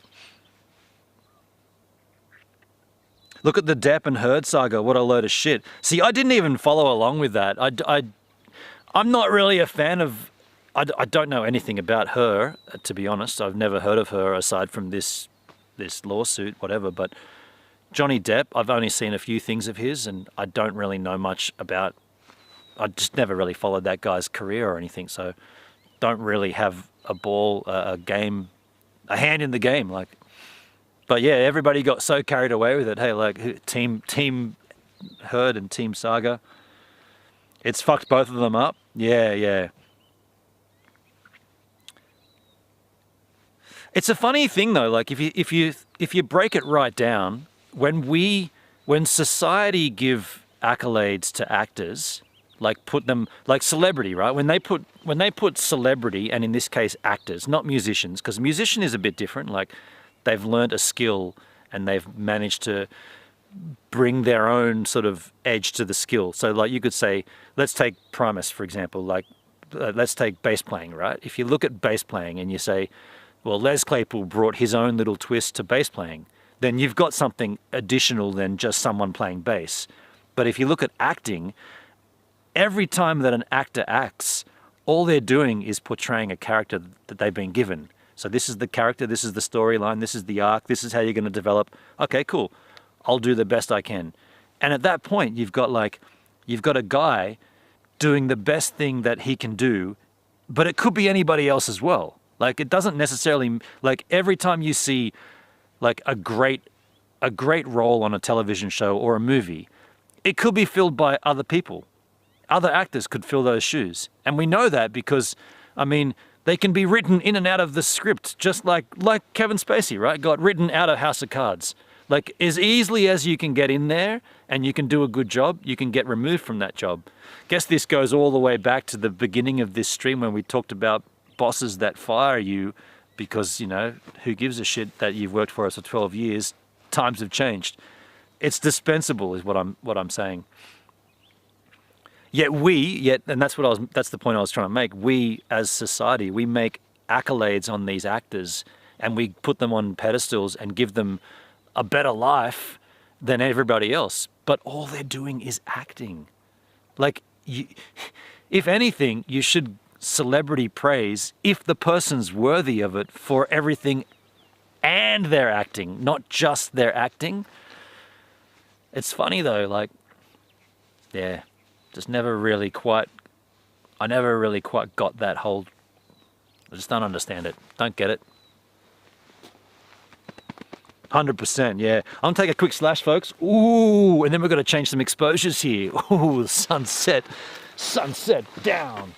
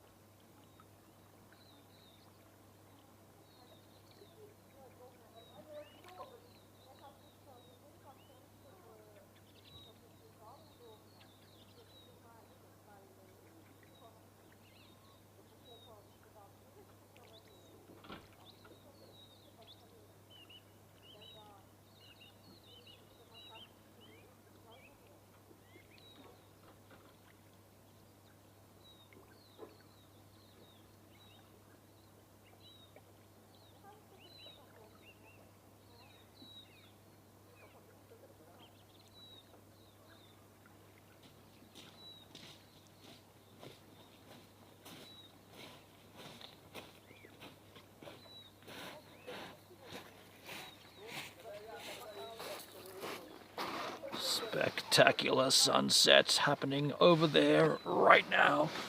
Remarkable style. How are we going to change the exposure here? Ooh, we're going to have to go down a little here. Oh, that's already 100. We've got to go the ISO up now. ISO goes to 200. We're going to go to 300. That's 400. Whee! I'm out, Ben. Good chatting. Look forward to your next stream. Cheers, fellas. Thanks, Andrew. Cheers, man. Good to see you, dude. Thank you, man. What time does the bus come? The bus comes at 5 minutes to the hour. So we definitely missed the 6 p.m. bus, but that's cool. I'm happy to, whatever, take the next one. Funnily enough, it's not as cold as it was before. The temperature went from like kind of nice to like fucking cold to then it's gone back to just, okay, it's pleasant now.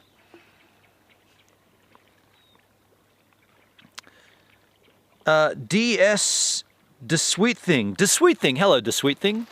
Gives a minute. Cool view. Thank you, man. It's a nice view, isn't it? That's the Remarkables. Sunset's happening. And now what's happening is this light is too bright. We got to lower the guts on the LED light. A little bit skis. DeBraw. DeBraw? What is DeBraw? DeBraw. DeBraw. What is DeBraw? Deborah? Debbie? What? Who? What? The Sweet Thing. Do we know each other? DeBraw? Are you, do I know you, Debbie? Is this Debbie? Is this Deborah Ferguson? Could it be? It might be. I mean, there's nothing untoward. The streaming world is open to everybody.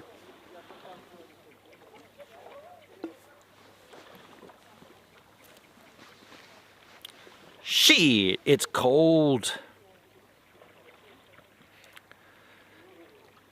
Just when you think it's winter has succumbed to the longer days, it's like, no. Still cold, still winter. That's you, Deb. Welcome back. It's Deborah W. You have talked to you before. I've talked to you before. Okay. Well, whenever someone comes into my chat and they say their name and it's a name that I recognize from before or in the past, I wonder if it is someone from my distant past. This is not the case this time. Except you are from my distant past in terms of my streaming, but I thought you might have been Deborah from Perth days, circa 1996. It's not that case though, but either way, good to see you, Deborah. Good to have you back. Did you change your handle for any particular reason or just to mess everybody up? My name got messed up. No, that's fair enough. It happens. It happens. It does happen. It happens to everybody, to the best of us, to the best of our knowledge. It happens to all of us at some point in our time. So forth and so coming. Whee!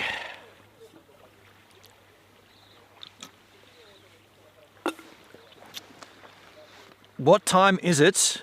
And it's just gone 6, so okay, well, there's no need to rush. Oh, my phone hasn't been on charge. What's going on with that? Stop laughing at my misfortunes. My phone is now on charge. Hadn't been charging for a while there.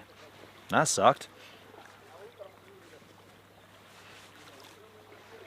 I'm going back TikTok name.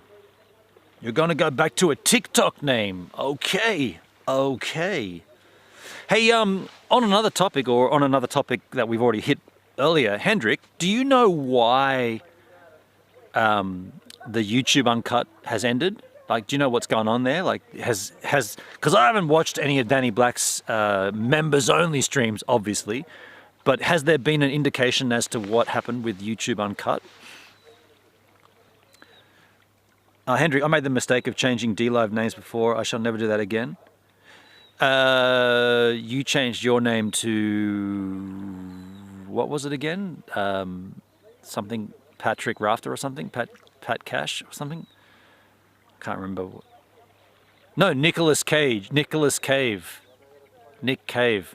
Nicholas the Cave. Nick in the Cave or something. Nick the Cave. Nick the Caveman. That was it. Nick the Caveman. It's just on hold. Have they said why though? Like what? Why would it be on hold? Like what's happened is what I want to know. Give me the details, Hendrik. The gossip. Why is it on hold? Is it because streaming ruins your channel? I've heard him say that a bunch of times. Streaming ruins your YouTube channel? So wrong. It doesn't ruin your YouTube channel at all.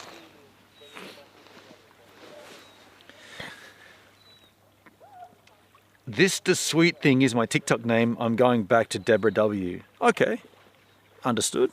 A little handle change, a little name change. Can be for the best.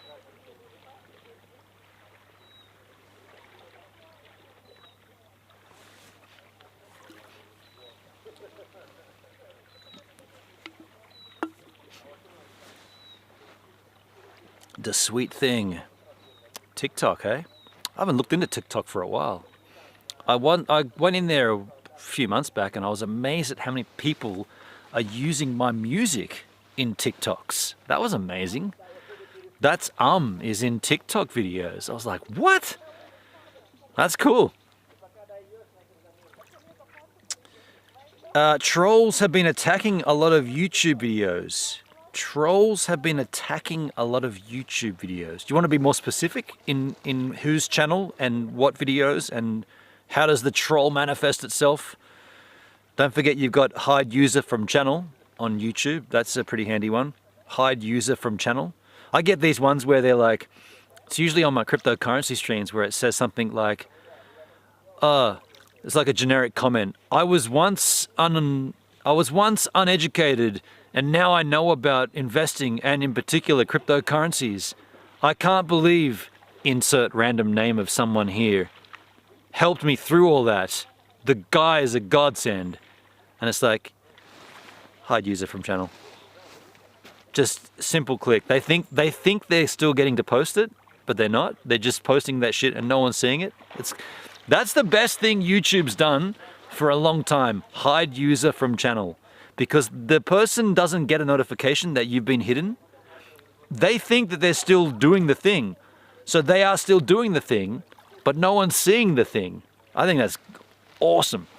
The best troll, anti-troll mechanism on YouTube. Hide user from channel. My name change was to Henny's Fangs 5. Oh, that's right. You did change it to that. I forgot about that. You made an additional one with the Nicholas the Caveman. Yeah, true. Henny Fangs 5, yeah. They get in chat stream. Trolls have been attacking a lot of YouTube videos. They get in chat stream. So not videos, live streams? Deborah, be more specific. You said that they are attacking YouTube videos. Then you said they get in your chat stream. That's two different things. A video hasn't got a chat stream. A chat stream is from a live stream. It has gone down, so not many anymore. It has gone down, so not many anyone. It has gone down. Who went down? Where? Who's gone down? Shit. Live streams, both. Is this in regards to my channel or just in general? Are you talking about Gives a Minute or just are you saying that there's trolls on YouTube? Is that what you're saying? Oh shit, there are trolls on YouTube. No. I'm not too sure, Deborah, if you're talking about a specific case or Nick the Caveman. You still have the login there, Hendrik. You're talking to me? How do you even still have that login, dude? Not many more trolls anymore in general. Well, I can't report this. I still see a fair amount of crap on my YouTube channel. Don't see it so much here on DLive, but that's not surprising. But definitely, yeah, YouTube, I'm still getting trolled on YouTube, for sure.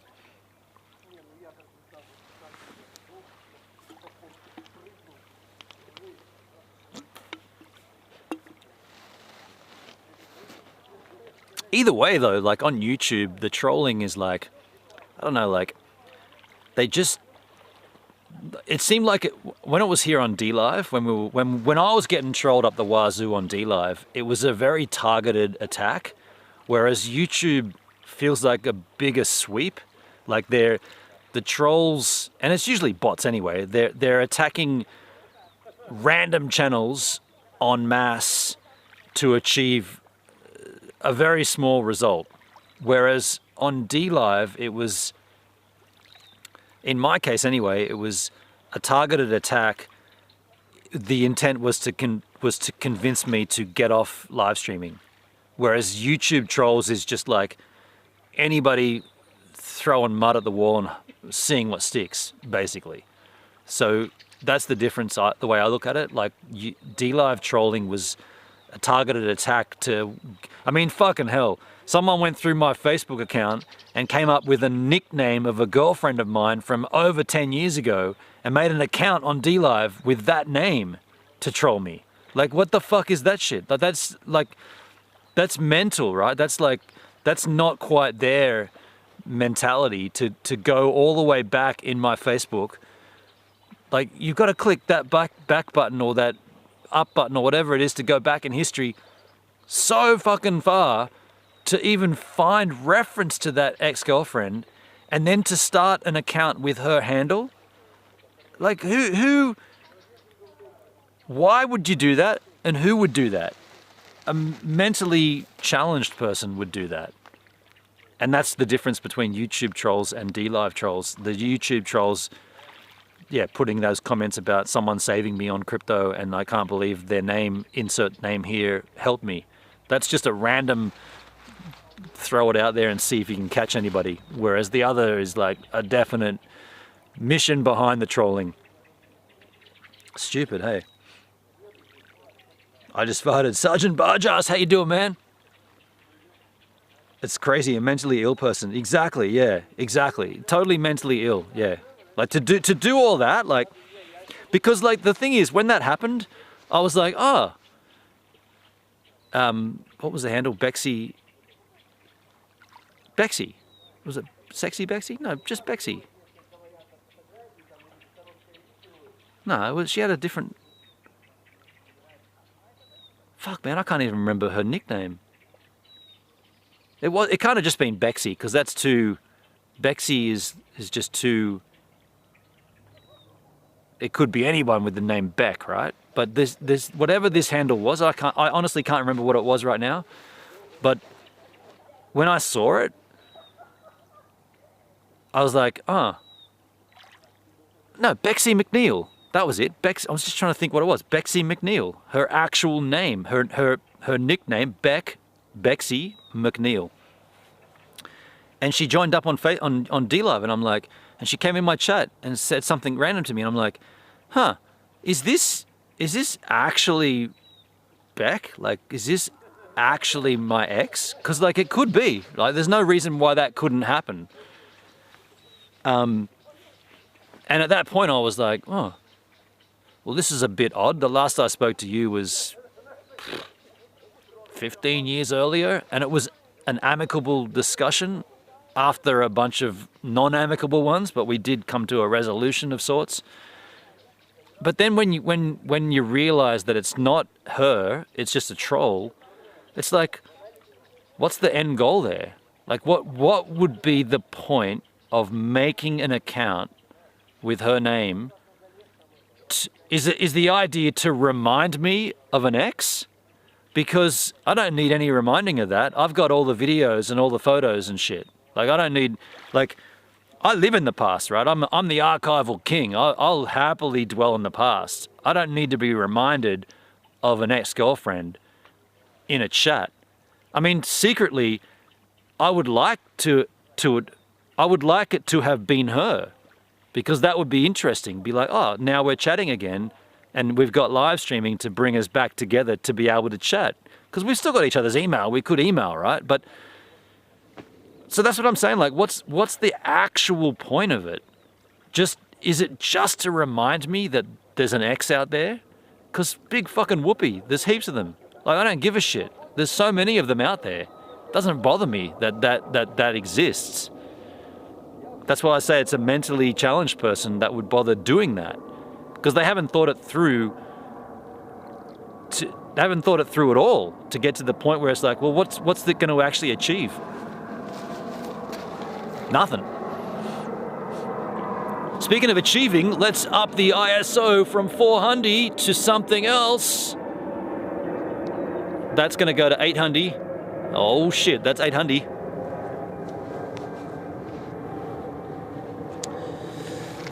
Tumbleweed, how you doing, Tumbleweed? It's very pretty. It's beautiful here. Yeah, very pretty here. New Zealand. Yes, I'm in New Zealand. I was there to see that, Hendrik. Yeah, I feel like you were there in the chat. To me, that's a dangerous person. It's not. There's no danger. Like, I've never felt in danger of. Let me just put this light down a little bit. I never felt any danger to my health or well-being at all at that point. The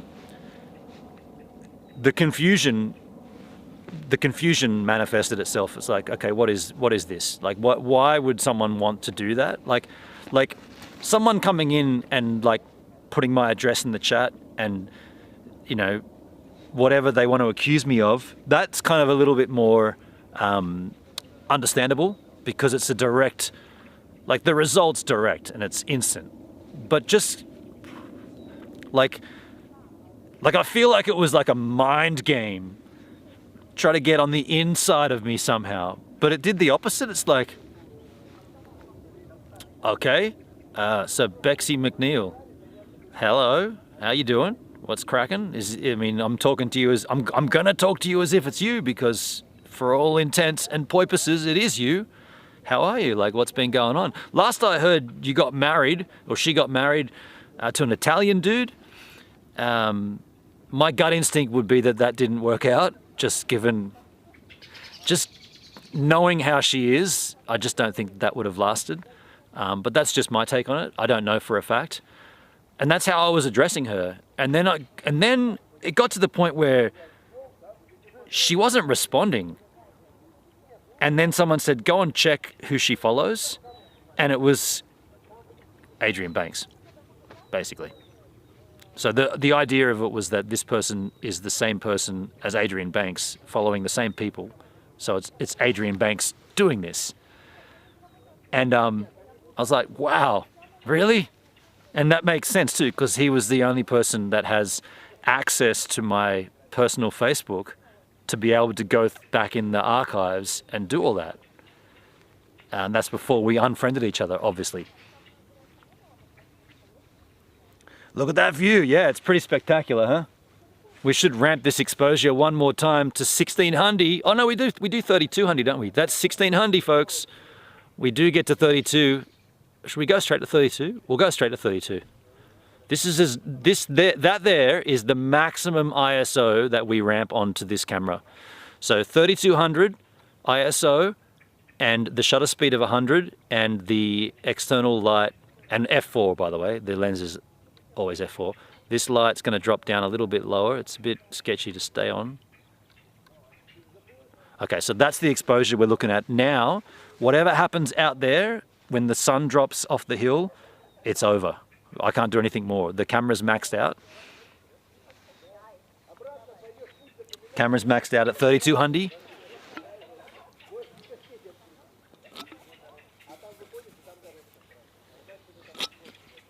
Yeah, strange times in our lives, huh? Trolling. Bexy McNeil. Sexy Bexy. No, it wasn't Sexy Bexy. It's Bexy McNeil.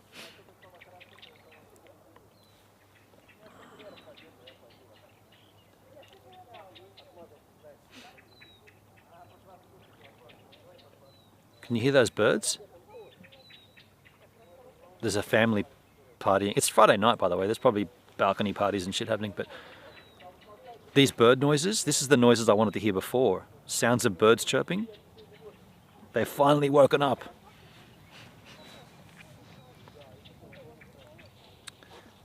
Sergeant Bob in the house. G'day, Sergeant Bob. Did we see you earlier? I feel like we saw you a bit earlier, right? We said hello to you, didn't we? I feel like we did.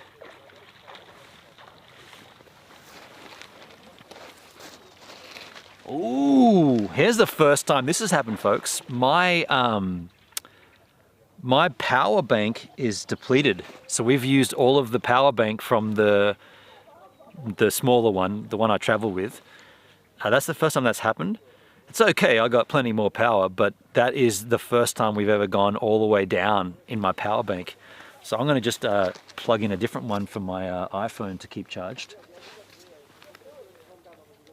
Yeah, that's the first time. So what's happening now is what's happening right now is the power that we're draining to stream is coming directly from the Video Go from Teradek. It's using its internal battery because the external battery is flat, but that did give it 100% charge. So, and we're going to wrap the stream up very soon anyway, but to keep my phone charged up, I just plugged it in and now we're getting a charge. Cool. It's 2:15 a.m.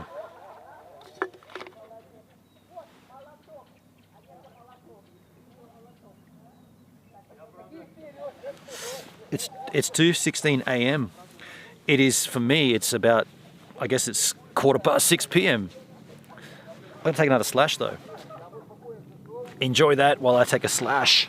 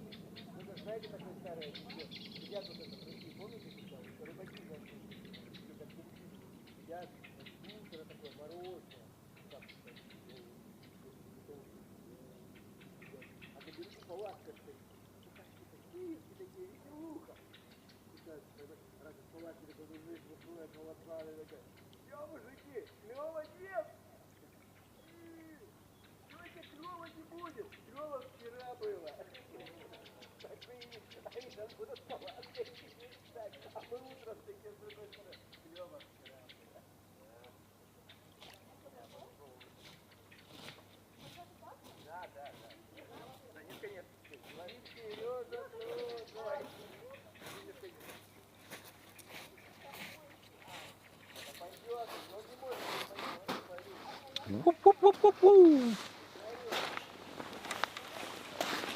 How about that sunset on the hill? Beautiful. Love the sounds of the birds. They're chirping, but you can hear the family on the balcony as well, right? Yeah, chirping away. Both chirping, family and birds. The birds.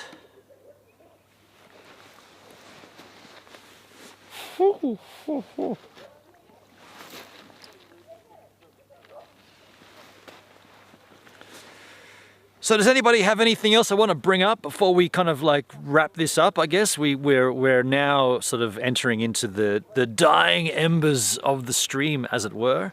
If anybody has anything they want to address, they want to alert me to, now's the time. Otherwise, forever hold your piss, because yeah, it's just going to get darker from here, and then we're going to have to just say ta-ta. But if you got anything on your mind, I'm all about it. I'll engage you in a conversate for a little while longer. If you got nothing else, then let me know. Hendrik made a clip. Thank you, Hendrik. Oh, was that a clip of the sunset with the birds? And oh shit, yeah, Hendrik. That's going to be great to look back on in a few short months when I'm back in Australia. I'll be back in Australia in October. Yeah, this experiment, if you like, or this experience will all be over. And then we'll be like, oh, remember Queenstown? Remember Queenstown, dude? I'll be like, yeah. Damn, man. It's pretty special here, right? Pretty lucky to be here. Pretty lucky to be able to do all this streaming and stuff. And by the way, I'm going to send all this Teradek stuff back from here. I was going to originally take it back to Australia. And then I thought, no, that's luggage. Like, I'll just ship it back to Teradek from New Zealand. So I'll have to do that. I guess I'm thinking, should I even think about this yet? It's still August, September. No, I shouldn't think about this till like at least the end of September. But yeah, I've already kind of decided that instead of taking all this gear back to Australia and then shipping it to Teradek, I'm going to ship it straight back to Teradek from here. And then I can, you know, take some other stuff back home. Hendrik, mountains look great in the background. Yeah, beautiful, isn't it? So stunning, man. The Remarkables. Absolutely beautiful. Far out, dude. And when you see my vlog that I'm going to be putting the audio together to soon, just think about like the ski field is on the backside of this range, the Remarkables. But then I also looked all the way along into the, I think it's called the Dolans. And yeah, you get to see this. It's spectacular. Like the GoPro footage, I took a screenshot of it. That's straight up raw GoPro footage, just straight out of the camera, and it looks so good, dude. Looks so good. You're very, very impressed how good the GoPro on auto, I guess. Well, auto ISO between, what is it, between 1 and 800. Exposure compensation 0.5 plus. Minimum GoPro Pro Tune. Everything else, color temperature 5500. What else is there? Mic's on auto. Well, in this case it wasn't on at all. No mic. Don't tell Danny Black. The GoPro Hero 10, yeah. I mean, yeah, like I said many times, just use the stuff. Instead of talking about it and comparing it and statistics and shit, just use it, man. Like, has he even put his GoPros in the water? I mean, they're a fucking camera that you can put in water. I don't even think he's taken his in the water, hey. It's bizarre. It's like getting a drone and never flying it, hey.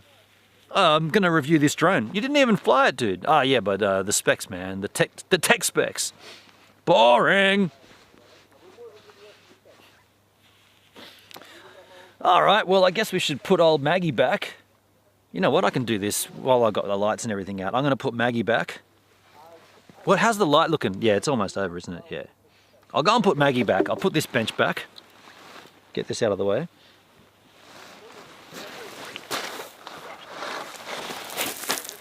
Maggie. here, it's going further up. Just got to pick it up in a better manner. That's bad.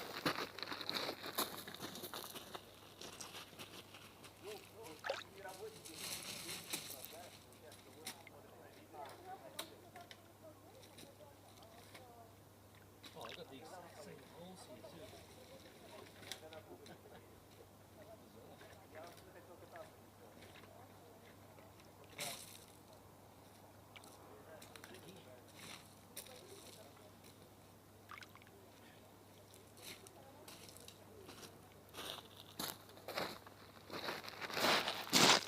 Oh, now I can't sit down. Well, that was always going to happen, wasn't it? Maggie's gone. So let's, Maggie May, let's wrap this up then. I'll say ta-ta. I'll say thanks for being here on the stream skis. It's really rad to see Andrew Furl in the chat. That's a blast from the past. That's pretty cool. I'll say ta-ta to you yahoos. Will this work though? I've got to see if this is going to work. Where's my where is my app? Oh, we're on the Chrome. That's right, I closed Chrome, didn't I? Okay, that looks like it's going to work. I think that's working. Well, I hope this works, folks. This could be a seamless outro that I've never had before. An outro from this, a seamless outro like none other before. Thanks all you yahoos that have partaken in the Chisel chat, having a conversation with me. Appreciate you. Thank you for the financial contributions. Appreciate that. Thank you over on YouTube, the financial contributions as well. Much appreciation there. This has been a cold one for me. Thought it would be a little warmer. It's not, it's cold, but spectacular view. Place I've never been before. I'd never been out here before, so this was news to me as well. So I'm gonna just stand here silently and wait for latency, and I'll see you yahoos on the next live stream skis.